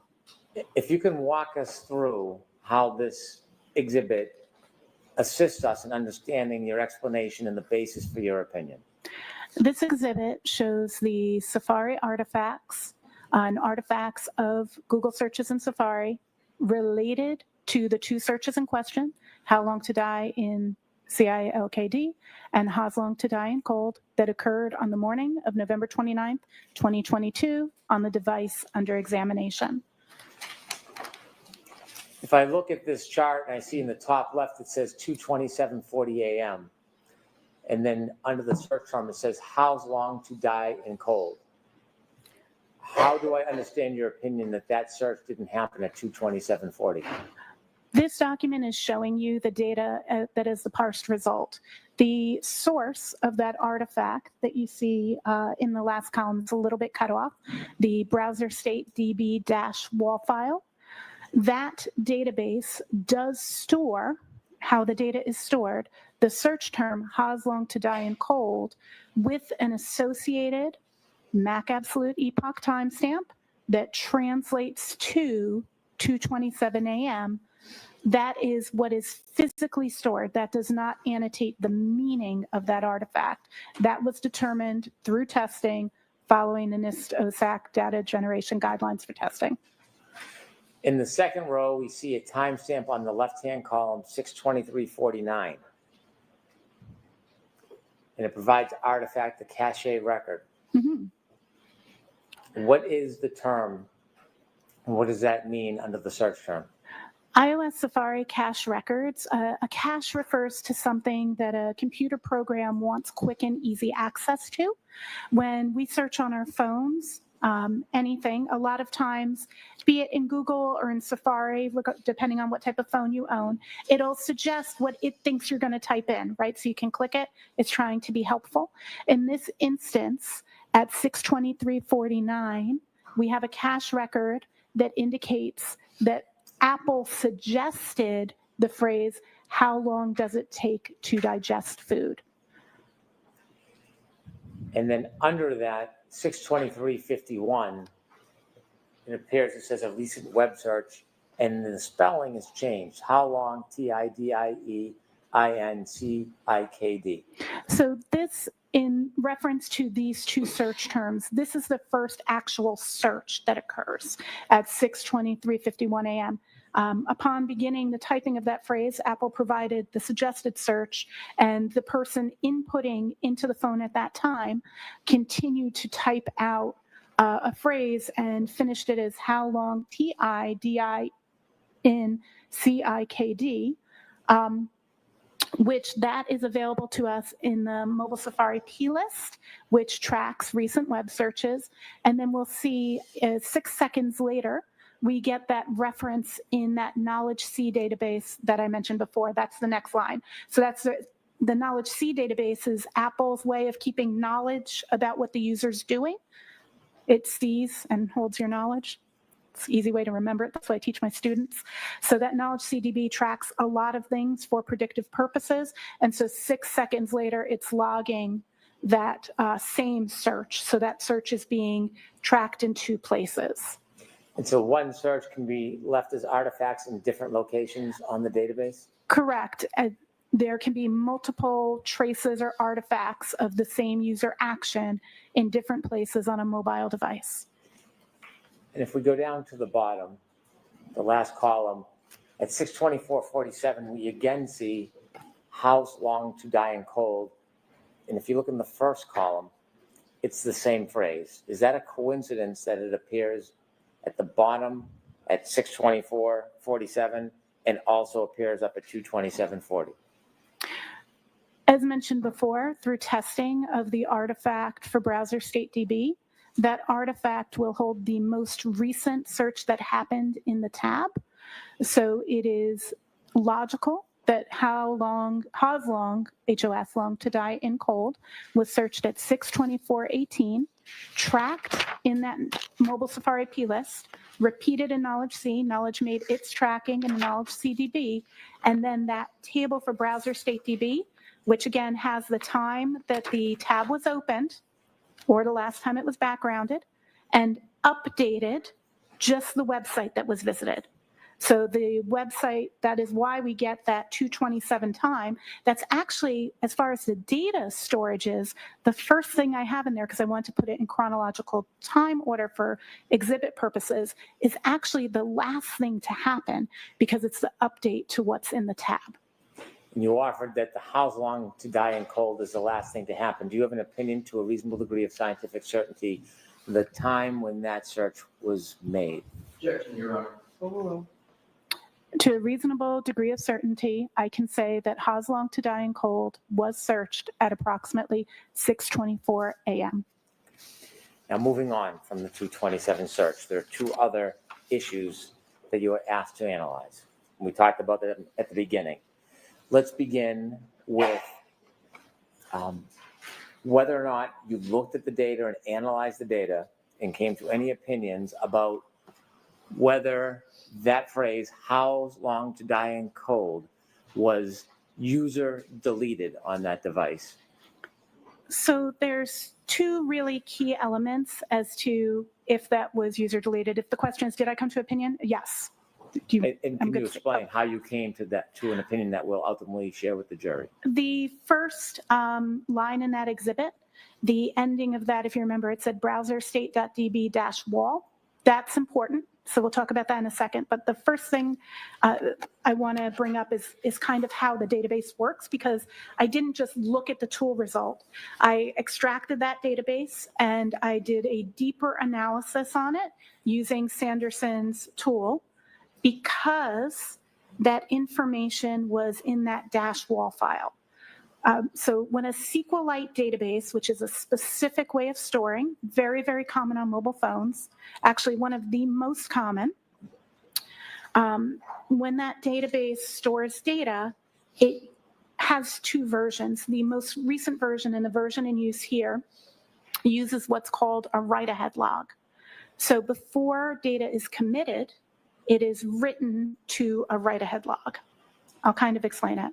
So let's say we're in a restaurant and we're sitting at a table and we're ordering food. Our table is the table. Data is going to come to the table, and that's going to be our food.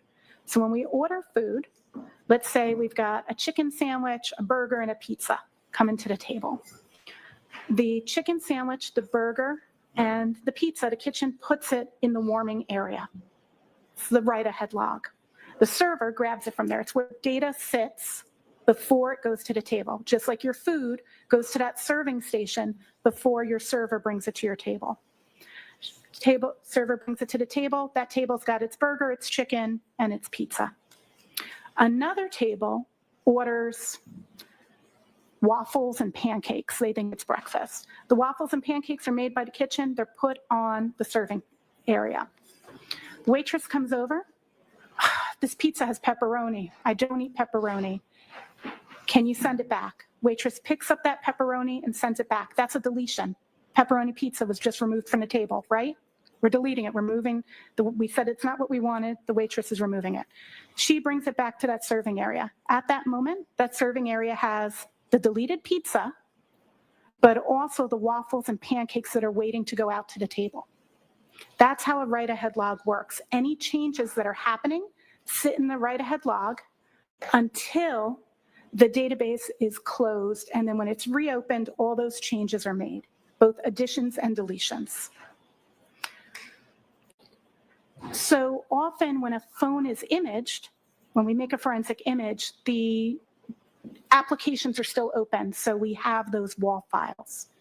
When we look in our Safari browser, the database knows to read it to you in its current state. So it tells you where waffles and pancakes are going. They're going to that table. So it shows it as if it's in the table, but it's not in the table yet. So if when we parse the data and we look at the restaurant and we don't look at the back kitchen, we would only at that time see the chicken and the burger, right? Pizza got sent back, waffles and pancakes haven't come out yet. So when we get the data, we get two files. We get the restaurant, that's the database, and we get the serving area, that's the wall file. Just because it's in the wall file does not mean it's deleted. It means that that record wasn't where it naturally sits yet. It could be that wall file can contain deleteds and food or data that hasn't yet been delivered to the database. So the wall file consists of both. So an assumption that the data was deleted just because it's in the wall file is actually not true. And the peer review paper I mentioned earlier that I had accepted in Forensic Science International actually has a section that explains this exact presence for SQLite databases about how we refer to that as recovered and not deleted. Actually, through that entire document, we don't use the phrase deleted. We refer to things in statement of recovery because we need to determine why it's there. So we can't say that it's deleted just because it came from the wall file. Some tools will automatically indicate to the examiner that they need to dig deeper into that. I did do further analysis by looking at the wall file. That particular item is a little bit more complex, actually exists on multiple pages because it moves as the database is being created, but all of them have the same unique identifier. So it's the same entry. It's not more than one search of Haslong to Die and Cold. If there was more than one search that had occurred where it became the top element in that database, we would see that. There are, as I mentioned, other carved from the database, from the wall file elements such as the search for the YouTube video, It's Raining Men. because at some point that was the last viewed item in a tab when that tab was retired right before, also at 2:27 a.m., but a couple of seconds before the How's Long to Die in cold search. So we can see that that table is put to the rear. The newest tab that's open, which is why it's in the wall file, it's the most recent thing because it's like our waffles and pancakes hasn't been delivered to the table yet. So it can sit in the wall file for that reason. It doesn't indicate it's deleted. The second reason is there is no user interaction in the interface to delete a tab. You can open and close a tab, and open and close tabs are tracked in that database, but you cannot delete a tab. There's no, if you were to pick up your iPhone, I know you don't have them right now, but if you were to pick up your iPhone and look, that wouldn't be a physical option you have in the interface. So it could not be deleted by a user through the interface for that most basic reason. So a user, could they delete a tab if they wanted to? There's no actual option to delete a tab. For your web history, you could clear the cache, for example. Most of us are familiar with clearing the cache in your web history. You might do it because you don't want your kids to see what you searched, or maybe your kids don't want you to see what they searched, so they'll delete it. But you can't delete the tab history. It's just what tabs are there. The device is tracking that. When you looked at the software, whether it was Axiom or Celebrite, when you look just at the report, not the data itself, do either of those reports have any indication noting that that web or that Safari search is characterized as deleted? Tools Celebrite denotes it with a red X, which means that it is recovered. Axiom indicates that it is carved. In the same paper that I referenced earlier that I authored, there's a chart in there that shows the distinction between how different tools, some will use red X's, some will use question marks, some will list carved or parse. So every tool chooses to do that differently. That does not mean deleted. It means it needs further analysis. Should an examiner who looks just at the reports of the software assume that if it is marked as recovered in Celebrite or carved in Axiom, should an examiner should never assume something's deleted without doing a manual examination. The manual examination, is that a method that's used, that's generally accepted in the forensic data field? The NIST Science Foundation paper, as well as the data set generation guidelines, both speak to conducting testing to verify and validate, and it states clearly that an examiner is to verify and validate findings and to determine meaning. So given that you've used multiple tools to look at reports regarding this phrase, how long to die in cold, and have seen indications or characterizations of recovered and carved, and in addition to the fact that you actually analyzed the data, did you arrive at an opinion to a reasonable degree of scientific certainty whether or not the user deleted, any user deleted the phrase, how long to die in cold? Yes, if it's how's long to die in cold. Sorry, trying to clarify. Pardon me. Did you come to an opinion to a reasonable degree of scientific certainty whether any user deleted the phrase, how's long to die in cold? Yes. And what is your opinion? My opinion is there was no deletion that occurred by the user because it is not something a user can delete. Finally, I want to ask you about your analysis of the phone records on this phone attributed to Ms. McCabe. Did you go through an analysis of the phone logs and the phone records on the phone? I analyzed the call logs and the phone logs on the device that I was given, that I was told belonged to Ms. McCabe, yes.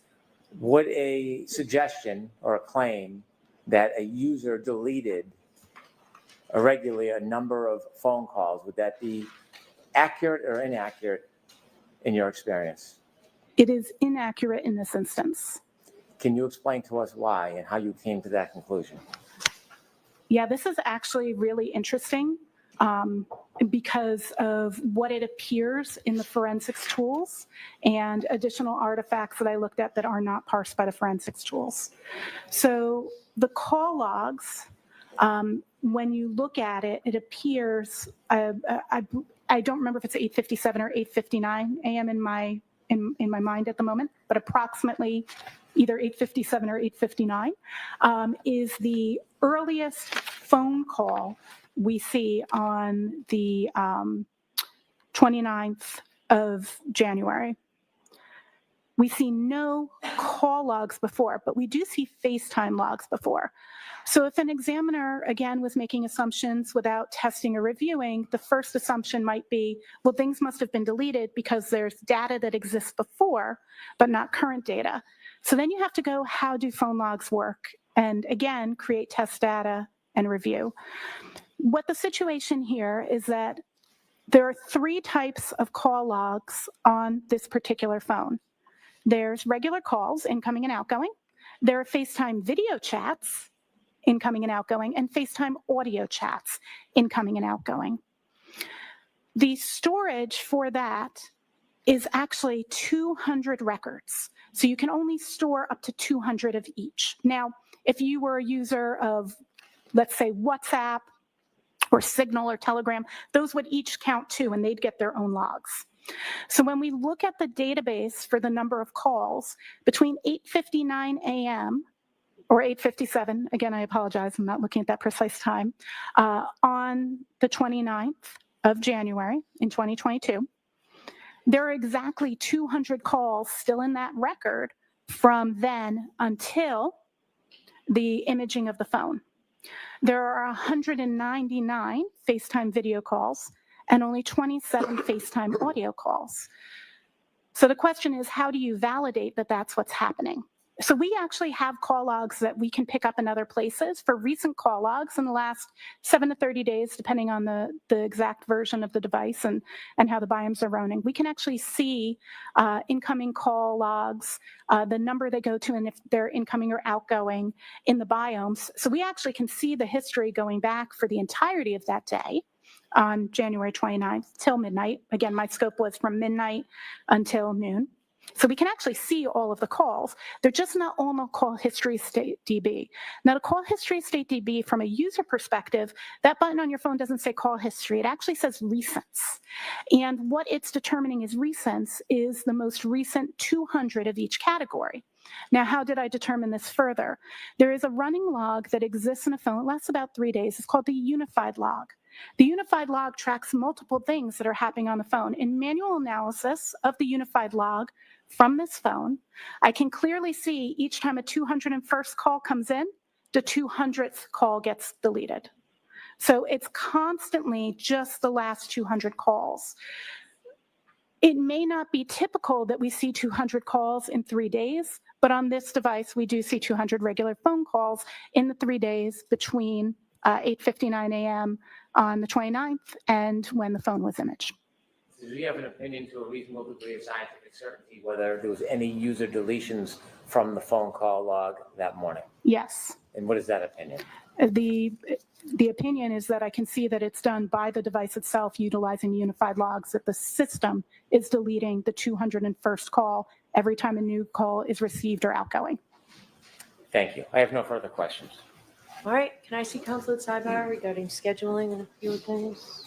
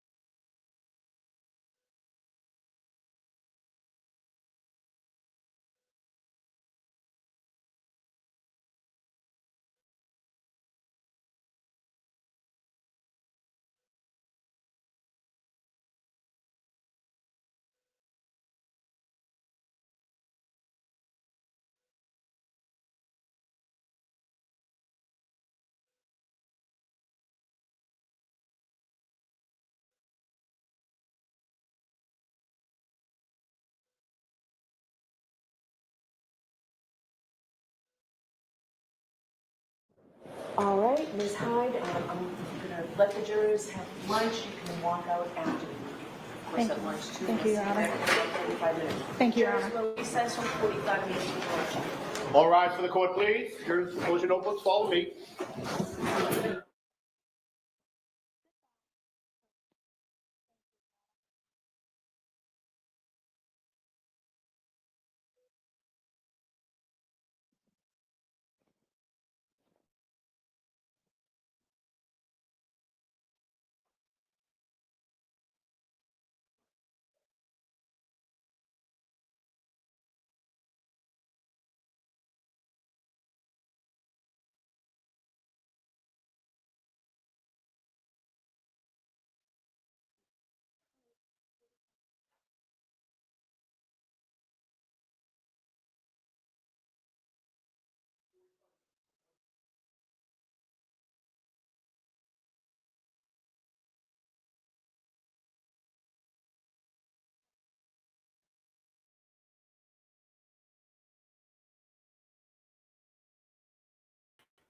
Hello, Lucas. Do you have a spot of tea? Bro. Lucas, Oh wait, I I got have. Hold on, I have hold on, Kaden, the wrong headphones.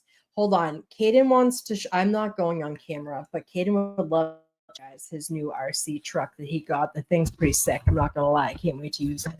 Kaden, hold on. Hold on. Can you hear me? Hold on. Let me take the camera. Let's do this. I'm not showing my face. Just show my face. Look at that thing. Look at Isn't that thing the awesome? Megalodon store. Is that awesome? Pretty sick. Everyone's saying it's awesome. Okay. Thank you. Oh. All right. Oh shit. Okay, people. Lucas, what did you think of that, honey? Oh, that's Echo. Lucas. We have okay, so I'll just say my piece, right? So Jessica Hyde. Okay. I give her props for her work. I know that she is a brilliant mind at what she does. But her narrative fit the Commonwealth's narrative. And she was a lot of word salad. She came up for maybe 3 breaths the whole time. She sped talk. No, not for nothing. The way she was talking, and Hank was just like, boom, boom, boom, and let her go because he just wants her to get any information out. She's going to get lit up by Alessi. Like, she stands no chance. I guarantee you, my money would be on she's going to start tearing up as soon as he starts walking up to the podium. If anyone wants to come up here with me, just click on that link. You want to enter the studio. If you don't want your face on, make sure that your camera is off and your microphone is on. You can put whatever name you'd like. Your chat name is usually a good call so that people know who you are and we can discuss stuff. I can't stay up here that long. I just came up here because, what does it say? Hank wants the jury. Yeah, I mean, she is brilliant. This is the thing, but this is what happens when money gets involved. Money ruins people. She probably makes more than I don't know, get Gallagher made like $330,000 a year. She makes more than that a year based on being an expert alone. And people like that will come on, and because a lot of people don't know what she's really saying, the jury has no idea. They're basing their credibility of whether they like Brennan. Like, has Brennan been credible this whole time? With his witnesses, we all know the answer to that. Kelly, are you here? Maybe not. Hi, hey. Wait, why is there 2 Kellys? Kelly? I'm so confused. Hi. Oh, you look beautiful, mama. We can't hear you, baby.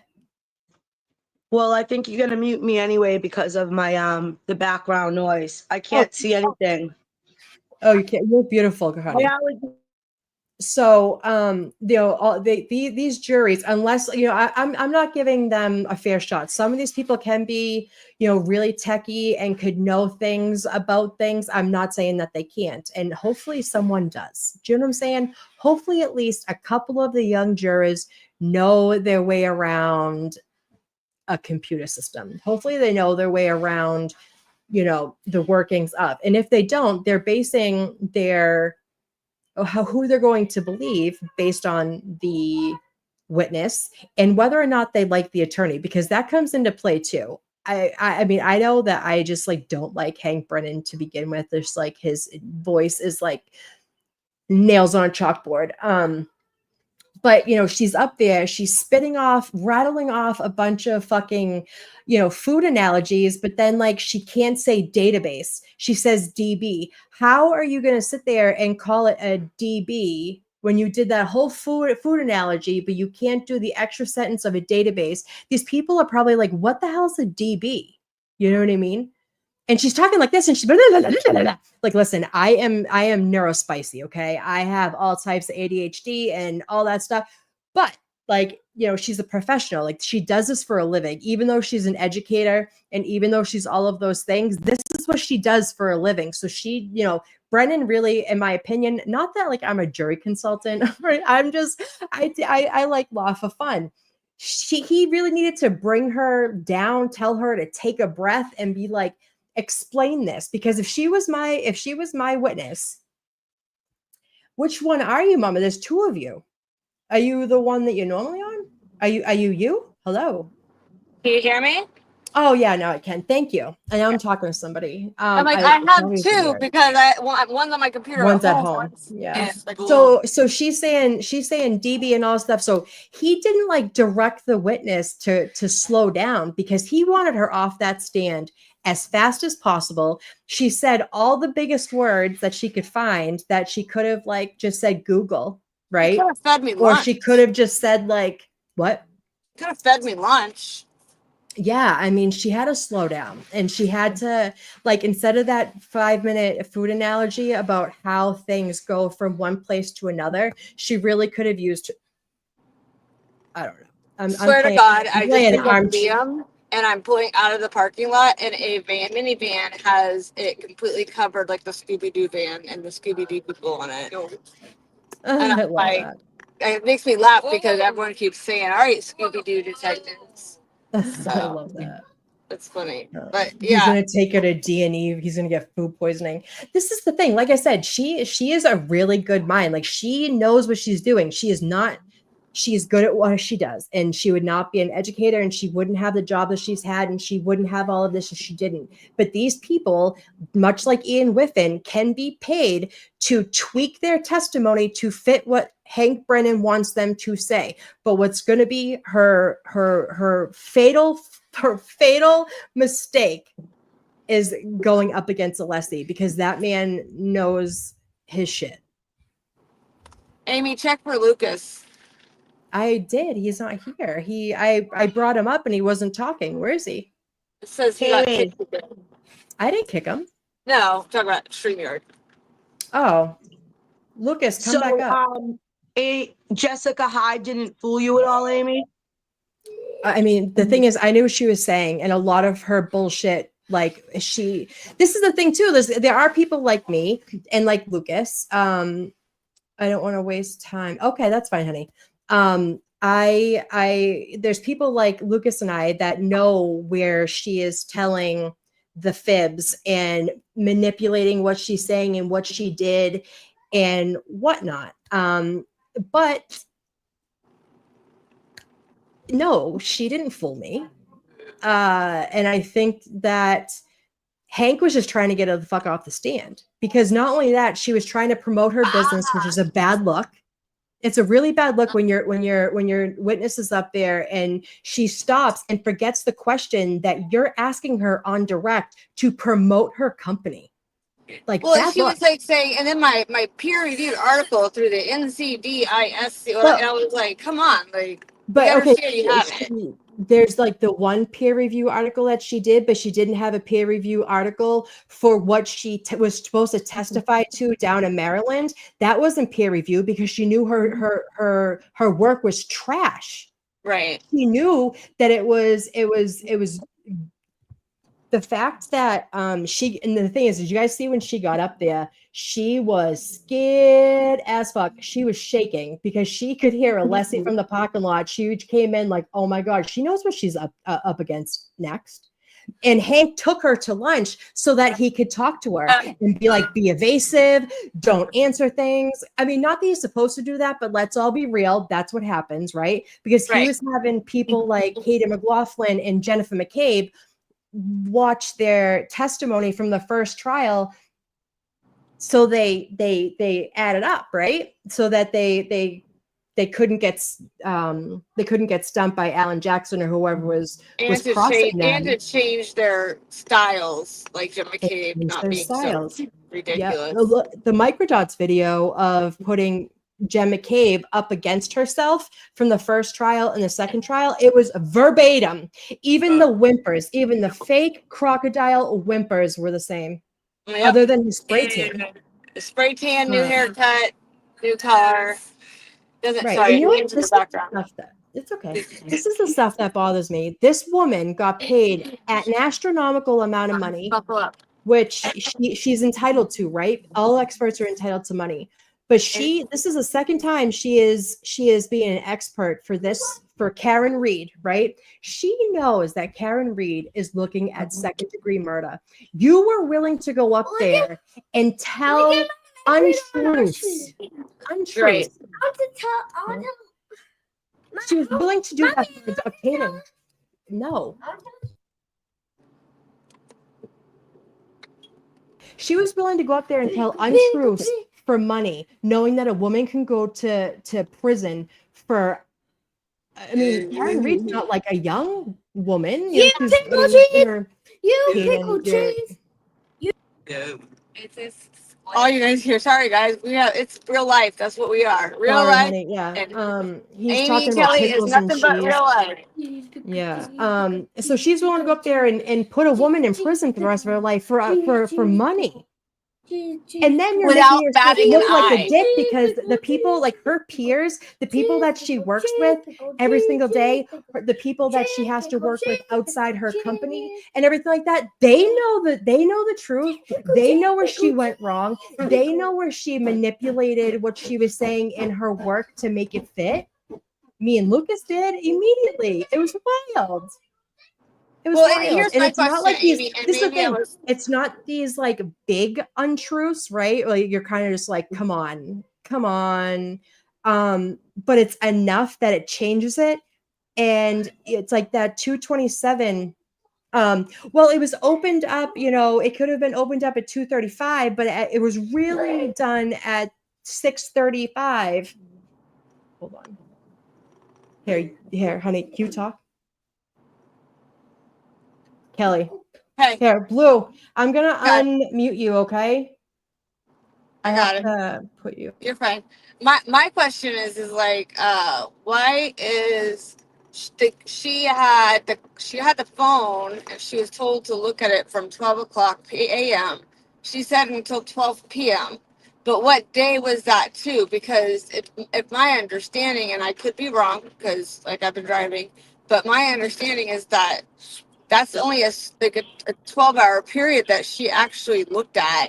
And how would she know with Matt being an IT if he went back and deleted it afterwards? Well, this is the thing too. Oh, the only thing that was deleted was the 227 Google search. Out of 4,560. An unbelievable number, right? So it was from midnight. So when say like after they left the CF McCarthy's to noon the next day. So that was her scope. That's what she was supposed to do. And there was however many I don't know the number, but there was a lot. And the only one that was misplaced and deleted and said that, it's 2:27, but really it was 6 o'clock in the morning. That was the only one. Bullshit. It makes no sense to me. It's Like any type of extractions I've ever done, usually there's like a chunk missing. Like there's maybe not 100, but there's oh shit, hold on a second. Right. Yeah, I don't understand. I feel like she was very nervous this time around as well. Hey, Blue. She was very nervous this time around. She didn't act. Bro, she took 3 breaths that entire 48 minutes she was up there. Yeah, it didn't. She didn't act like Declan and I are. Liam and I are getting Declan at the same time because I'm not coming back in 45 minutes to get him. But she didn't take any breaks. She didn't say anything. She just did like kept. She just like was so nervous. You could see like she was white as a ghost. Is what I saw. Yeah, she's a little more pricey than KP. That she is. She's a little more pricey than that. Yeah, I don't. So it's like she's the teacher. She is teaching other future computer forensics people how Right. to forensic, right? I mean, there's I don't know if she does the certification part or whether she works for the master's degree program. I don't know her background all that well, but like you're an educator and you're literally going up there. Your students can see you. Your students understand. And then you're up there self-promoting. These jurors don't give a flying fuck where you work or what company you opened up. They don't care. They have no idea what you're talking about. She's talking to the cameras so she gets more expert work. It's disgusting.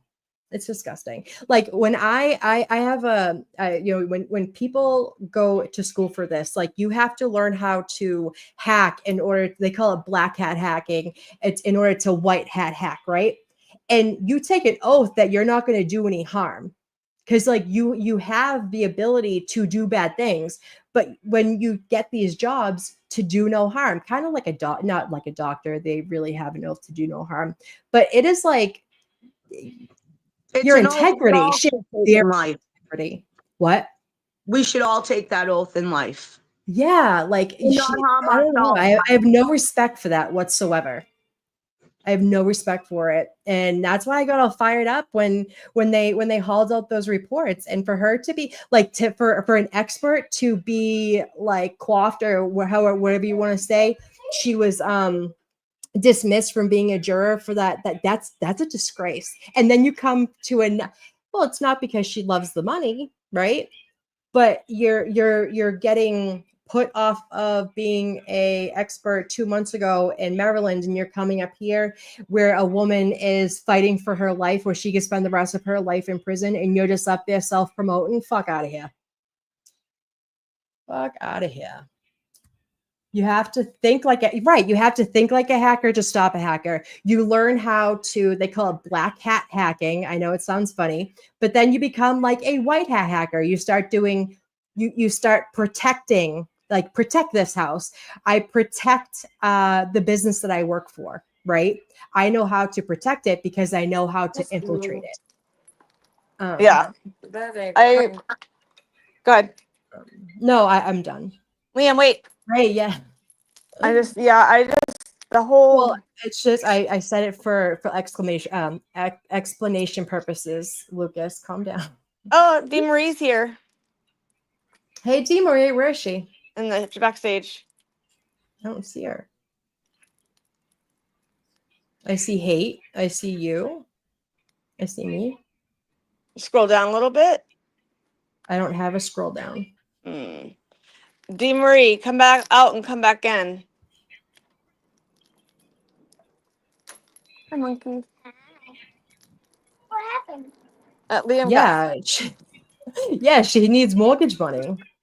And this is the thing too. I'm sure she's done I'm sure she's done a lot of good in her career. And it's really disheartening that you take this path and you do it for harm. You know, it really, I don't like that whatsoever. And it's really a disgrace to what people like her who do it and do it for good. All right, Is she up here? I don't see her. I told her I have to. Hi. Amy's my Hi, kid honey. says hi. Is that my boyfriend Declan? Hi. It's your boyfriend. have a girlfriend. Oh, stop it. Oh, I miss my kids being Oh, little. Kaden, say free Karen You Reed. talk like a little baby girl to me, Sky. Come over here and say it. Like the FBI Talk to me hires like a counterfeit baby. criminals. Yeah. Yeah. Why are you yelling at him? My So daughter's yelling at her animal. Sorry, guys. I'm muting it. You're fine. Oh, Declan. Do you want- Kaden, come here. They want you to say free Karen Reed. Okay, he said no thanks. He has better things to do. He's getting to be a cool kid. Hey, can you get He's getting to be a teenager. So what do you Yeah. think this cross is going to be like, ladies? What do you? What, I mean, Yes, they heard you. Trust me, they heard you. I think Alessi, like you said, Alessi's gonna knock her on her butt. Yeah. I think that she don't know what she has coming for her. And but he also does it.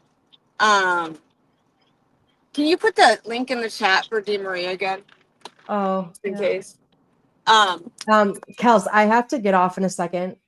I'm literally driving. I just left Declan's school, and then I will be at the house, so I can stay on talking. I just can't control Okay. anything. So if court comes back, Makings, come up here. I don't know if That's court what will come back by the time I get home. It shouldn't. I should be home like 7 minutes, but They've been gone for 21 minutes so far, so we have some time. Take So his I truck should- away. I Yo, should be you okay. take his Yeah. truck away. Oh my God. You take it away. All right. I'm off break though. I have to go. You're fine, baby. I'll Ace. talk. All If right. anybody else, will you If just watch you, and see if somebody? of So course, should I just yeah. log off? Because I'm on the No, link. it's I'm not on StreamYard. So if somebody comes to the stage, I Right. can't add them. Yeah, no, I gotcha. I can hold it up. If there's anyone else that wants to come up and shoot the breeze, you don't have to talk about Hyde. Actually, we've talked enough about Hyde. Anyone else think that her head rag smells? I think it does. I wonder what her hair is like underneath. I That's think what she I was has thinking. dreads. I think she has dreads. They Yeah. call like- her the Michelin Dude, tile have lady. It's hackers who wear. Wait, can anyone riddle me what's a wanker? Is it the see you next Tuesday word too? In her bathroom mirror. Stop it. Where does she teach? She teaches at like a really good school. I forget which one she said. Not Georgetown, but George, something university. Oh, a jerk off. Got ya. George Mason University or something like that. Kaden, say free Karen Reed loud. There it is. Makings, come up here. George Mason. Yeah, okay. I did have the right. I was like, Yeah, my brain. I get the hippie vibe too. She definitely wears like Jerusalem cruisers and socks in the summer, you know? I mean, I like corrected Hank every time he got something wrong too. yeah. Well, she was kind of argumentative with her own lawyer. Like, what's she going to be with Alessi when he gets loud? He is loud, as like in general, like your girl here. She's gonna pop off. Watch, put money on that. Yeah, she either isn't going to be able to handle herself very long, or No, she's she's gonna going fall apart. to fall, like end up crying in tears, and it's going to be I mean, I have a feeling it's going to be a lot of sidebars and a lot of objections. And honestly, from my understanding, the part about Alessi's not allowed is making changes on stage. Lucas, you were supposed to be up here so we could talk tech talk. I sound like a ridiculous person up here by myself talking about it, so we're gonna change the subject. I have a feeling that it could be. There's a lot of appellate issues for Bev right now. Oh, well, this is another thing too. So another thing. Hayden says like and subscribe. So this is another thing too. He goes. Hank said to her, "Thank you." He said like and subscribe a lot. So this is another thing too. He said, "Are you familiar with Celebrate?" much like he did with Whiffen, and she was like, "Oh yeah, that's the industry standard." It sure is. But what did you use to convert the extracted data that Celebrate helped you get? Because, like we said earlier, Celebrate takes the data that is unreadable to the human eye, right? And then you have additional tools. There's multiple of them that can extract multiple kinds of data. So, if there's 100 files and tool A extracts 70 of them, and you have 2 additional ones, maybe those other tools can get the other 30 files. I mean, that's like a really bad number, but you get what I'm saying. He didn't go into the fact that she was using the tools that her company that she was promoting makes. So again, she is a expert that's using her own tools that have no standardization to them. No one else knows how, or no one else is using them. She can manipulate the data that's coming out of them. I'm not saying that she did, but if you're going to bring up Celebrate, the extracting tool, then you need to bring up everything that you've used. And I think that part of her problem with the report from Maryland was she didn't put her work down. She didn't put all of her information, and then she's saying she's using things that she didn't. That's a big problem. I will tell you, if I ever went to my boss and I handed him a report, and he would be like, "Miss Amy, office now, pack up your cube, you're leaving." Like, end game, absolute end game. Right. I feel like, and I feel like with Richard Green, he has he used six different tools to test it. Right. And it showed on every one. And showed his work. It's like math And class it in showed 4th grade. originally on Celebrates not the second one, because they changed it. So to me, you have Ian Whiffen and you have that's like a high girl. And I'm sorry, but both of them have, for some reason, have put themselves to where they do have skin in the game, because they're trying to sell their programs at the same time as they're trying to convict a lady for life. Kevin from South Boston. Do you see Lucas keeps on sending things? No, he's not. He's in the chat. My mother's like, Lucas is trying to get up there. It's your little comment.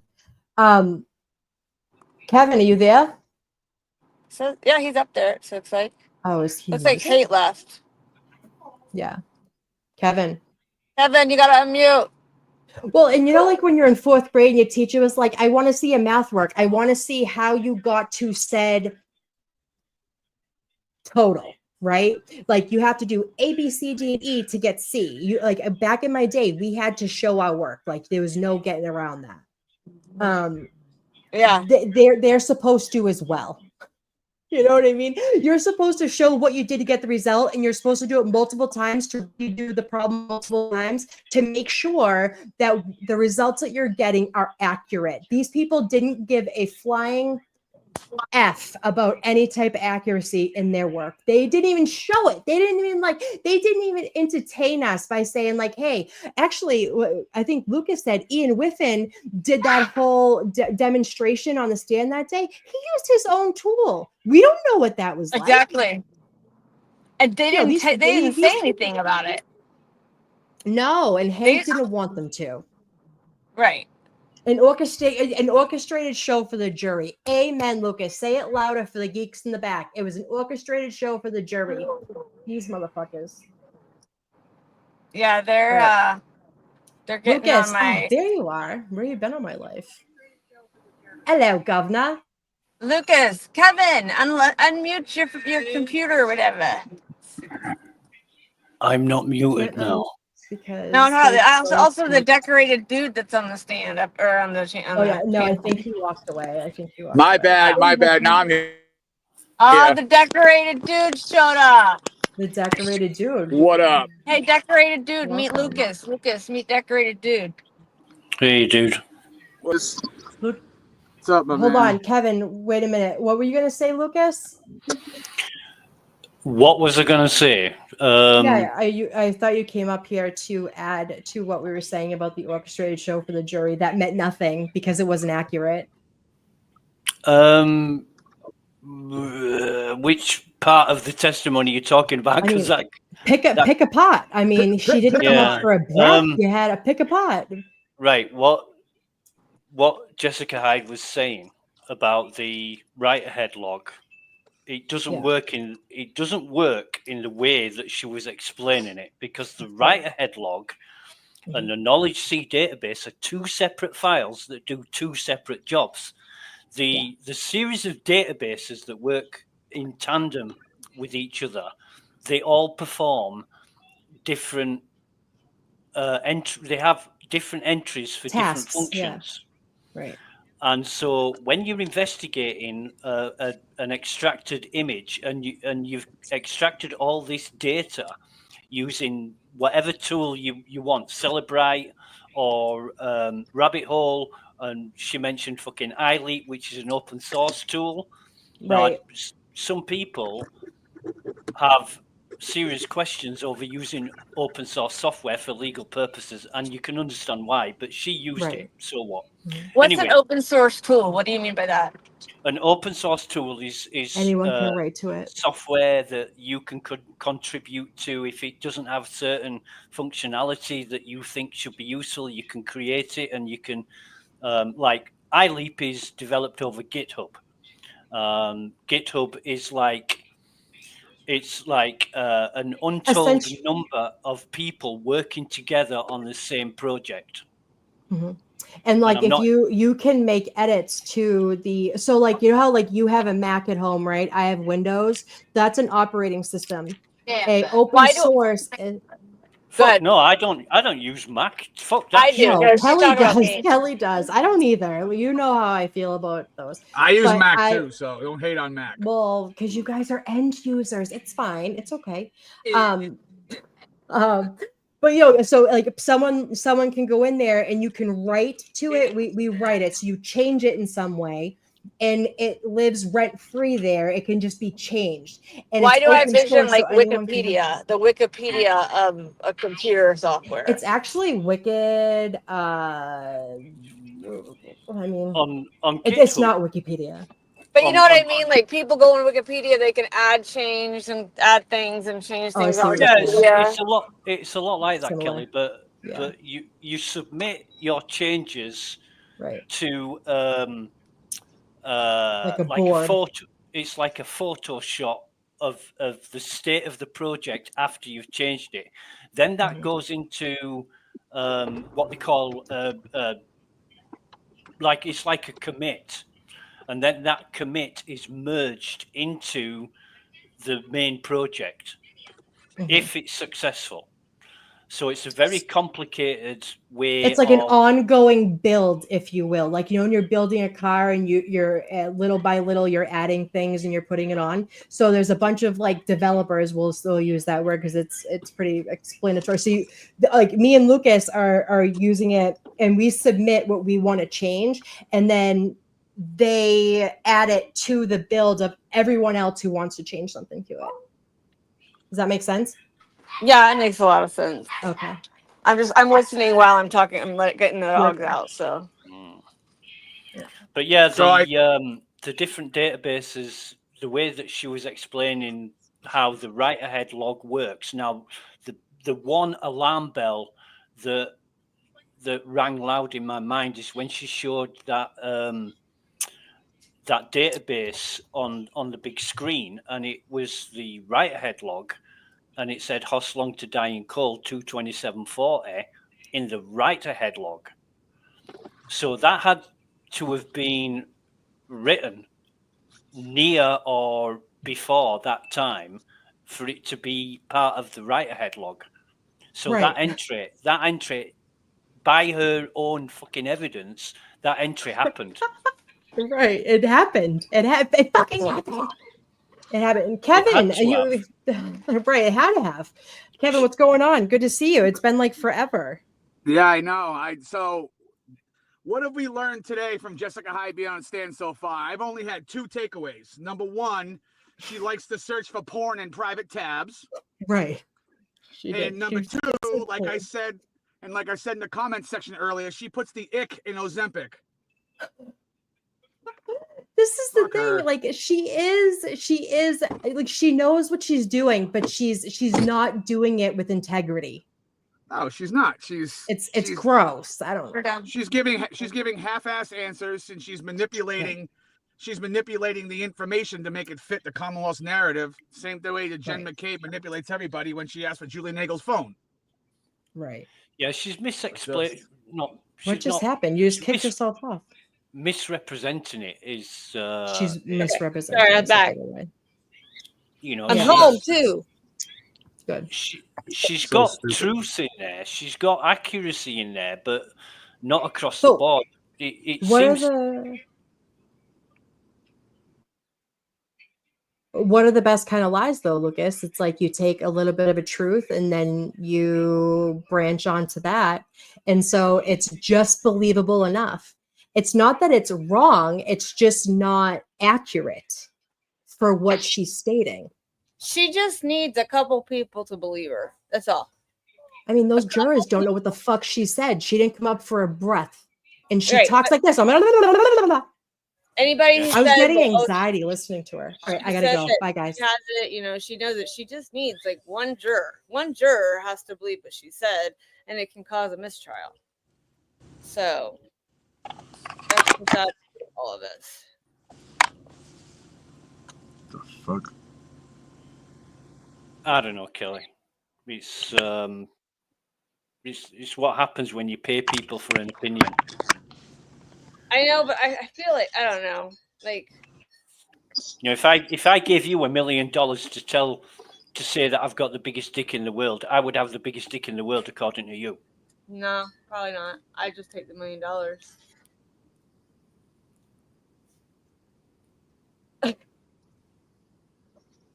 Hello?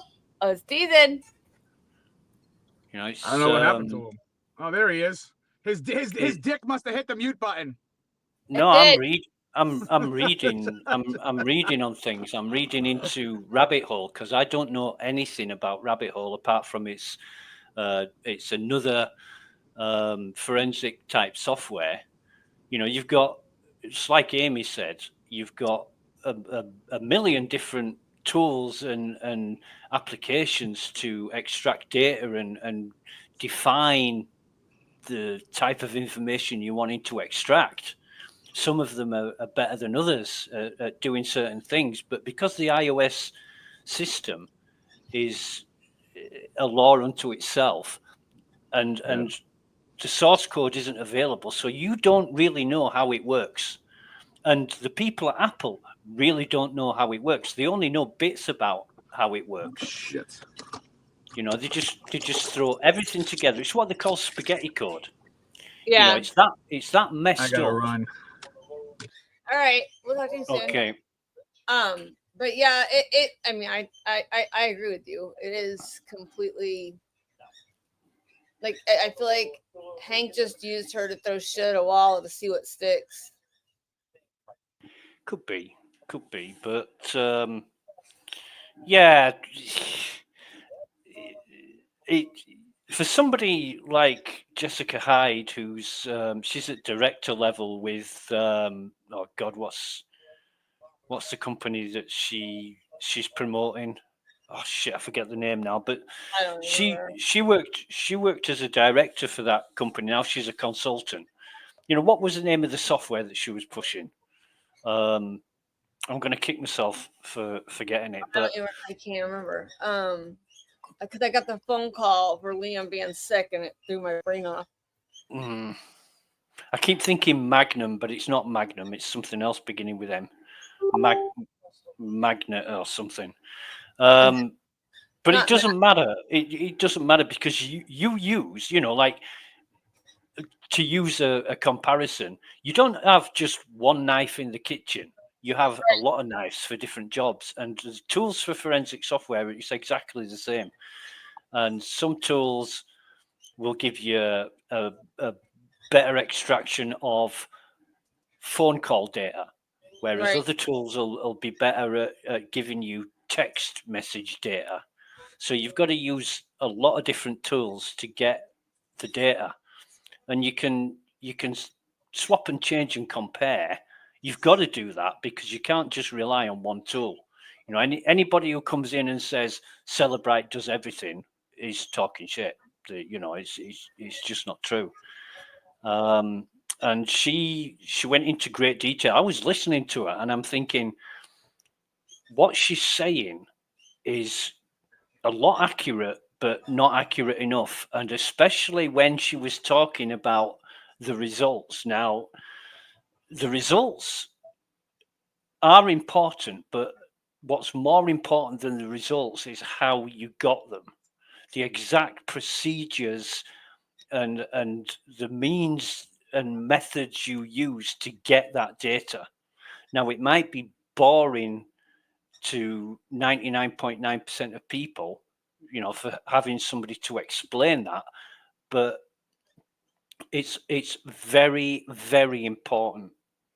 You know, you want to see how somebody went from extracting the data to getting the results of that data in a spreadsheet like format that she showed. And the results that we saw were a mixture of at least 3 databases, which is the browser state, the knowledge C, and the write ahead.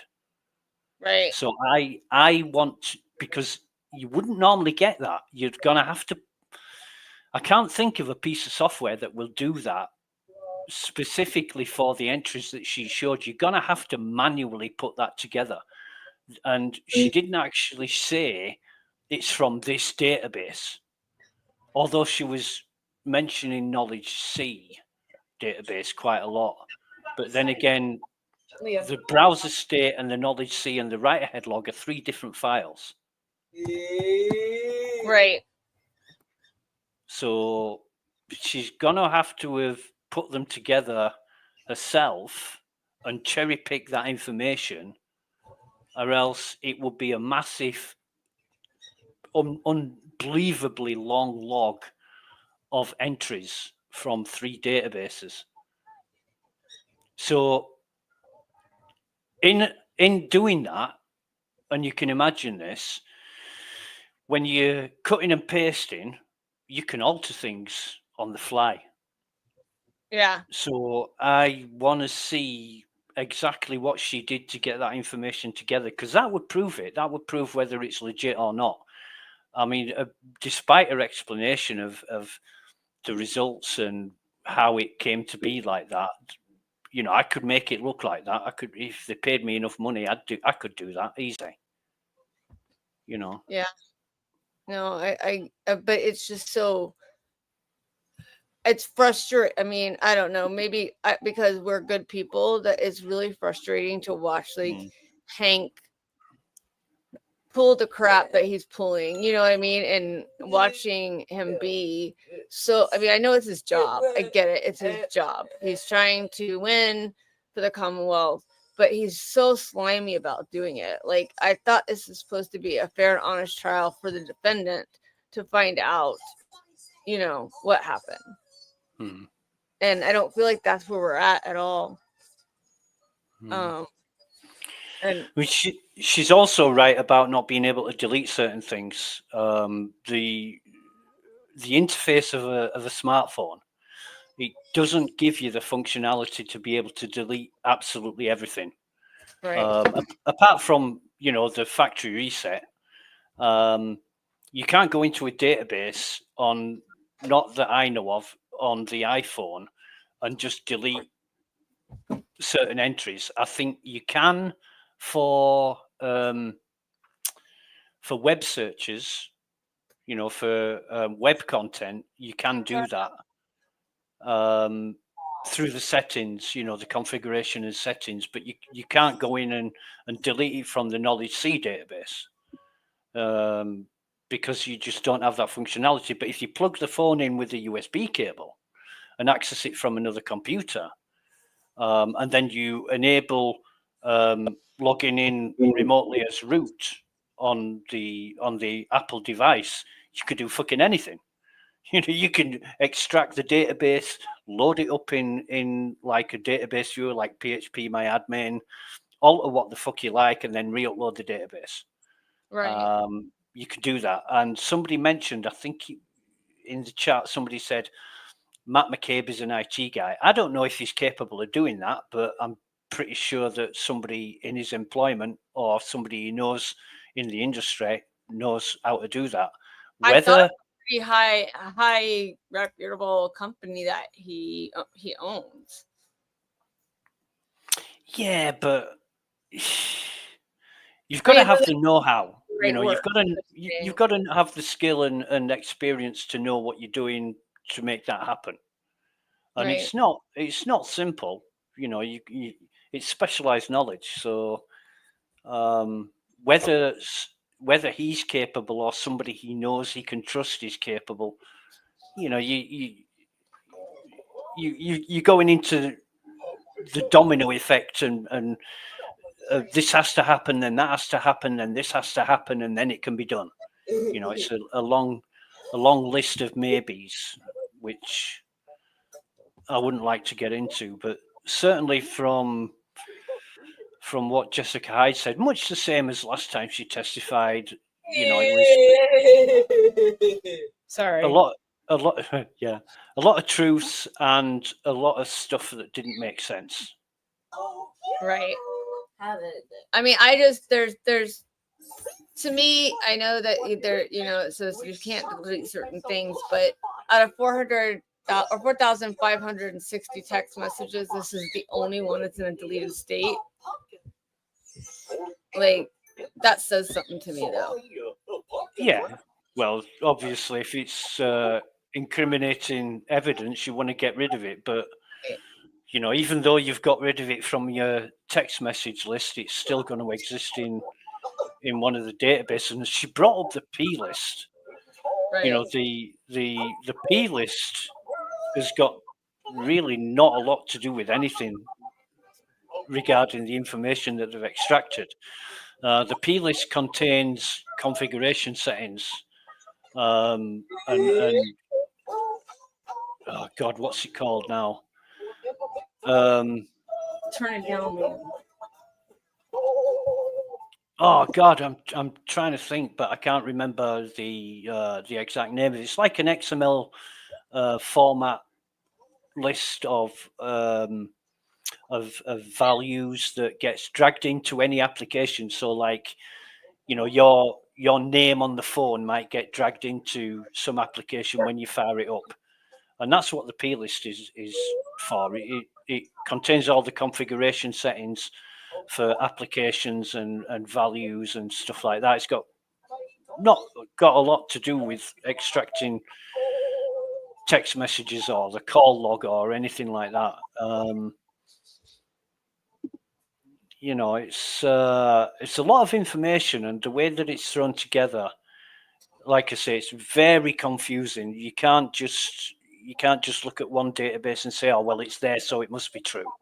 Right. You know, when that how long to die in cold comes up in the write ahead log, then you've got to take the hash value, the UUID, the timestamp, and then with that information, you've then got to look in other databases to corroborate and verify that information. And because the browser state doesn't get written until the tab's closed or the phone's shut down or it's locked or whatever, you know, you could search for something at lunchtime on a tab. I don't know what you're searching for, football boots or whatever. And then you leave that as it is. And at, say, 6 o'clock at night, you grab your phone again and you search for something else. And then you close the tab. Those two items that you search for in the browser state will look like you have searched for it at the same time. Right. And when she's saying there were other searches made at the same time, like what was she searching? Some sports webpage? Hockamock Sports. Hockamock Sports. And she's saying that there were other searches made at the same time. Well, that's why. Because when the tab's closed and it's written to the browser state, it's the same timestamp. And that's why Lucas, it's not reliable. Liam's teaching you your colors, just so you know. Say again, Kelly. Liam's teaching you your colors. Just so you know, he's over here going blue, red, yellow, green. So turn it down. Okay. I'm like, you're learning your colors from Liam. Nice. No, I mean, you honestly, a lot of this stuff is Greek to me, and I always feel like I'm out of the loop whenever it comes to like these type of people. I say these type of people, these type of experts on the stand, and so I really do enjoy getting information from you and Amy and thank you. Hey, I do appreciate that. That makes me feel really good. But I really do appreciate getting all the information from you guys and teaching us because I mean, I'll tell you, like I told Amy last year, that's why I'm so glad we have this channel now and I'm with everybody here because it excuse me 2 seconds. Liam.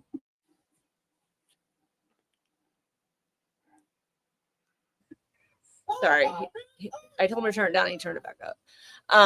But to have you guys teach us because last year I really sat through this going, I don't know what the heck's going on. I think it's back. It doesn't mean a thing, Kelly. I mean, if I said to you, go bake a cake, I bet without thinking you'd run into the kitchen and throw all the ingredients together and do it. It's just all right. knowledge. They're back. Okay.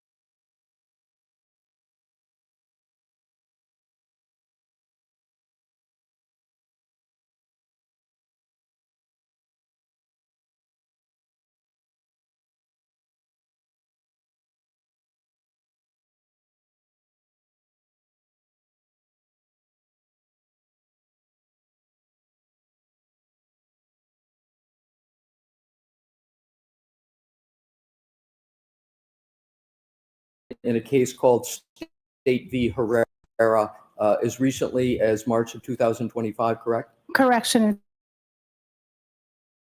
It's an attempted murder. Attempted murder. And in that particular case, you had I object. You have to move along from this case. From what you're talking about, you have to move around.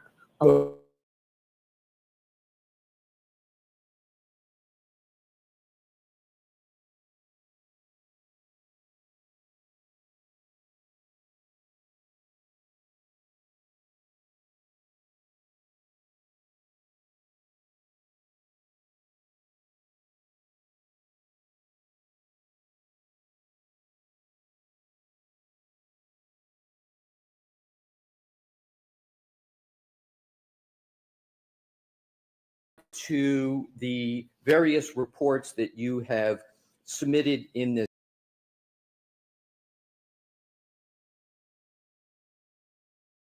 Have mentioned one, which is a report with regard to the iPhone of John O'Keefe. Is that correct? That is correct. And you have, in that report, you have made a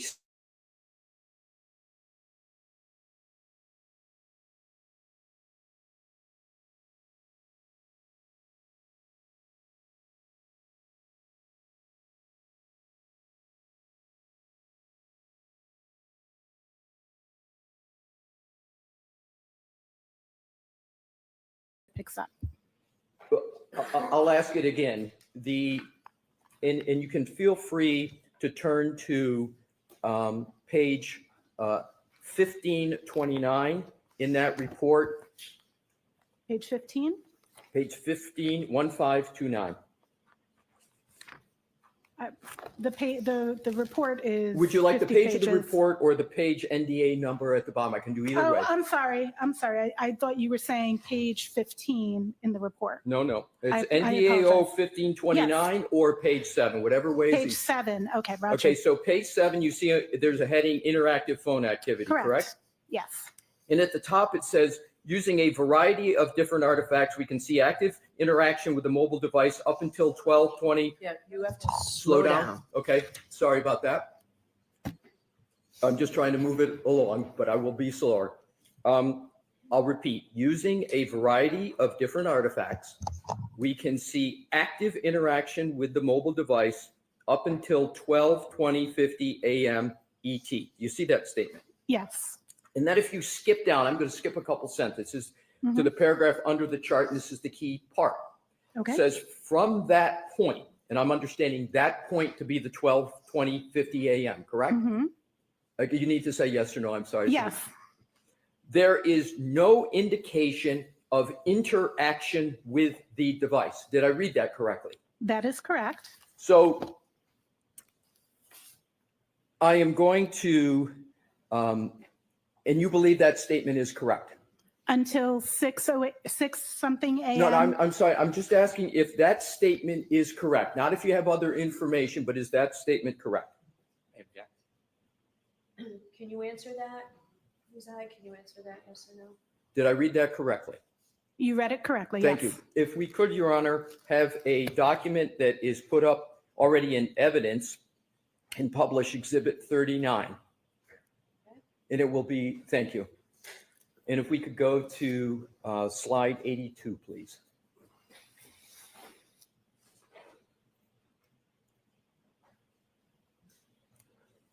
And Ms. Hyde, if I could draw your attention to the entry that is, it says 3209 under app lock, but we know that the 00 is a 12.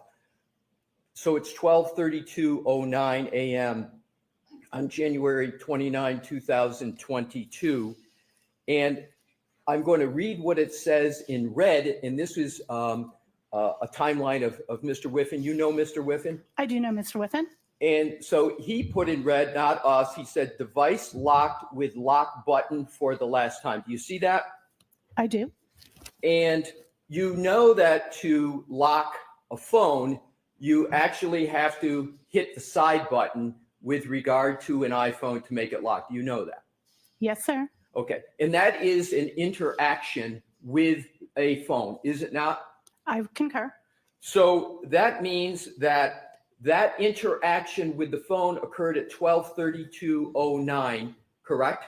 I did not review that specific artifact. I cannot attest to Mr. Whiffen's exam, only to my own. So do you have any reason to believe that what is in evidence in this case that Mr. Whiffen has produced, and that do you have any basis to contest the fact that the device was locked with a lock button for the last time on the phone of John O'Keefe at 12:32:09 as you sit here?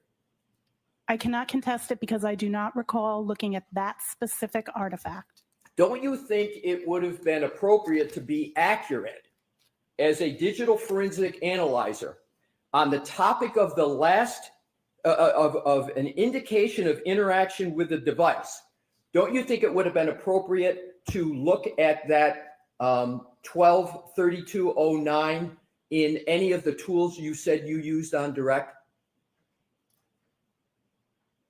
I did not correlate that artifact in my timeline. I understand you didn't, and my question is, you make a statement. Well, let me back up. Do you understand that in this case, as in many cases,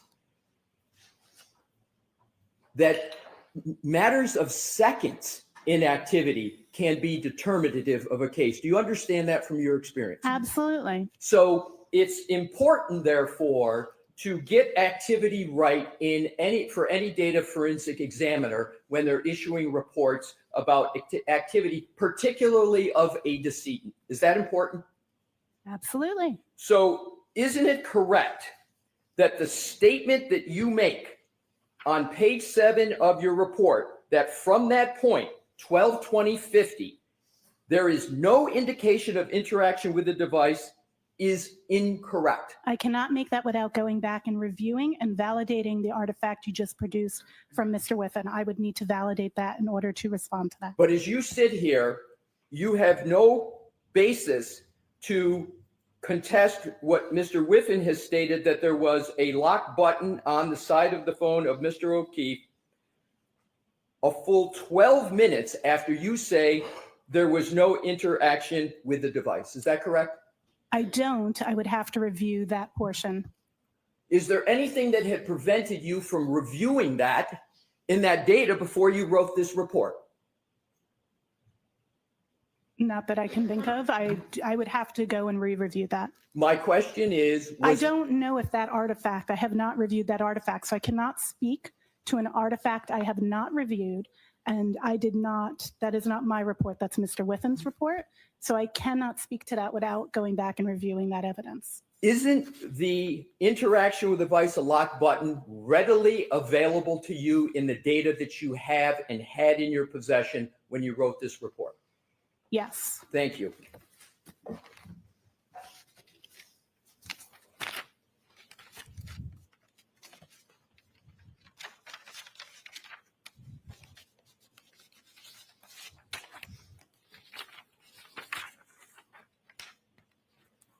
If you could please turn to, in the same report, page 1528, which is your page number 6. And I just want you, please, to go to the, just put a placeholder in that. And if you could now just go to the conclusion, which is your page 50.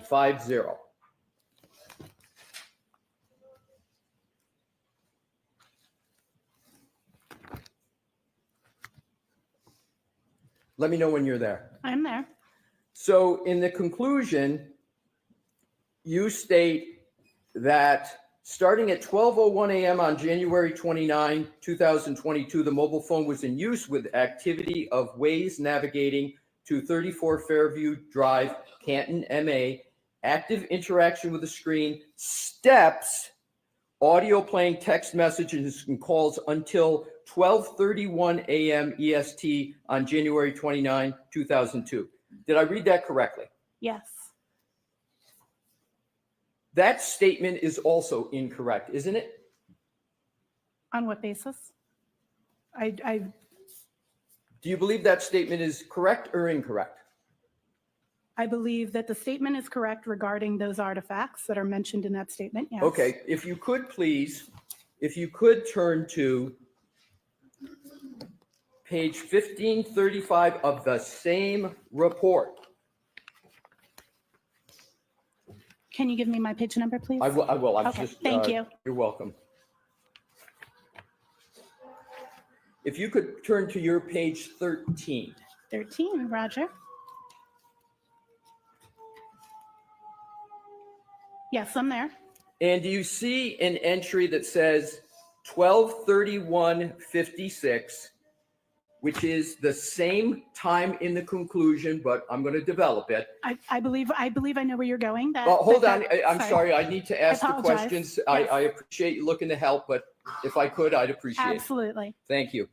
So it's got health steps and it has steps 36, duration 20.9 or 20.398 seconds. Did I read that correctly? That is absolutely correct. So if you look at this data point in your report on page 13, the steps began at 12:31:56, but they ended 20.39 seconds later at 12:32:16. Is that correct? That is correct. So therefore, your statement in your conclusion, if you could go back to 50, and this is in your conclusion, your statement there is that the steps, the mobile phone is used with activity, including steps, until 12:31 a.m. EST. That should read until 12:32:16, correct? It depends on your interpretation of interaction. As a user is walking, they're not actively interacting with their device. It's their movement that is. It's not direct interaction with the screen. But I would agree to your view that that could be interpreted as needing an additional 20 seconds. Isn't the more correct way to state the conclusion that the active interaction when it comes to steps is not calibrating using the screen, but the phone is calculating steps taken? Isn't that correct? That is correct, but that's not interactivity with the device. I understand, Yes. but the sentence reads includes steps, and the more accurate way to have stated that would have been to put 12:32:16 instead of 12:31 a.m., correct? I'm sorry, you just said 12:30. I did this to the minute, not to the second. Could you rephrase what you were stating? Well, I'll state it again. I appreciate that. You're welcome. So isn't the more correct way to state this important data point in your conclusion, instead of saying active interaction with the screen and steps, etc., until 12:31 a.m. EST, the 12:31 should be 12:32, because the steps that you have on your page 13, by what you concede, is the duration of 20 would have brought it to 12:32:16, correct? I would state that depends. I believe either is a correct way to state that. Based on interactivity, based on your interpretation, your definition is more correct. Okay, thank you. And it's not my interpretation. I'm reading from your report, correct? Your interpretation that 12:32 is a more correct representation of interaction is based on your theory that interaction concludes when the steps end. And I'm saying both would be acceptable. Okay, so let's follow up on this. Sure. Isn't it correct that it isn't my theory when the steps ended? Oh, it's if not, I agree. could just finish, Please, because if absolutely, we sorry. talk over each other, the stenographer's not going to get both of us. Thank Agreed. you. So it's not my theory It's just the simple math from an entry you've made on page 13 that the steps began at 12:31:56. They ended 20.398 seconds after that, which just doing the simple math is 12:32:16. Did I do the math correctly? That is correct. Okay, I'm not thank you. debating that. Thank you very much. So now what I'd like to do is to go to page 1528 of your report. Do you have my page number for that? I'm sorry. Yes, and I appreciate that you go page number. So I just center in on the lower one, then I'll go immediately to the one. So it's your page 6, Ms. Hyde. Thank you. You're welcome. Just let me know when you're there. I'm there. If you could please go to Apple Health Data Steps. And we've been talking about steps because they're important enough that you put them in a report, correct? That is correct. So let's go to an important data point, therefore, in your report, in the chart, which is the second entry, which is, as you've stated, 12:21:10 a.m. Do you see that? I do. And you note under the data that John O'Keefe's phone registered 80 steps at 12:21:10.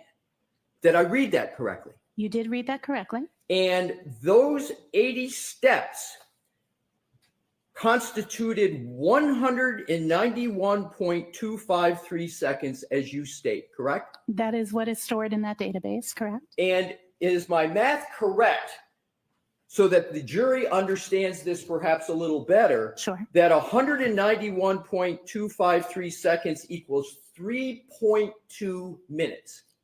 Approximately, yes. Approximately. I'm doing the math in my head, so that's why I said approximately. Right. Understood. So am I reading this entry correct, that you're stating what the data shows, that 80 steps were taken by the phone of whomever had the phone of Mr. O'Keefe? There were 80 steps taken at 12:21:10 a.m. on January 29, 2022, for a length of time of 3.2 minutes. That is what the phone registered. That's what the phone registered. Very well. Now what I'd like to do is to turn to the phone of Jennifer McCabe. Okay. And that is, for your reports, you don't date your reports, so I can't give you a date, but it says... It's report 3, I believe, is what you're looking at. Exactly. Yep. It's 3. And there is... Bear with me, I'm accommodating your page reference, and I'll have it soon for you. It is your page 7. And let me know when you are there. I am there. Are you aware of an issue regarding the time of an interactive phone activity on Jennifer McCabe's phone at 5:07 a.m.? Are you aware of that issue, and particularly a communication to a person named Coco? Are you aware of that? I would need to check in my report. May I turn to the page Absolutely. for that time? And I do if it see is- an outgoing call to someone labeled Coco at 5:07:21 a.m. And you can tell that because in your report on page 11, you list a 5:07:21 a.m. call to a Coco as outgoing, correct? Correct. Have you discussed that call with any member of the Commonwealth? No. And again, this call is at 5:07 a.m. on January 29th of 2022, correct? That is correct. There is no duration listed for that call? And if you just follow my questions, if you can, yes or no, is that correct? There's no duration yet listed. Correct. So what I want to do is to also note that that omission is not the only omission of durations from this report, or I'll state it differently, let me withdraw that. There is no population of the duration column for any call from 12:14:30 a.m. on January 29, 2022, all the way through this 5:07:21 call. And you don't start listing durations until 8:59:34 a.m. Is that correct? Yes, and explainable. The artifact. I understand yes, Mr. okay. Brennan can Sure. handle those on his redirect. Absolutely. So there's not a population of duration of calls after numerous early calls and phone, as you call it, interactive phone activity. Nothing populated in this report until 8:59:34. That's correct? Yes. All right.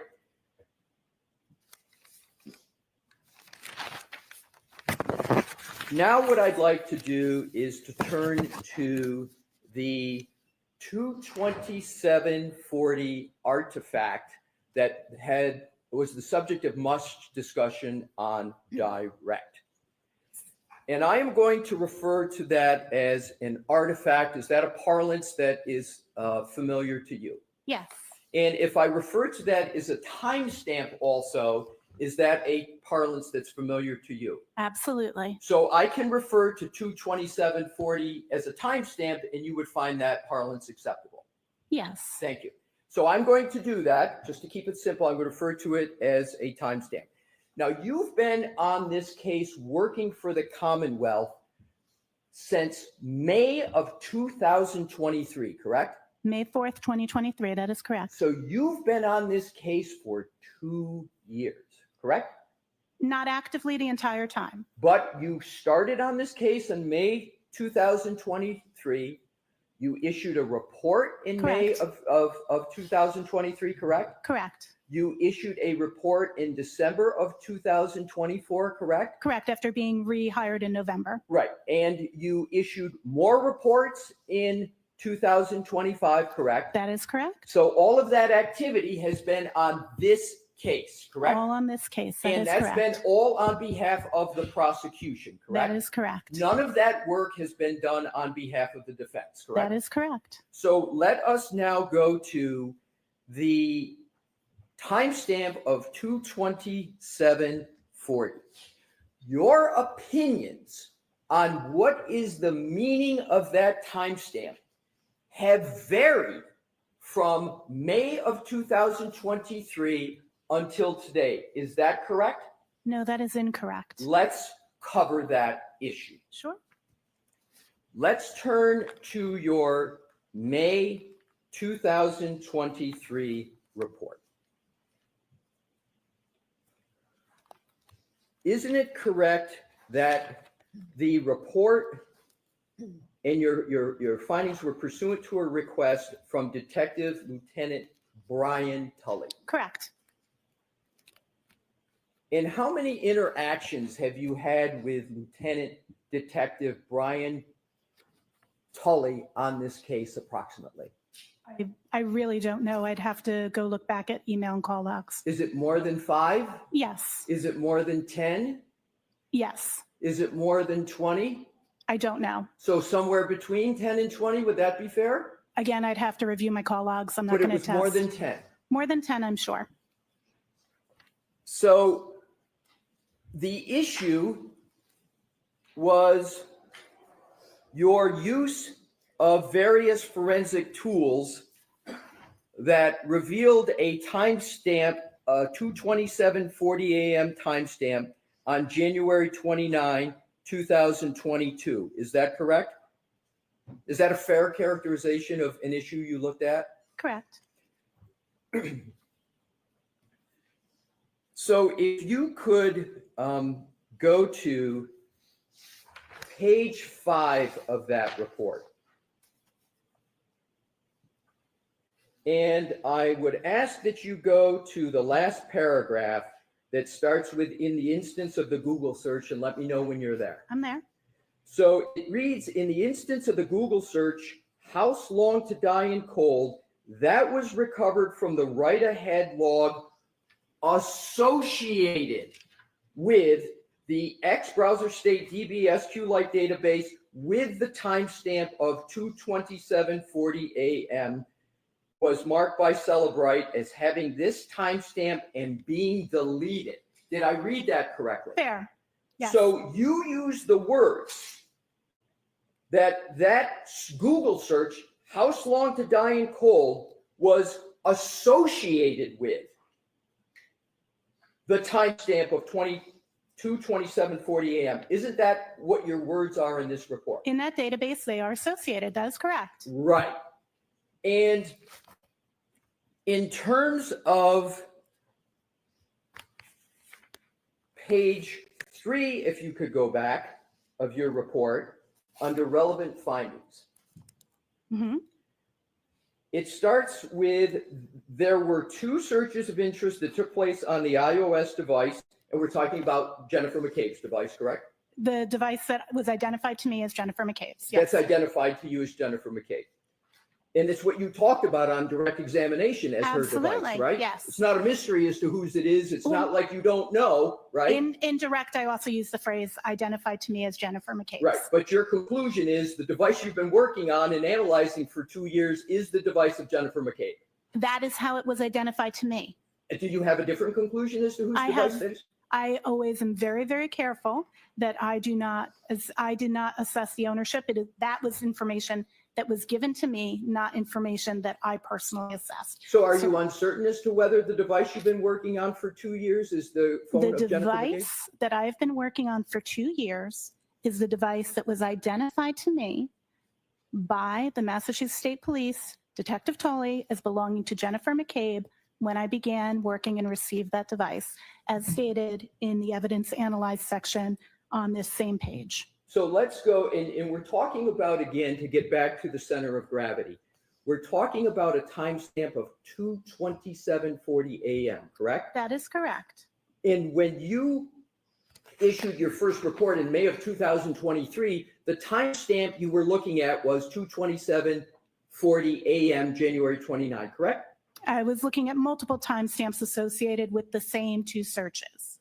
Right. So what I'd like to do, you said multiple timestamps. What times are in the multiple category? What I was tasked to do was to look at the times, the search, the Google search history, I'm sorry, not Google search history, the Safari history, which includes Google searches, associated with those 2 search terms within that 12-hour period. That was the particular task, not the task of looking at the 227, just for clarity. Right. And I appreciate that, but my question wasn't that. My question was, I thought I heard you on direct examination, which is why I repeated the question, what I thought I heard on direct, but I'll ask you the question. Sure.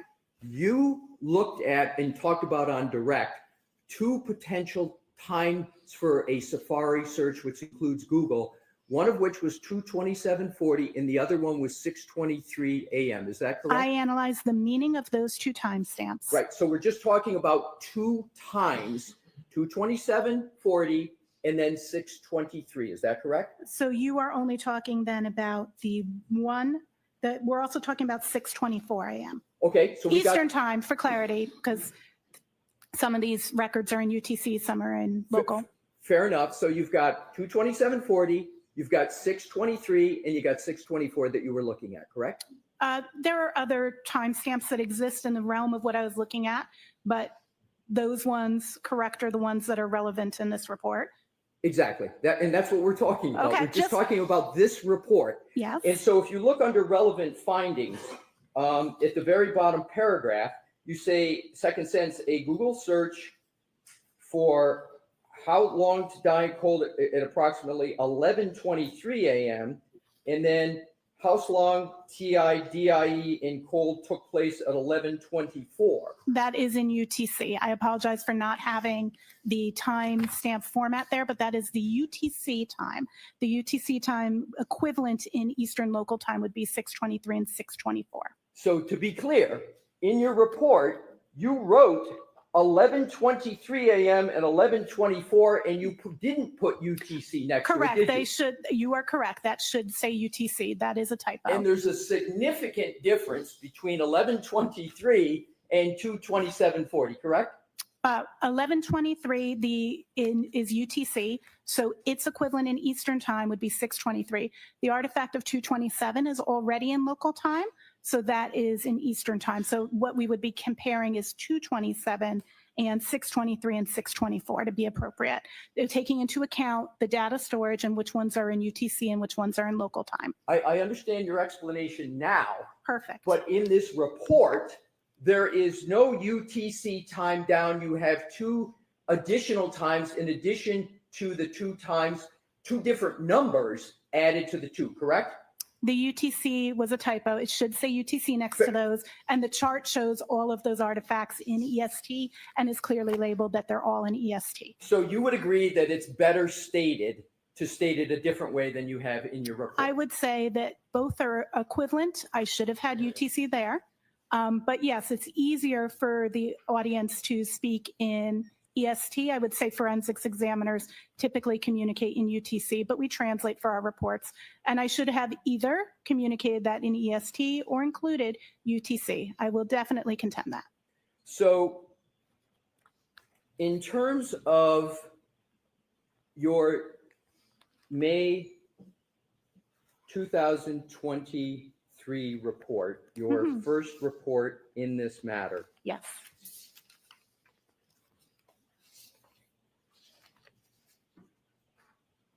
You on page 5, in the sentence underneath the block paragraph state, in the instance of the Google search, house long to die in cold that was recovered from the right ahead log associated with.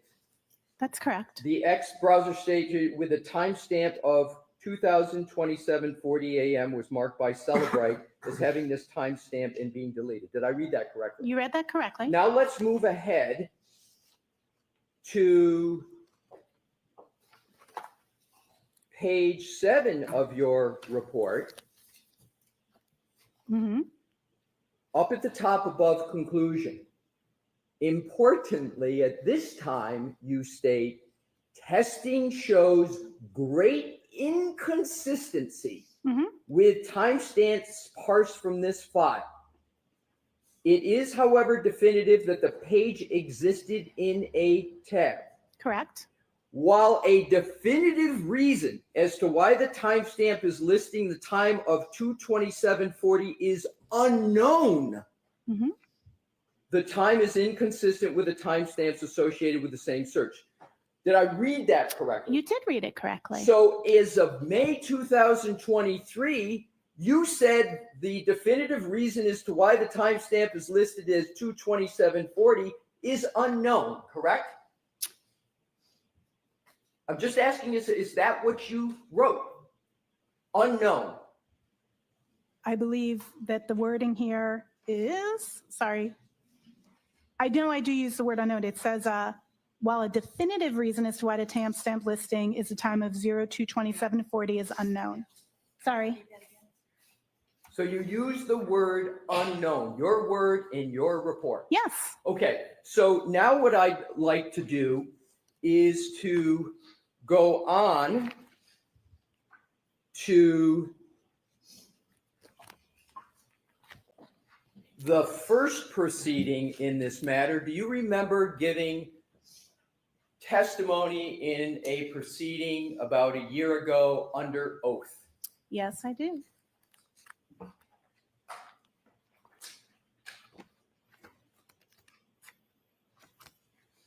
I am now going to go to that testimony, and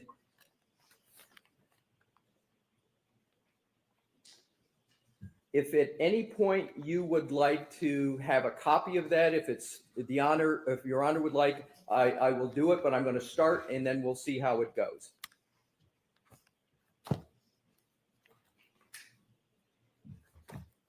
So bear with me a moment. Do you recall in that testimony stating that you processed the image in several forensic tools? I use Celebrite Physical Analyzer, and then you list many other tools. Do you remember giving that testimony? We have a page. I'm sorry, Mr. Brennan, I thought I'd given it 1-12. My apologies if I didn't. It's June 14, 2024, page 1-12. You're welcome. So do you recall giving testimony about the various tools you use for this timestamp? I do. And do you recall stating that those tools were commonly used digital forensic tools that are very standard? Do you recall that? I'd have to see the wording that I used at that exact time. Would it be helpful to refresh your recollection if I showed you that? It would be great. I would greatly appreciate that because I do not recall the precise wording, but I know that I Fair spoke to the enough. I'll tools get I that for used. you. May I approach, Your Honor? Yes, Mr. Lessie, you offered a transcript. Do you have the whole I have transcript? the whole transcript if that helps. It might speed things along. Agreed. Okay. We have one out provided from the time is high. I'm going to give you a transcript. Thank you. I appreciate it.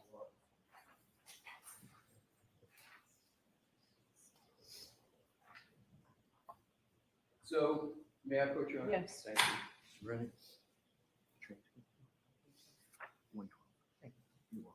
That's let me turn it over to you. It's going to be 112. Okay. Yep. You're welcome. Thank you so much. And you said we're on 112? Yes, please.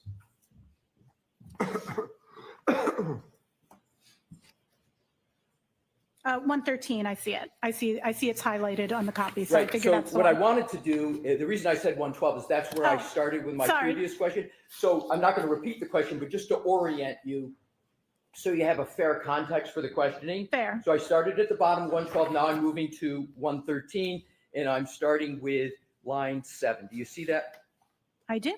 And it says, yes, they are commonly used digital forensic tools that are very standard for other forensic examiners to use on mobile exploitation. Did I read that correctly? That is correct. And then if you go down to line 22, you testified in that proceeding. So it's important to use multiple tools so you can see the results from different data sets, and be able to compare those results and enhance those with manual analysis. Did I read that correctly? You did. That's correct. And then going up to page 114, line 5. Slow down a little bit, Mr. Leslie. I will, Your Honor. Thank you. Yeah, that's very, very typical for me to process with multiple tools to ensure that I'm getting the most complete interpretation from forensic tools. Of course, you go beyond that with your analysis, but it's absolutely pertinent to that. Did I read that correctly? That is correct. And then lastly, for this section at page 114, 17, the Sanderson tool is meant to look at specific type of data structures called the SQLite database. XQLite databases are very nuanced, and this particular tool allows you to take that database and explore it at a deeper level than the other forensic tools allow. Did I read that correctly? Yes, you did. Thank you. Now, if we can go to page 124 of the very same testimony.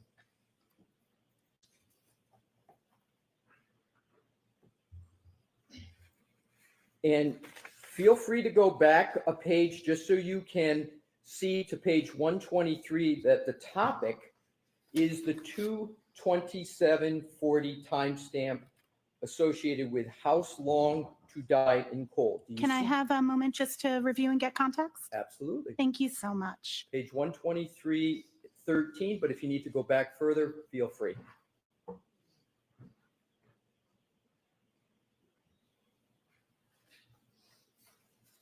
Okay, I'm good. Thank you. You're welcome. So what I want to do is start with page 1-23, and this is your testimony.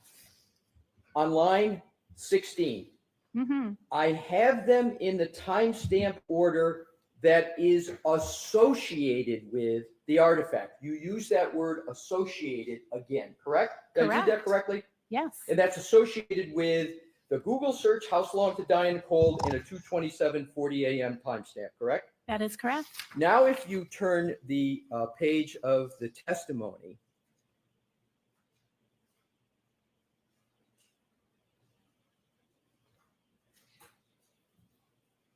you state back then that on page 124, line 1, the browser state DB is an artifact that speaks to when tabs are moved. So when you're using your browser and you open different tabs, you may have a search that this time pertains to the time that the tab moved. It could be lots of things. Did I read that correctly? You did. Not one thing. You said it could be lots of things, correct? That is correct. And then you go on in line 10 and you talk more, and then you go down to the bottom. You go down to line 20 and you testified, we cannot tell by this particular artifact what time that search occurred. Did Absolutely. I read that correctly? It's specifically pertaining to that particular artifact that give in browser state DB that does not tell us what time a search occurred. That is correct. Right. So you stated, and it was your statement then, we cannot tell by this particular artifact what time that search occurred, correct? That particular artifact. Okay, so now let's keep going. Mm-hmm.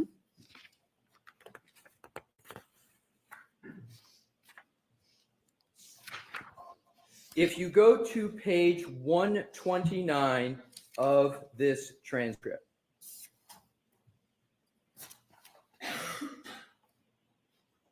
I'm there. at the top, Sure. line 1, 227 isn't necessarily one time when the tab was closed. That's in my report. I say it's undetermined. Remember, we were just reading your undetermined Absolutely. in your May 23 report? Correct. Because there's a lot of things that can cause that timestamp to be there, including tab being moved, tab being minimized. The next sentence. I don't know exactly what caused the tab to get that particular entry, but it's not, that timestamp is not indicative of the time of the search or any URL that's visited. But the first part of it is, I don't know exactly what caused the tab to get that particular entry. Did I read that correctly? You read 100% correctly. Thank you. Now, if we could turn to page 130 of your testimony. I need to, yeah. Right. I'll see you both.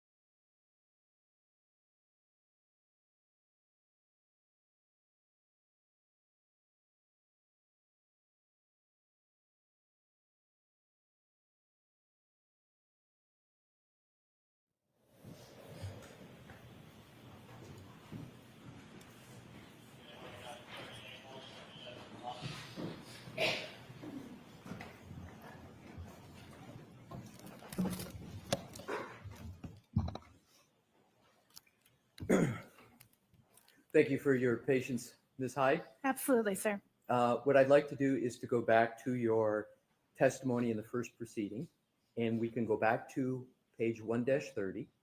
I am there. Thank you. So I am going to go back just because there's been some time and give some context. So we're talking about the 2:27:40 a.m. timestamp, correct, at this page location? We've been talking about that for several pages. Yes, that's correct. You're absolutely correct. We've been talking about it for several pages, and bear with me. I think this No may problem. be either the second to last or the last. So there you testified with regard, this was when you're referring to an artifact. You've agreed that timestamp is a fair synonym. You say on line 5, that means it wasn't in the regular database, it was in the write-ahead log. And to Celebrite's credit, that tool actually parsed the write-ahead log and displayed it where the other tools did not. So did I read that correctly, number one? You read it correctly. So am I correct that here, what you're stating is Celebrite was actually showing the 2:27:40 a.m. timestamp at that time during your testimony in the first On proceeding? that date, that is correct. Okay, Yes. so I just wanted to establish that, and you were giving Celebrite credit for actually showing that timestamp at that time of 2:27:40 at the time of your testimony back in June of 2024, correct? That is correct. Okay, so now let's go to page 1-36. 136, you said? 136, yes. Thank you. And on line 12, you note that so Celebrite and Magnet Axiom, and then you elaborate, both Celebrite Physical Analyzer, which is a specific tool, right, of Correct. Celebrite, and Magnet Axiom, another specific tool, correct? Correct. Both have file system viewers that then have SQLite database viewers. And you skipping down to line 17, you talk about they don't allow for deep analysis of the write-ahead logs, which is why in my analysis I use the specialized Sanderson forensic browser for SQLite, correct? That is correct. So is it fair to say that what you did up to this point in June of 2024, with regard to the 2:27:40 a.m. timestamp on January 29, 2022, you applied a variety of tools to analyze the issue of when did the Google search occur that you use the words associated with a Safari Google search, house long to die in the cold? There's a little bit of wording I would correct there if that's okay. Right, but so let me see if I can ask the question That'd be great. a different, more simple way. Thank you. You're welcome. So you used a variety of tools to analyze that house long to die in the cold search, correct? Plus manual analysis and testing, yes. Plus manual analysis and testing. All righty, now let's leave the testimony. Okay. And let's go to your next report. And your next report is December 2024. Do I have it the correct. chronology correct, Ms. Hyde? That is correct. So in December of 2024, just approximately 6 months ago, you issued another report, correct? That is correct. And you got the request for that report also from the Norfolk District Attorneys, correct? That is correct. And you state in regard, well, that report regarded the analysis of the same timestamp, correct? Correct. To 2:27:40 timestamp. And in that report, under relevant findings, you state, and this is December of 2024, so it's from your May 2023 report, it's approximately a year and a half, is that approximately from your May 23rd report? Approximately a year and a half? Yes. So a year and a half after what we just reviewed in your May 23rd report, and then just months after the testimony of June, right? So about 6 months after your 6 months later. June testimony that we just went through, you went and looked at this issue again, correct? That is correct. And isn't it correct that when you were asked to look at the same timestamp in December of 2024, that Celebrite removed the timestamp from their tools? Celebrate did remove that timestamp from the tool. That is correct. Okay. And that timestamp was the subject of extensive reports and testimony that you participated in the first proceeding, correct? That is correct. And even though that timestamp, 2:27:40 a.m., that showed up in Celebrite tools, Magnet Forensic Axiom showed up, that was removed by Celebrate, correct? Celebrate no longer reports it. The evidence is still in the data. I want to be clear, just that it doesn't change the data. They just removed it from their automated parsing and reporting. Right, so they Correct. removed it from their automated parsing and reporting, correct? Yes, they did. That is correct.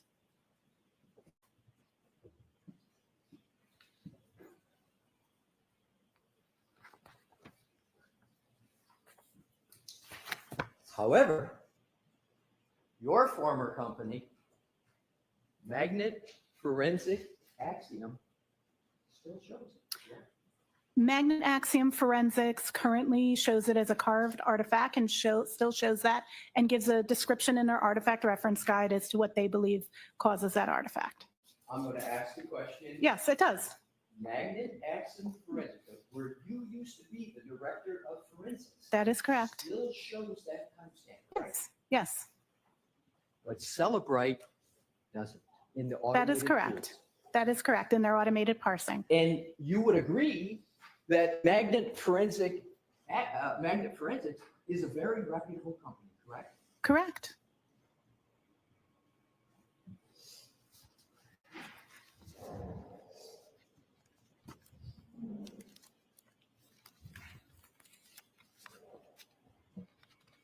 Let's go back to your December 2024 report.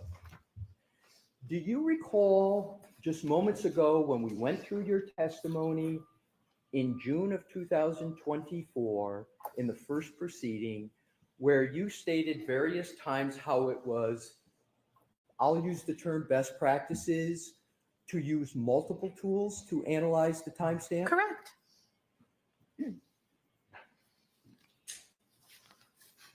And you used many tools back then to analyze that timestamp. And you testified to those many tools on your direct examination, correct? Correct. Yes. However, in December of 2024, when you returned to analyze the 2:27:40 timestamp, how many tools did you use to analyze that timestamp? Can you give me just a number?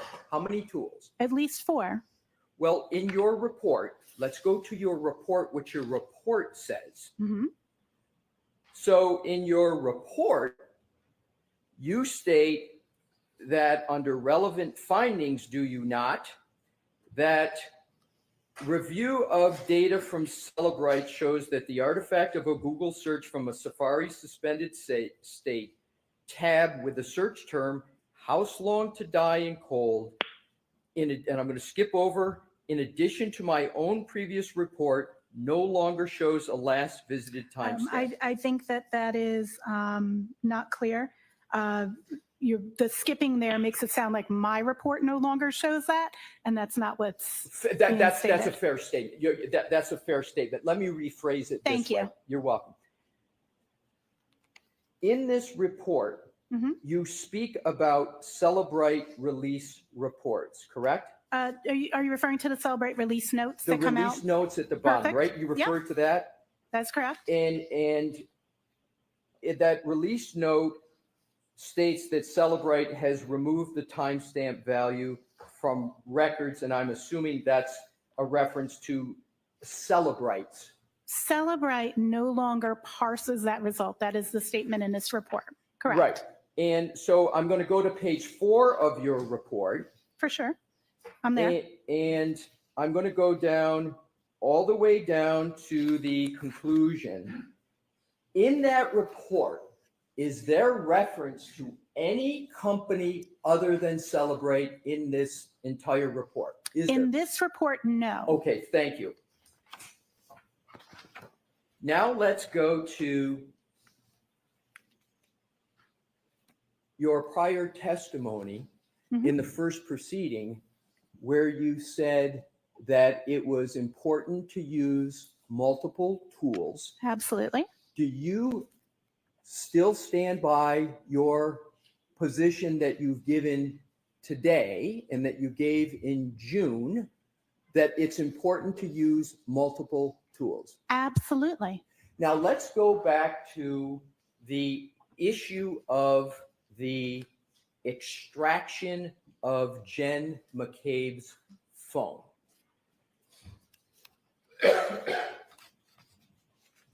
And what I want to do is to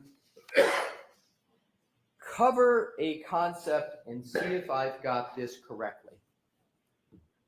Are you familiar with the phrase Apple source codes? I'm sorry, can you please repeat? Absolutely, no worries, sir. Are you familiar with the phrase Apple source codes? Apple's source code? Absolutely, yes.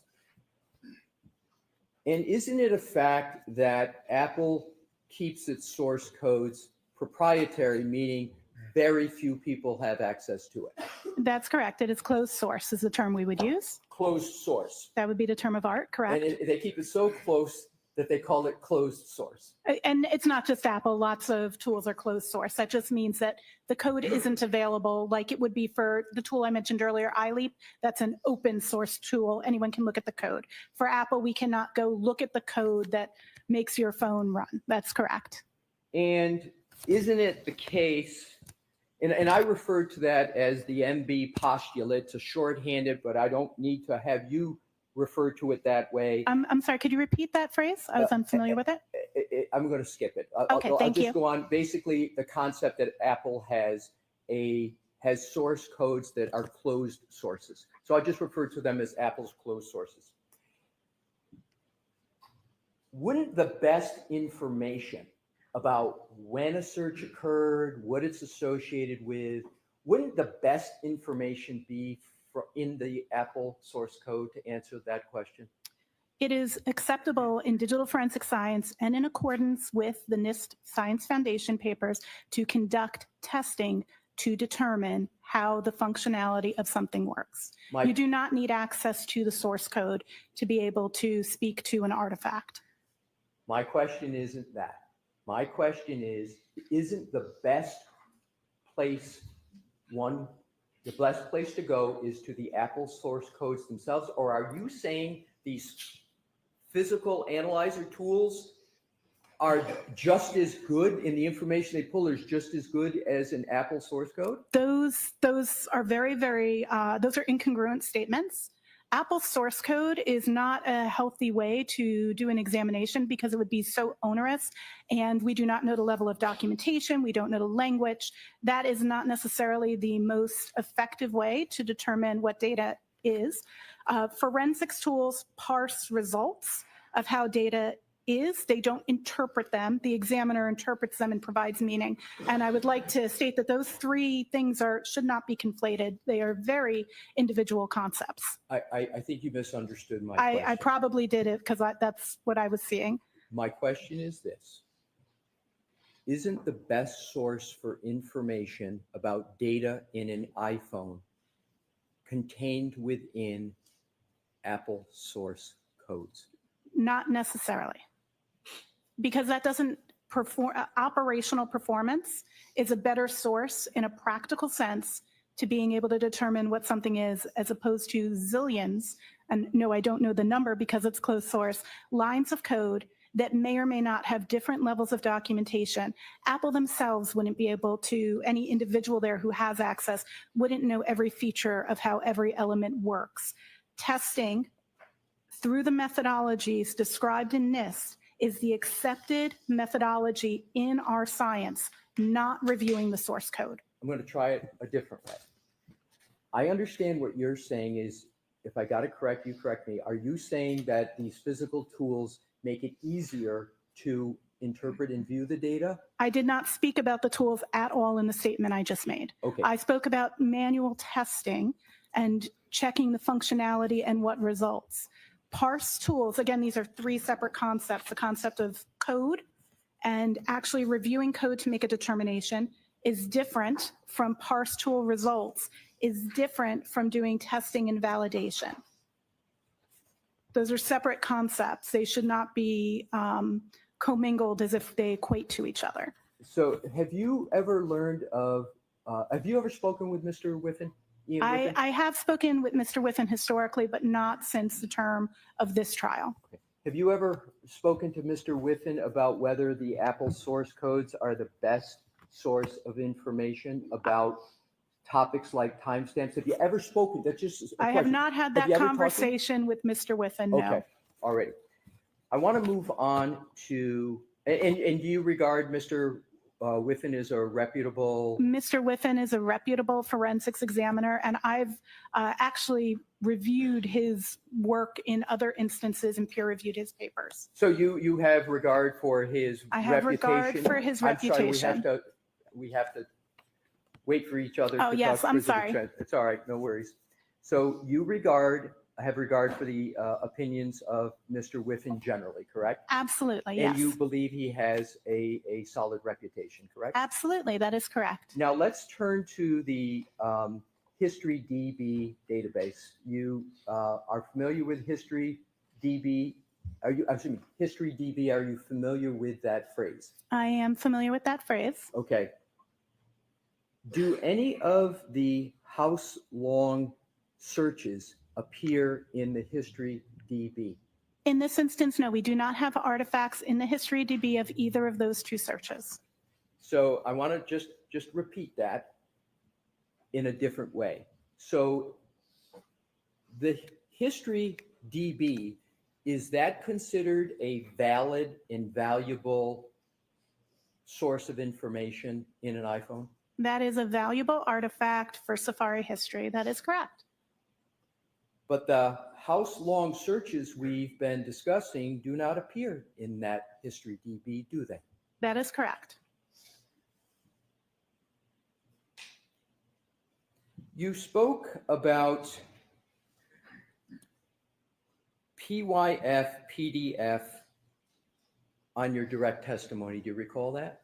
I do. It's the Python framework for PDF. It is a GitHub tool, one can download from GitHub to utilize to create PDFs using Python code. So a developer and a tool would integrate that to create a PDF. And the PYF PDF can have the variables set, correct? Yes, the Python script allows the developer to set things such as their name that they created the document. Yes. I want to go to the extraction of Jen McCabe's phone that you talked about on direct examination. Is the hash value signed or unsigned? A hash value isn't signed. I believe your question you're asking me is if the Adobe document that contained the PDF that contained the hash values, are you asking me if that's signed? Because a hash value is something that matches. A hash value isn't signed. Let me ask it this way. Is there any hash value associated with Jen McCabe's phone that is unsigned? That is not a valid question. I apologize. We don't refer to hash values as being signed or unsigned. We would refer to the PDF that contains that value as being signed or unsigned. Have you ever read a report of Mr. Ian Whiffen in this case? I have, but I have to be clear, I have not read all of Ian's reports. I've only read some, so I don't know if I read some of his earlier reports. Do you recall reading a report of Mr. Whiffen where he references a hash value being unsigned associated with the iPhone of Jennifer McCabe? can I see said report so I can validate if I did or did not? I'm not sure based on just that, because I wouldn't use the term hash value being signed. I did see a report in which Mr. Whiffen spoke to the PDF not being signed. I just want to try to shortcut this and work off your last statement. You're now saying you do recall seeing a report of Mr. Whiffen where he said a PDF was unsigned? I need to see, I do remember him referencing the PDF. I would need to see the report, especially since the characterization of hash value being unsigned is not a term of art that I am familiar with in our field. Let me ask if you agree or disagree with this statement. This value can be used to compare with the original hash calculated at the time of extraction in order to validate the extraction data. However, this requires authentication of the original hash value, which is not possible with gray key extractions, as the PDF containing the extraction hash value is unsigned. Therefore, this hash value could be used as a suggestion of authentication, but cannot be guaranteed 100%. Do you agree or disagree? His statement there says the PDF is unsigned, not that the hash value is unsigned. Right, but it's nonetheless unsigned, correct? The PDF is not signed. That is a correct statement. Gray key PDFs that purport that value are not an Adobe signed document. Do you know the history of the extraction of Jen McCabe's phone? It's yes or no. Can you provide more clarity? What do you mean? Do you mean from the time the image was made? Do you mean from the time the device was received? Because I don't know the information pertaining to the receipt of the device into evidence, and then when I only have the documentation of the image forward. So I want to be clear about what period we're talking about. It's an excellent point, and I am going to follow up with some questions. Okay. In an extraction, doesn't the extraction from a phone start with the raw data, raw image? You tell me, when someone brings a phone in, what's the first step that gets taken in order to do a full file extraction? What's the first step? It depends. There's got to be steps with regard to network isolation. I need to know if the device is AFU or BFU at that point. So I don't have that information from this case, if that is the question. I get from the image forward. So what I'd like to do, and this may be my last section of questioning, I'd like you to describe the ideal situation as to getting the most reliable data from an iPhone from the start. What's the most reliable way to do it? I would say the most reliable way is following the recently released SWIG-DE Scientific Working Group on Digital Evidence document on best practices of evidence handling, preservation, and imaging. I may have that title slightly out of order, but it is the document released this January. And tell me what that is. Sure. In that, the first thing, from which point are we starting? Are we starting like extracting the data using a tool, or are we talking on scene, taking the device into evidence? The latter. Okay. So the first thing you're going to do is you're going to ensure that you are isolating the device. This is also going to depend on condition from the network. So typically this would be done with a Faraday enclosure in a best practice. However, there are alternative ways of isolating from the network, such as disabling all of the communication protocols, such as Wi-Fi, airplane mode, etc. The next step, once you've isolated, but prior to, you also want to make sure you're continuing battery stat. So if a device is on, you want to keep it powered on. If it's off, you want to keep it powered off. That's a general statement. So the best way to do that is to attach a battery charger. Just like when your battery runs low, you plug in a charger in the back of these battery packs. We do that with that before we put it in the Faraday bag. A Faraday bag is an enclosure that blocks signals from coming to the device. This is so a remote wipe command couldn't be sent, or so that more data isn't received to the phone, because phones are live and constantly obtaining data. So we're going to have it with a battery pack in the Faraday, presuming it was on. Again, I don't know the status of this device. The next steps are going to depend on what state that device is and what make and model that device is and what the current support for that device is. There are multiple types of extraction methods of phones. In the modern day on iOS, a full file system image, what we had on the devices in question in this case, is considered the gold standard because it has the most robust information. So at this point, the next question is what's the best image type? And that's going to depend on if we have a passcode or if we don't have a passcode. If I could, please. And I'm going to allow you to continue. Yeah, please. I want to break it down for the jury.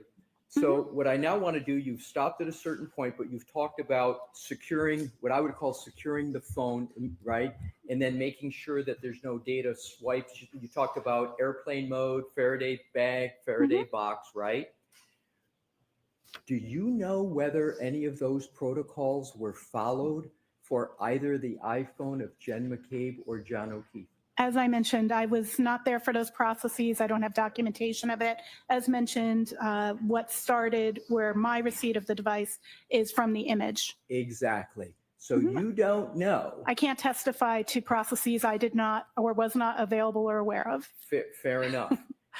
But do you have a little bit of hint as to whether the phone of Mr. John O'Keefe was properly secured in airplane mode, a Faraday bag, or a Faraday box, based upon your own report of the iPhone of John McCabe? Can you determine that from page 5 of your report? Obviously, there is data signals that are still being made and created.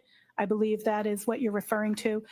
So the assumption is that I don't know at which point a Faraday bag is employed, but I also want to be clear, I don't know when, I don't have information outside of the digital forensics realm about this case, so I don't know precisely when the phone was taken into custody by law enforcement. Fair enough. So assume that Mr. O'Keefe was deceased around the latest 9 a.m. on January 29th, 2022. Isn't there activity on that phone, health data activity, up to around noon of January 29th? Health data activity would continue to be reported regardless of if the device was isolated from the network or not. Health data has to do with the movement of the device. So if the device was being moved even within a Faraday bag, that data would still be populated. How about location data? Location data is unlikely to be reported in a device that is Faraday enclosed, but I do not know what location data you're referring to, so I cannot speak in absolutes without having a better reference to the artifacts in question. If you're saying it's in my report, I'll look at it, but again, I never knew when the phone was seized, so it was not part of my initial analysis. Do I have permission to look at that time now? Yes. Thank you, Your Honor. So bear with me, it's a big report, as you know. It is a big report. And it was at the bottom of my stack. Pardon me? All right, it was at the bottom of my stack. I had to lift up the other ones to find it. All right, so. Your Honor, may I assist and point her to a page? Sure. That'd be Thank great. you. If you could turn to that report on your page 47 and continue on to page 50. I do see incoming data that is consistent with the device not being Faradayed, such as the receipt of SMS messages, notifications from Ring, etc. So, the iPhone of Mr. O'Keefe was not secured in the manner you described before we got to this, as would be the best practice with regard to getting the most accurate data from a phone. That is, once it comes in, that it's to either be put in airplane mode, Faraday bag, or Faraday box. That's correct. By your own report, you see activity. I do see activity. It was not Faradayed. Faraday prevents wiping of the device and additional data. So actually, in this instance, it doesn't appear that the device was at risk of wipe because it was not wiped. And we actually have more data because we get to see the data that continue to come into the device. I'm not saying that's in accordance with best practice. I'm saying that that's what I see based off of what you just had me reviewing the data. It sounds like you're trying to justify. Oh, I'm not if trying to right or justify. wrong, you tell me. It sounds like you're trying to justify the fact it wasn't secured. Am I correct? No, you're incorrect. I'm just stating we have, you asked if we had more data or less data. We actually have more data with it not being Faraday, but no, best practice would be to Faraday. That I wasn't my 100% question. agree. My question wasn't, is there more or less data? My question was simply, doesn't your own report show activity up until noon on January 29, 2022? Correct. And for clarity, my scope was till noon, so I don't know if there was activity beyond that. Right, but as far as your scope goes, I want to be clear. Yeah. There is activity on Absolutely. this phone. Absolutely. The Which phone- shows that it was not put in airplane mode, it was not put in a Faraday bag, and it was not put in a Faraday box. And that failure is not best practice. Correct. It is not in accordance with the best practices. I agree. I would have Faradayed it. Thank you. So if I, that's presuming all okay. things. I have no further questions. Thank you for answering my questions, Ms. Hyde. Thank you for your questions. Have a great day. Thank you.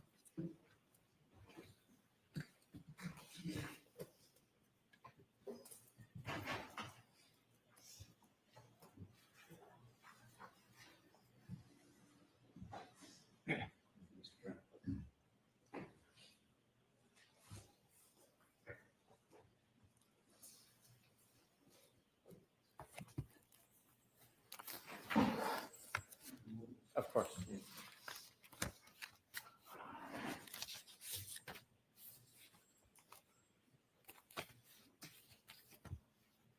Whenever you're ready. Thank you, Mr. Gray. You're welcome. You were asked when you began working on analyzing phones in this case, and you said it was in May. Was that of May of 2023? May of 2023, May 4th, 2023 is the email I have of a note. Thank you. Yes. It's easy to remember because May the 4th be with you. When you first were asked to begin work on this case in May of 2023, what was the catalyst for you to begin working on this?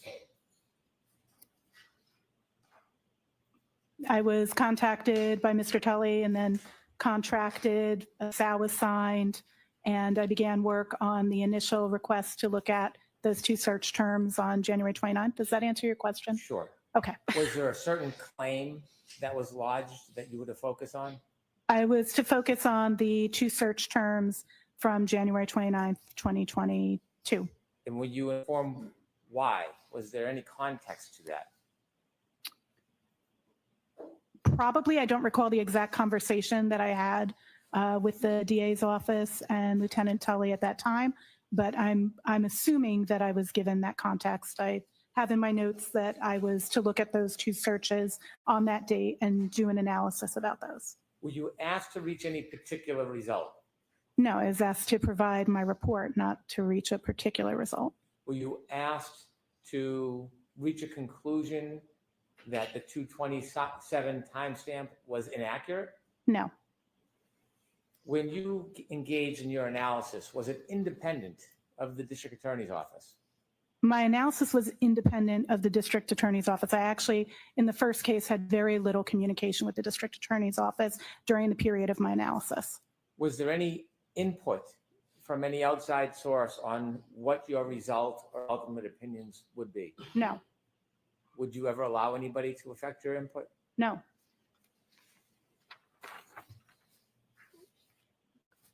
Throughout the course of your efforts with this phone, have there been changes to software? Absolutely. As mentioned on direct, software updates are near monthly. I want to ask you about changes to the Celebrite software. You were asked about certain reports you wrote. Were the reports that you wrote relative to different requests for analysis? Yes, The report regarding, report number 3, regarding changes to Celebrite software. Was that report limited to the timestamp change, or was it to include other efforts? the scope of that report, may I review what I have documented as the Please. scope? I believe we're talking about report 2, that's one about the Celebrate change. Yes. And I have the request was to understand changes made in the newer version of Celebrate Physical Analyzer to artifacts pertaining to the timeline of a particular Google search on January 29, 2022, namely how's long to die in cold. When you looked at the Celebrite software and report, was the timestamp characterization changed or removed? Yes, it was removed. That timestamp in the version starting in May of 2024, Celebrite actually removed that, and they put a release note stating that it was due to the ambiguity and potential for misconstruing the meaning of that data.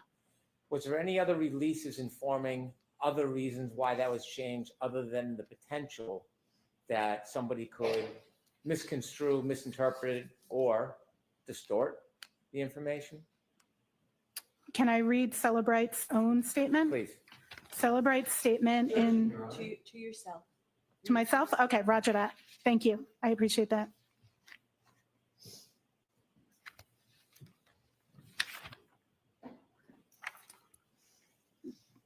Can you repeat the Share with question? us, Adam? was there any reason other than the concern about misinterpreting or They distorting? said that So what's your understanding? my understanding is that it is not a reliable timestamp, and that is why Celebrite removed it. You were asked about Axiom. Axiom, is it the same or different? Magnet Axiom and Celebrite Physical Analyzer are two different tools that both do forensic analysis of mobile phones. You were asked whether Axiom still has a timestamp that was similar to Celebrite before the change. Axiom shows what I spoke to on direct, where they have it as a parsed versus carved result. And so that particular result shows in the suspended StateDB artifact as carved. Do companies like Axiom and Celebrite give releases, updates, information about how to interpret their reports? So Axiom actually has a document that's released with it called the Artifact Reference Guide. And that actually gives a brief description of the fields and of artifacts. All tools, when they release new artifacts, they put out in a release note. Not all artifacts are clearly documented that are parsed. However, all of the vendors regularly put out webinars and blog posts that explain their new artifacts, but not necessarily all. Is there any releases or cautions from Axiom on the same issue about misinterpreting a timestamp? Axiom, in their artifact reference guide for this artifact, does speak to the possibility of misinterpretation and states that the timestamp can be earlier than the search had occurred, based on what different reasons could cause that timestamp. Let me ask you about a Faraday bag. You said that best practices is to isolate an item in a Faraday bag. That's correct. Do you have any information, or did you know the travel of Mr. O'Keefe's phone that night, or where it went after? I'm sorry, can you clarify the time period? On January 29, 2022, from say 6:04 in the morning until later that afternoon. I did not have access to that information. When you analyze data from certain devices, are they always placed in a Faraday bag immediately after an incident? There's a lot of times when this is situation dependent. An example of when you would not put something in a Faraday bag is when you have a deceased victim and you're going to be using their biometrics to possibly unlock the device. Because a Faraday bag is enclosed and then can't be opened, if your intent, if you don't have the password, is to use a deceased person's fingerprint to unlock the phone, we don't want to put the person's finger in the Faraday bag. So usually those phones would not be Faradayed, but they would typically have airplane mode enabled or SIM card removed. But no, SIM card removed doesn't actually work on iOS, so I won't get into that. understanding or having the opinion that this item was not placed in a Faraday bag at 6:04 in the morning, does that in any way affect your opinions about the data that you analyzed on this phone and the conclusions that you reached regarding Mr. O'Keefe's phone? It does not have any impact on the conclusions other than the fact that it wasn't Faradayed and more data came in. So we have additional data. You were asked a very specific question about history DB, and it was simply whether or not How's Long to Die in Cold, whether it appeared in history DB. That isolated question, does that provide any context for you and your analysis and conclusions about How Long to Die in Cold and that it occurred at 6:23 and 6:24 the next morning?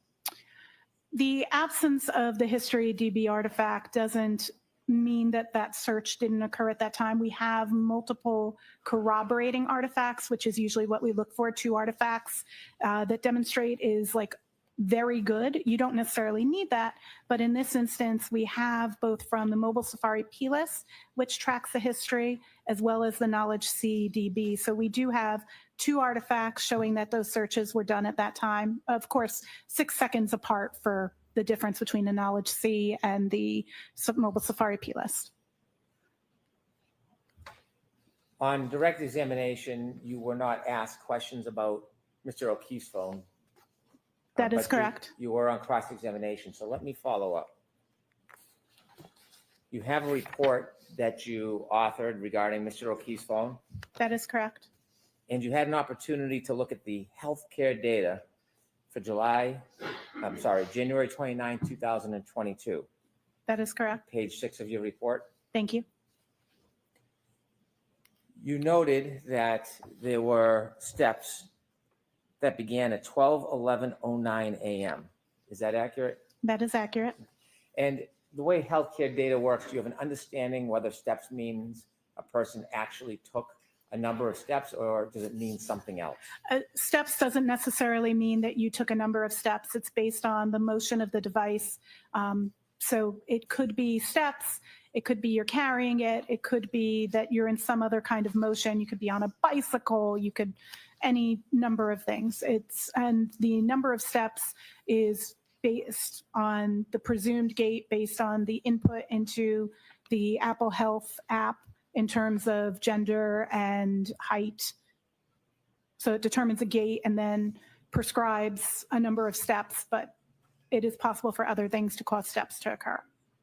You were asked specifically if you saw that there were reported movement or health steps at 12:21:10 a.m. and specifically pointed out to you notation or characterization of 80 steps. Is that accurate? That is what's stored in the database. I try to clarify, as I did for you, sir, that that's what's stored in the database. I'm not saying that 80 steps were taken. And by the way, in addition to the healthcare analysis, you did some analysis on the movement of a car, didn't you? For Ms. I'm going to deny that question. Can these health steps occur if somebody's holding a phone while traveling in a car?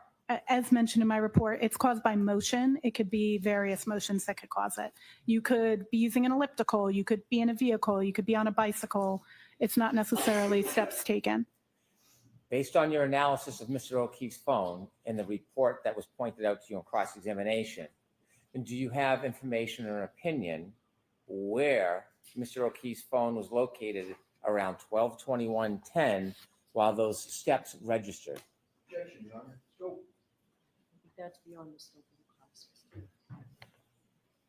It was pointed out to you at 12:21:10 there was a registered 80 steps. Is that accurate? That is correct.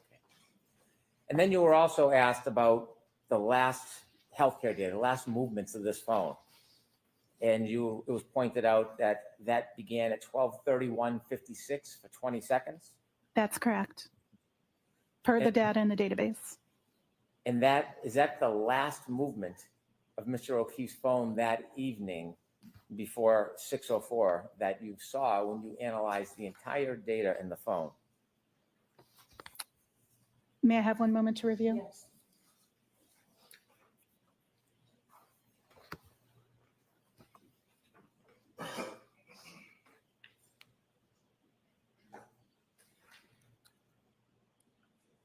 That appears to be the last before the 6 a.m. hour.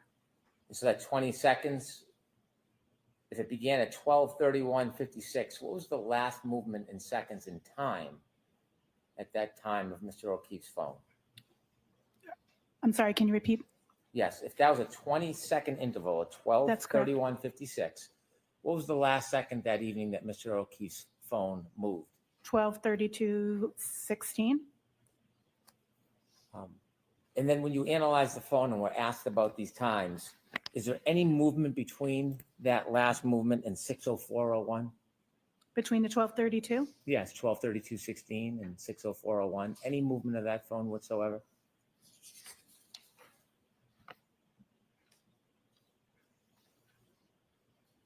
I do not have anything supporting that in my report.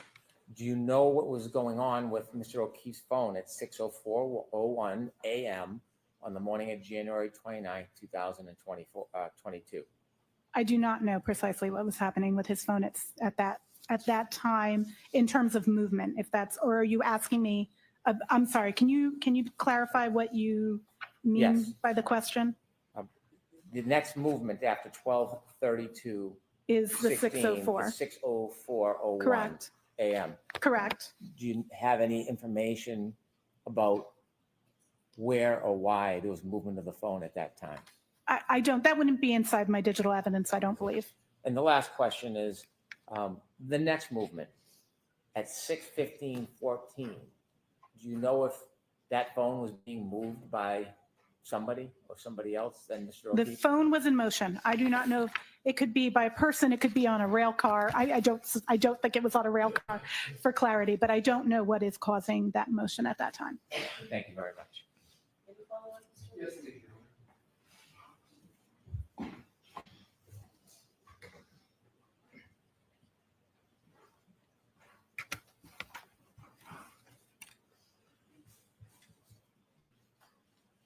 We have a moment here. Thank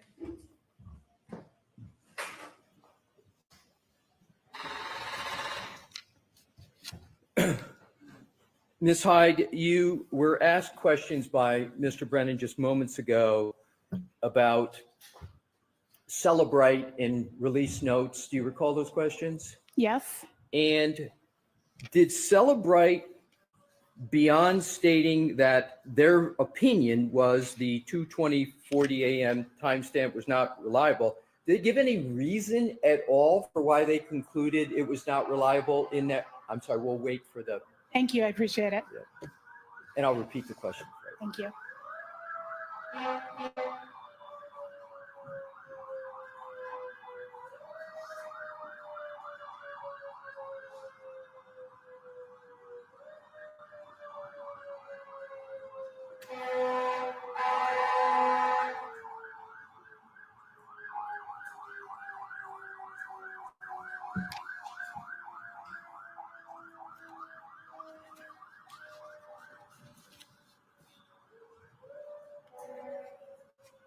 May I, Your Honor? Thank you.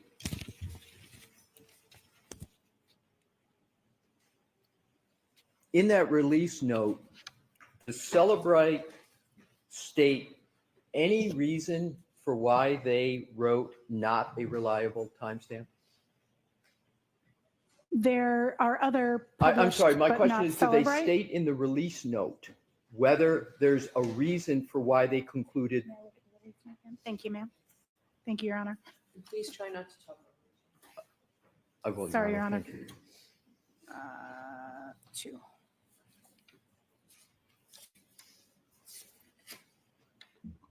Not asking you to read it, just asking whether or not they give any reason for the conclusion, not a reliable timestamp. 1 moment. I'd like to review what they wrote. Thank you. Absolutely. You're welcome.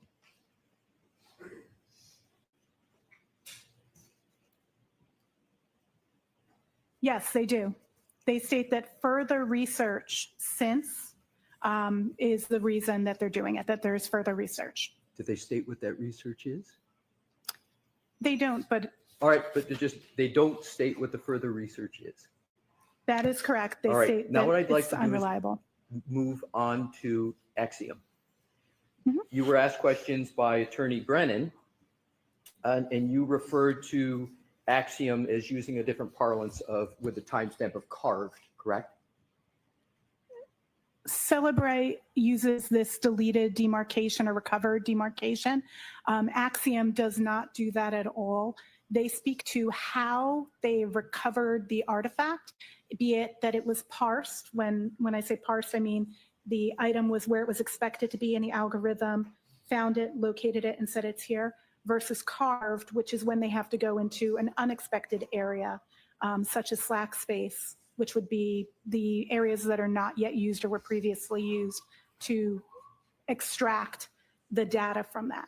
So Axiom actually recovers the timestamp, but Celebrite does not. Is that correct? Is that correct? Yes, Okay. currently, previously, when we did the first case. Right, but it's the currently, opposite. Celebrite Correct. doesn't, but Axiom does. Axiom recovers 2:27:40 a.m., correct? Timestamp? They That recover. is the timestamp that they show for that artifact. correct. Exactly. So now I'd like to go back to the next topic, our discussion about Mr. O'Keefe's phone and secured or not. You talked about one example of maybe needing to use a biometric to unlock a phone. And that might be a reason, as I understand it, as to why someone might not put it in a Faraday bag or box. Do I have that correct? Correct. Okay, do you know whether the passcode was immediately provided on the phone of Mr. O'Keefe? I do not have that information. Assume that the passcode was immediately provided for the phone of Mr. O'Keefe. Can you think of any other reason why that phone wouldn't be put in airplane mode, Faraday bag, or Faraday box? Best practice would be to put it in a Faraday bag. Okay. And that phone was obviously not put in airplane mode, Faraday box, or Faraday bag after 6:04 a.m. on January 29, 2022, correct? Correct. Now let's go to, Well, I don't know if at some point past 12 o'clock. My report only goes to noon, so just for clarity, I don't know Fair enough. anything past noon. fair enough, but from 6:04 a.m. until approximately noon on Correct. January 29, 2022, at least that time, that phone is not in airplane mode in a Faraday bag or a Faraday box, correct? It would appear such. Because I didn't analyze past that, I don't know if it had been potentially Faradayed and then it broke Faraday and got data, but I don't suspect that based on this. It appears that that data was live.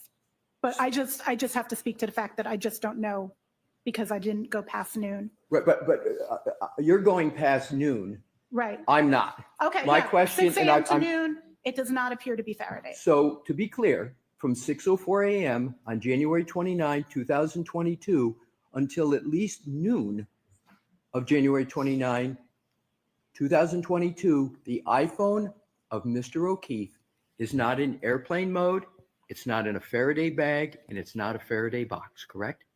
Unless it was in a broken Faraday bag, like they put it and it was failing. But it does not appear to have been placed in Faraday bag. All right. No, I'm just being honest. You should test your Faraday bags. They go bad. I use Dr. Katz's testing methodology, but in 100%, it appears to have been receiving signal for that entire period and not in a Faraday bag, which would be best practice unless biometrics were needed. So let's now go to hopefully what are the last two categories of questions. With regard to the iPhone of Jen McCabe,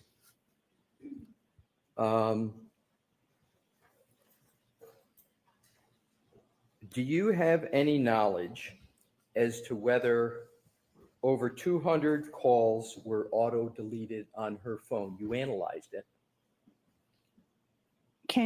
we can see that calls were auto-deleted. You're asking me if the number of, I just want to make sure I understand the question. If the number of calls that were auto-deleted, if that exceeded 200? My question is, do you know whether there was auto deletions on Jen McCabe's phone? Do you know that? I'm uncomfortable with the term auto deletions because I don't know what that is inferring. Okay. Did you analyze her phone at all for deletions? I analyzed her phone to see if there had been deletions of call logs, and what I found was that there were records that were removed by the system and not recoverable from that database, but were recoverable from biomes. Understood. Now, what I'd like to do is to address your answer in response to Mr. Brennan's questions, where you said that the issue with regard to Mr. O'Keefe's, or just generally your proposition, that there was no impact on your conclusion because more data had been obtained. Did I get that correct? I believe my statement was there was no impact on my conclusion with the fact that it had not been in a Faraday. Right. So isn't it, though, the case that when a phone's not in a Faraday and is therefore active, data can be overwritten? Yes. So if data can be overwritten when it's not in a Faraday, you can lose that data, correct? Is there data that we're concerned? Yes, theoretically. Right. Yes.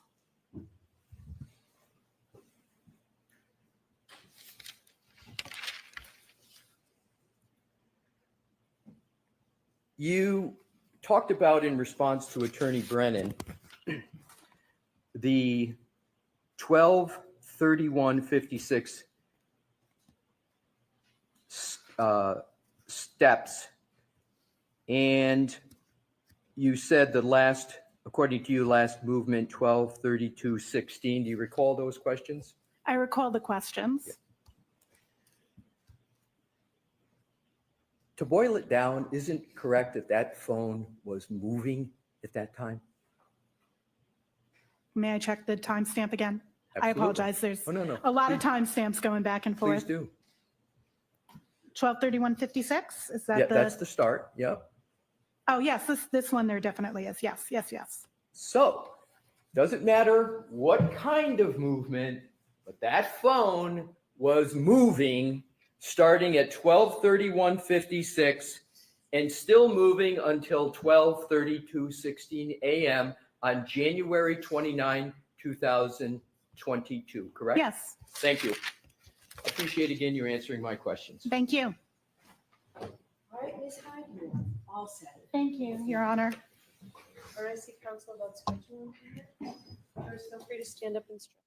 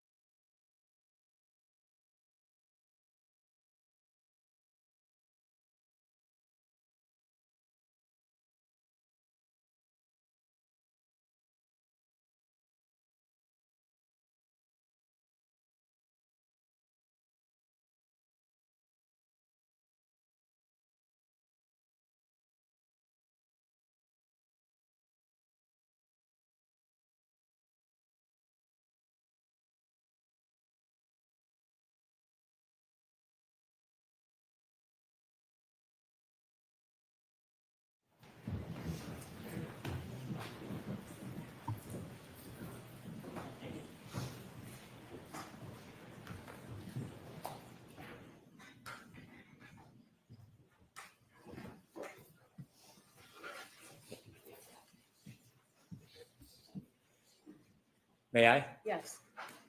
I would like to play clip 15, please.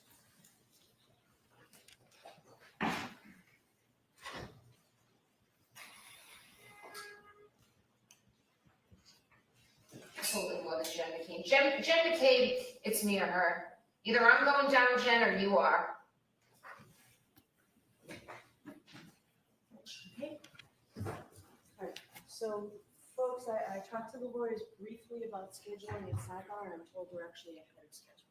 So with that, rather than beginning a witness who's probably going to take a while, we may as well let you go and enjoy the rest of this beautiful afternoon. So we're on schedule, ahead of schedule. We'll reevaluate that tomorrow, and I will see the lawyers at sidebar asking for as well about scheduling. Those same cautions, please. Do not discuss this case with anyone. Don't do any independent research or investigation into this case. If you happen to see, hear, or read anything about this case, please disregard it and let us know. And be very careful with your social media use. We'll see you tomorrow morning. Thank you. All right, to the court, please. Close your notebooks and follow me. Why don't you come on up?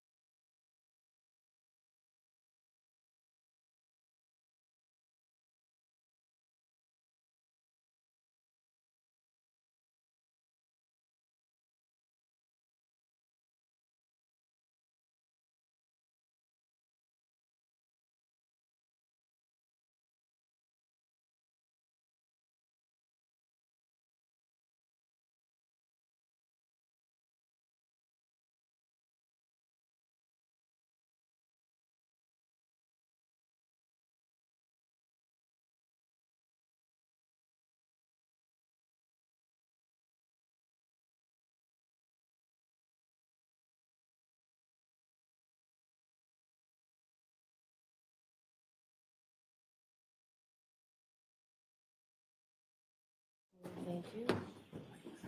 I'll see you tomorrow morning.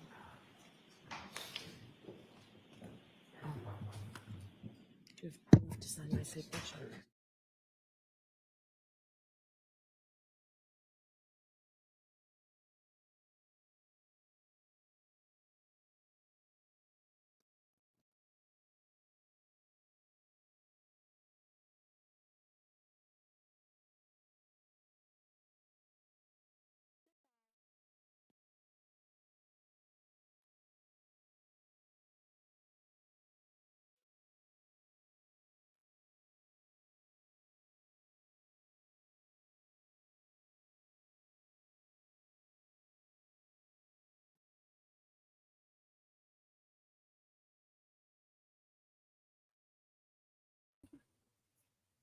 Hey guys. I think court is over for today.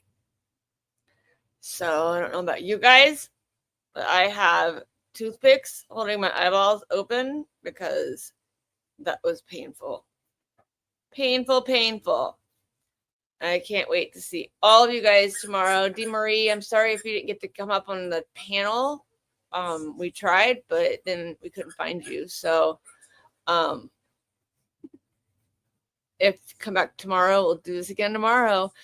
Again tomorrow, we will be streaming Resistant to Silence, Boots on the Ground morning. I think they start at 7:30, and we will stream that until the trial starts at 9. So if you guys can, go sub and subscribe, or sub to and like Resistant to Silence and the Alternate Corner. They are amazing. So we will see you guys. I know I'll see you in chat somewhere later, Blue. Noodles, I hope you feel better. I know you haven't felt good. Tommy, it was great to see you. Lucas, thank you for teaching us more things. Jay, I will try to remember that I live under the sea and not in Arabian Nights. So have a good day, guys. Talk to you soon.